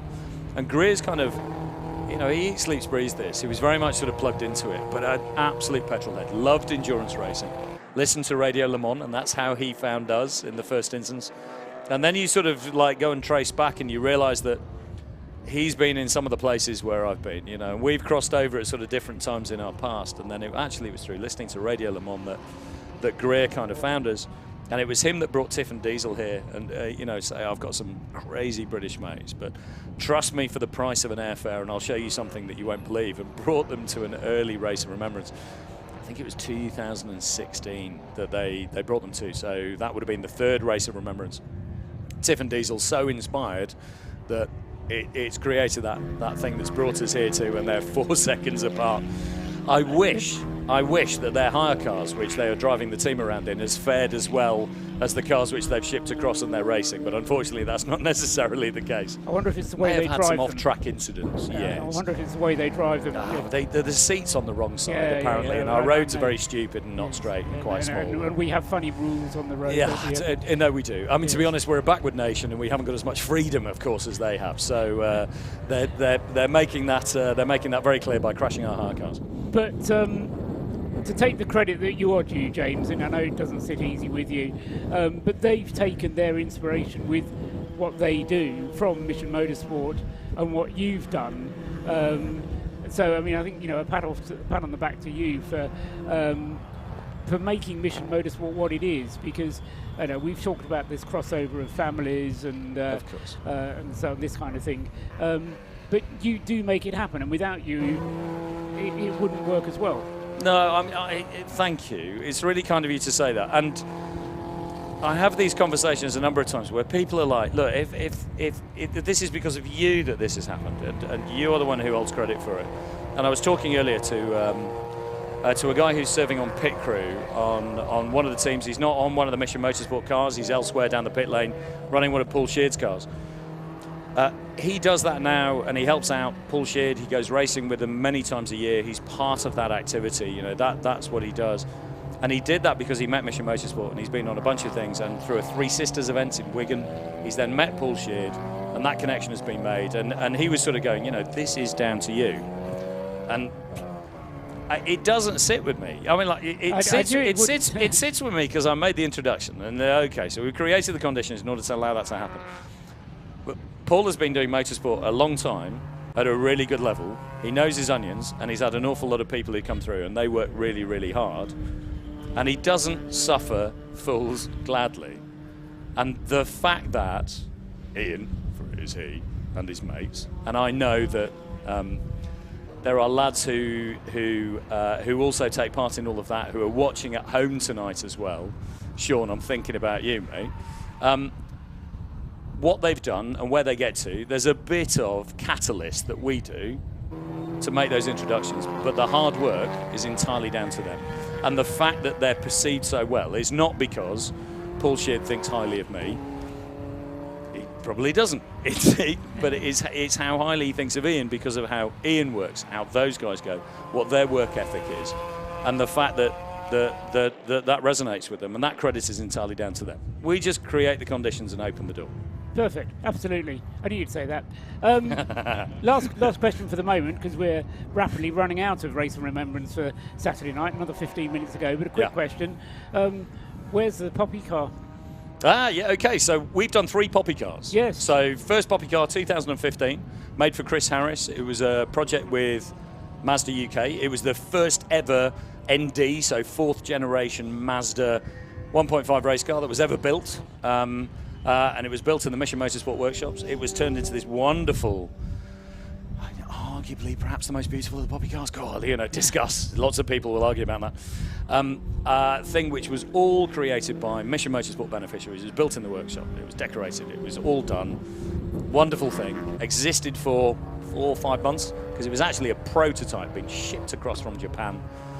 And was destined for the crusher because it was a prototype vehicle and it was just one of those things. So that first poppy car lived a short but glorious life and was wonderful. 2 years later, 2017, Jaguar Land Rover did a poppy car on the side of the factory at Castle Bromwich, 35 feet up in the air, visible from the main road going into Birmingham. There is on the side of the Castle Bromwich factory an F-Type, and they did this amazing poppy car design. And we also did an F-Type SVR that was on the deck that we could use, and it was going to come here in order to be, say, poppy car, the safety car for Race of Remembrance. It did 2017, and we were supposed to give it back at the end of November. It then did 2018. It then did 2019. So we got 3 years out of this wonderful loan of this incredible 600 brake horsepower Jaguar. And then away it went, back into the system. It was never ours, you know, to be able to play with. And last year, of course, we did the wonderful Lotus poppy car with the Exige. But, of course, the Exige, last of a line, you know, very much done in order to activate Lotus's Armed Forces engagement policy to flush out their veterans. It was incredibly successful, but it's an Exige. They don't make Exiges anymore. They're onto something else. You know, we're making Emiras. You know, the world is changing as Lotus is moving into these bright new uplands. Very exciting. So, hey, there'll be more poppy cars. Don't worry, there will be more poppy cars. It will come. Doesn't happen every year. And when it does, it has to be special. Because there's a real responsibility on us, because that bar has just been raised from car to car. So this isn't the sort of thing you can knock out every year with any old car that you've got dotted about. When we do it right. And yeah, you're absolutely right. There will be others. We're talking to people about next year, but who knows? Okay, right. Thank you for that teaser. Without actually guaranteeing whether it's going to be next year or not. Well spotted. James, thank you very much. And thank you. And as we go into the evening, I absolutely need to thank you, the commentary team, and the guys who are bringing the live feed and the YouTube feed. I'm getting text messages. I'm getting stuff from all over the world for people who are tuning into this, who are watching. And also we'll be watching this on playback, you know, because it exists out there, and there will be people who will be catching up and watching this, who'll be listening to your words, who'll be watching these images, who'll be entranced by Race of Remembrance and the stories which we're doing. Thank you very much indeed, and I'm very much looking forward to. And we've got another little bit less than a half of the race still to go. Exactly so, yes. We've split it so that we've got 7 hours today, 5 hours tomorrow. But it's the Remembrance service that people will go home and talk about. That's what it's all about, isn't it? It is what it's all about.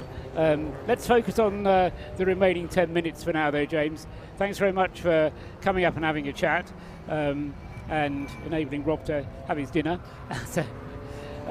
But great to hear from James Cameron. If anyone was wondering who James Cameron is, he's CEO of Mission Motorsport.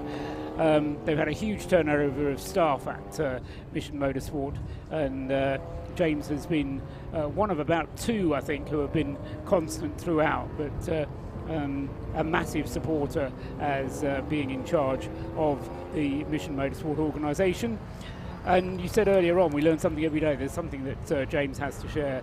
All of us have to learn from him and the way he goes about his business. I mean, I'll tell you what, Paul, there's a shortage of people in life. You get those people in life occasionally that will just come into a room and captivate the room.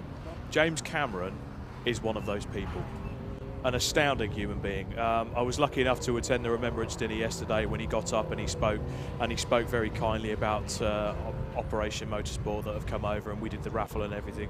And I've never seen someone get hold of a room and talk about something that he holds so much passion for.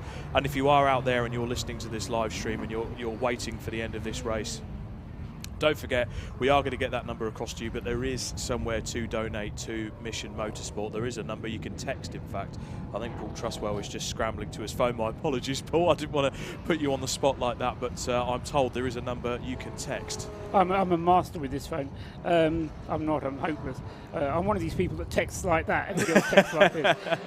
You know what I mean? The 2 thumbs rather than the 1 finger. The message to text is 10 ROR, 10 ROR, and you text that to 70085, and so that can be your way of contributing to the Race of Remembrance and to Mission Motorsport.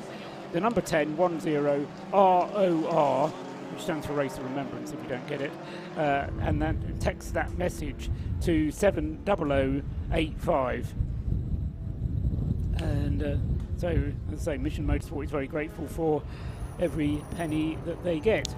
We are on our 200th lap of this 7-hour segment, so they've been churning away the laps. Henry Williams has been continuing to extend his advantage at the front of the field. As I say, he goes on to his 200th lap this time around.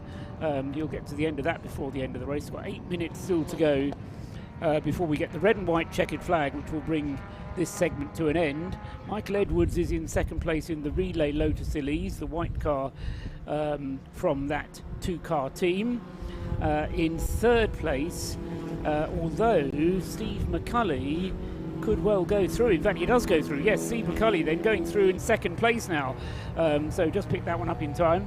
A minute exactly behind is Steve McCulley, so that gap has remained pretty much constant between Henry Williams and Steve McCulley the whole time we were talking to James Cameron. It was about a minute when we started talking to James, and it's still about a minute now. So Henry Williams and Steve McCulley lapping in very comparable lap times, but they've now gone through ahead, Steve McCulley has gone through ahead of the Michael Edwards Lotus Elise, which is still there in third place. Fourth place is Neil Perry with the Unlimited Performance Consulting Caterham, the red and white Marlborough coloured car. They are 2 laps behind the race leaders. And then in fifth place is the number 360, Duncan Rogers at the wheel of the 360 Motor Racing Club Mini Cooper S. And then I've got a question for Rob, because the number 25 Rob Boston Racing Lotus Elise has a penalty against it, and I can't see what that penalty might be. Now, whether that's been a bulletin or what, I don't know, but the various problems that have befallen Rob Boston, he doesn't need any more trouble, but he seems to have picked up a penalty for something. Well, that's been the story of their race, isn't it? So it's just over 6 minutes to go as we go into the final stages of this part 1 of our race to remembrance here in 2022. As we still see cars going in and out of the pit with their little niggles, but Rob Boston Racing, it's been a tale of get a good start, about an hour in, get a few issues going out with safety cars, and they fall behind a bit, and then trouble hits. They have that issue with the wiring loom, and they think they sort it. They drop down. They spend about 15 minutes in the pit lane. That drops them down the order about 10 laps, and they start fighting back up. And just as they look like they're going to get back onto that podium spot, bang, the issue crops up again. And I feel for poor Tom Roach. I saw him. We were actually, in fact, going to grab him for a second interview when I was down there in my last stint down in the pit lane, but they looked a bit forlorn. Hopefully they will come back fighting fit tomorrow, because as it stands, they're still in this. With the way this race has gone, they are still in this race. There's make no bones about it. Although on our timing screens now, they've dropped down to 6th, perhaps as a result. I'm just scrolling through. The BRSCC, as with many racing clubs, normally have a notice board, an online bulletin board, so you can scroll through and see what's going on with the various penalties. I've run out of screens, unfortunately. That's all right. I'm just having a look now. Good, well done. So whatever the problem is, let's say the other car that received a red exclamation mark like that was the 558 Silver Lake Citroen C1. Which was given a 30-lap penalty. So I hope whatever it is that has befallen Rob Boston isn't that serious in nature. However, Rob Lewis will tell us what he can find out when he can. Class B currently being led by the Track Scotland team. Track Scotland 1 now ahead of Track Scotland 2 though. So it's 155 leading 55. Class C being led by Nick Rutter still with the Clapham North MOT car, and Nick looks like he's going to take that through to the end of this part. In the Citroen, actually no, let's do Class A first, even though they're a bit further down. It's the Auto Bliss team. Andy Dyer is now leading that class, well he was before, in fact, when Stuart Bliss was driving the car, and so that Auto Bliss car number 118 still leading in Class A. In the BMW class, the Marines are still in charge of that. Car number 17, the Royal Navy Marines Motorsport team, on 184 laps in 18th place overall, leads the BMW class. And in the Citroen C1 class is David Drinkwater in car number 318, the WRC Developments car, which leads that class. And then Silver Lake are second, albeit now 2 laps behind. So that's quite a big gap in the Citroen C1 class between first and second, because there's 2 laps separating the 2 Citroens from one another.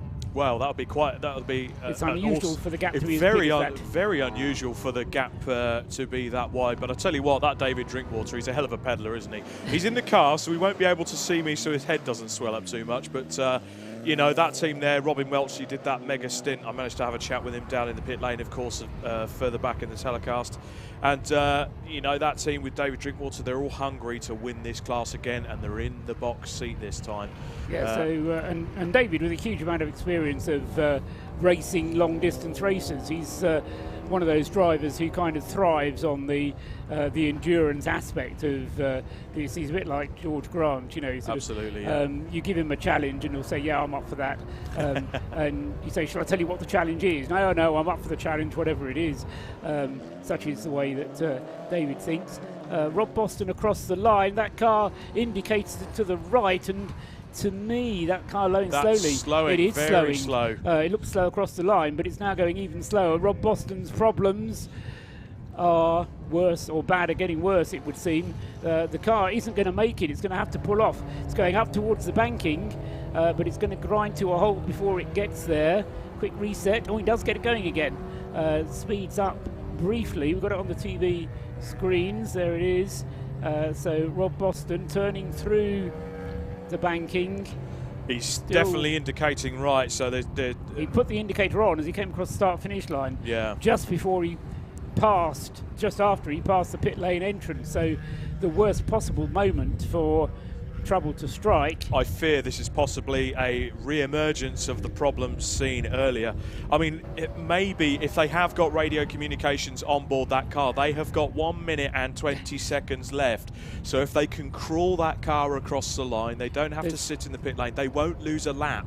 Exactly. That's the important thing. So maybe the team will just say to him, look, get it out there until it crawls to a stop, because I mean, we've got a minute left. The speed the car's going, he's not going to get to the pit lane in time. So if he could just make it to cross the line, as I'm sure the marshals down there are getting ready to unfurl the red and white checkered flag. Very unusual for this event. Don't think it's ever happened before. I've seen different flags used. I've seen purple flags, I've seen orange flags, but a red and white checkered I've not seen before. So I think we might be making history. Interested to know whose idea that was. But waiting for Henry Williams to cross the line, because that flag won't be shown until Henry crosses the line after 7 hours have elapsed. So there he goes now. So he crosses the line with 20 seconds to spare. So everybody's going to have an extra lap to do. That's not good news for Rob Boston. No, sadly not. We'll just keep an eye out on the pit lane entry there, because unless he's going to pull a bit of a sneaky one and slow down on the track, maybe pull off and then pull back onto the circuit if he can to cross the start-finish line. We are expecting Rob Boston in the pits any time now as we look out the window. Now I can see, if we look out to our right-hand side here, Paul, that is car 25 slowing again as they go past the start-finish line. Now that's telling me they're getting some sort of fuel surge. You can see him weaving left and right as they go over the start-finish line, so I'm wondering if there is a fuel pickup issue with the car, or pure and simply they've ran out of fuel. Well, it was a fuel surge problem that Rob described to you that he thought he was having earlier on, wasn't it? Yes. And it seemed to be a pickup problem, but it turned to be an electrical problem with the wiring to the fuel pump, I think it was. So, no, it was to the coil pack, so it's the ignition system. So, yes. Anyway, he stayed out there. He's still being shown in 6th place. He's still being shown with the red exclamation mark indicating a penalty of some sort. And we do have a penalty being shown on the screen. That's a stop-and-go penalty for car 223, but it's a penalty that was issued a little while ago to the Pure Track Racing Renault Clio. Yes, I did speak to Simon Coombs regarding that. So it looks like the car stopped at the end of the pit lane and then reversed, as there was an issue with the HUTAG system, which... Yeah, reversing in the pit lane is clearly forbidden, no. Unless you get a push. There it goes. Checkered flag is now out, as across the line goes Henry Williams then, completing 205 laps in 7 hours, 1 minute and 26.481 to be precise.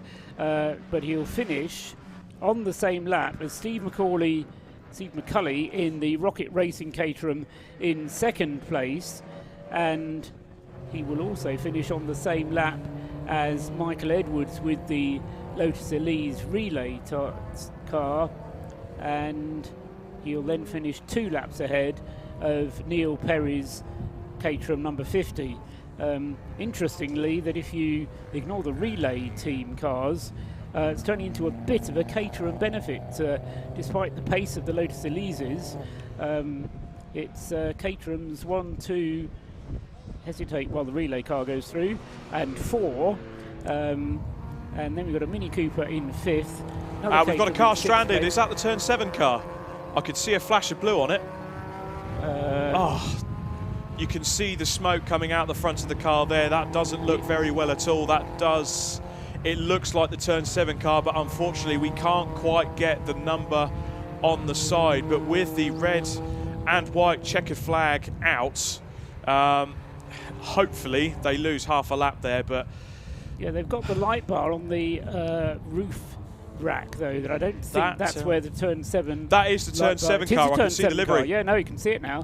When they opened the door, there was an extra bit of light onto the car. So it is the turn 7 car. Oh, gutted for them. You've been gutted for them already?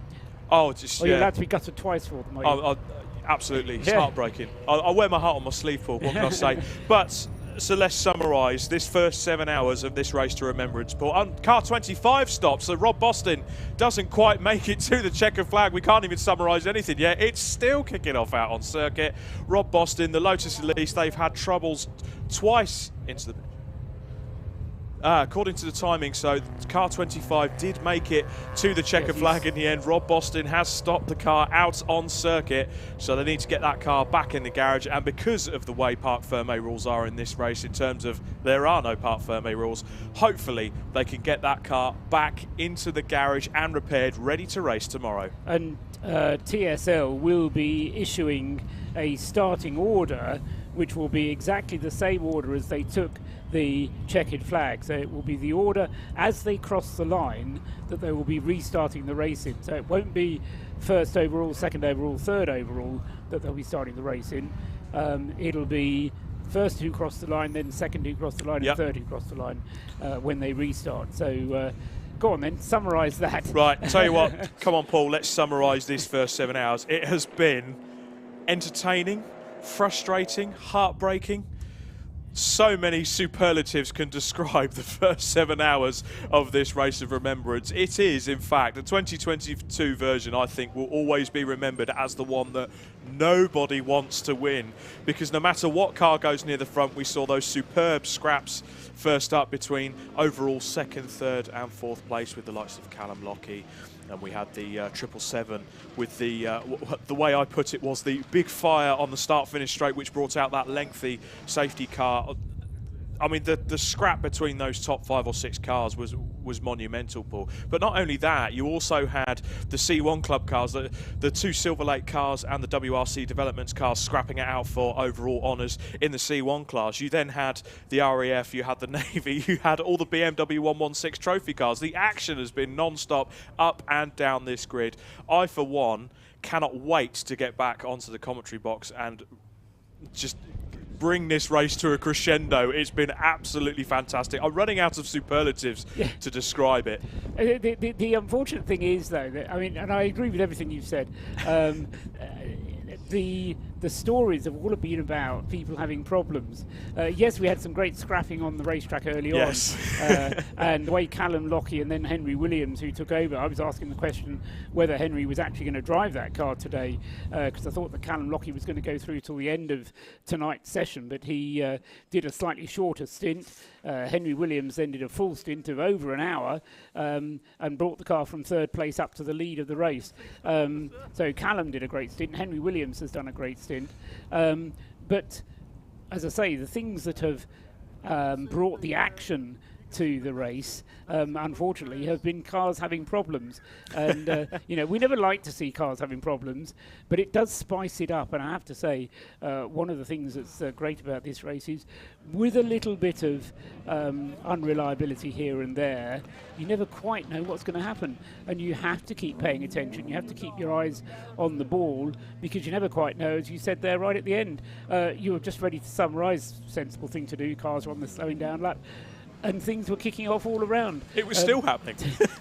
two cars not making it. One car breaking down on the slowing down lap, another car breaking down on the last lap of the race. The one, the 25 actually managed to get across the line, but the number 7 car, Andy Jebsen, wasn't able to cross the line and broke down on the penultimate lap. So, yeah, dramas throughout, and another 5 hours of racing tomorrow. Well, Paul, it's been an absolute pleasure to help cover this first part of the Race of Remembrance in association and run by British Motorsport with the BRSCC today. It's been a great 7 hours of racing, so much action as we've described, and all that's left is to come back onto the YouTube channel tomorrow. So don't forget, guys, it's on the Mission Motorsport YouTube channel, BRSCC, Race of Remembrance YouTube channel, on the various Facebook pages as well. So don't forget to tune in tomorrow morning, because this race has got to finish, and with the action we've seen so far today, it is going to be absolutely mega. So for now, from me, Robert Lewis, and from Paul Trustwell up in the commentary box, good night.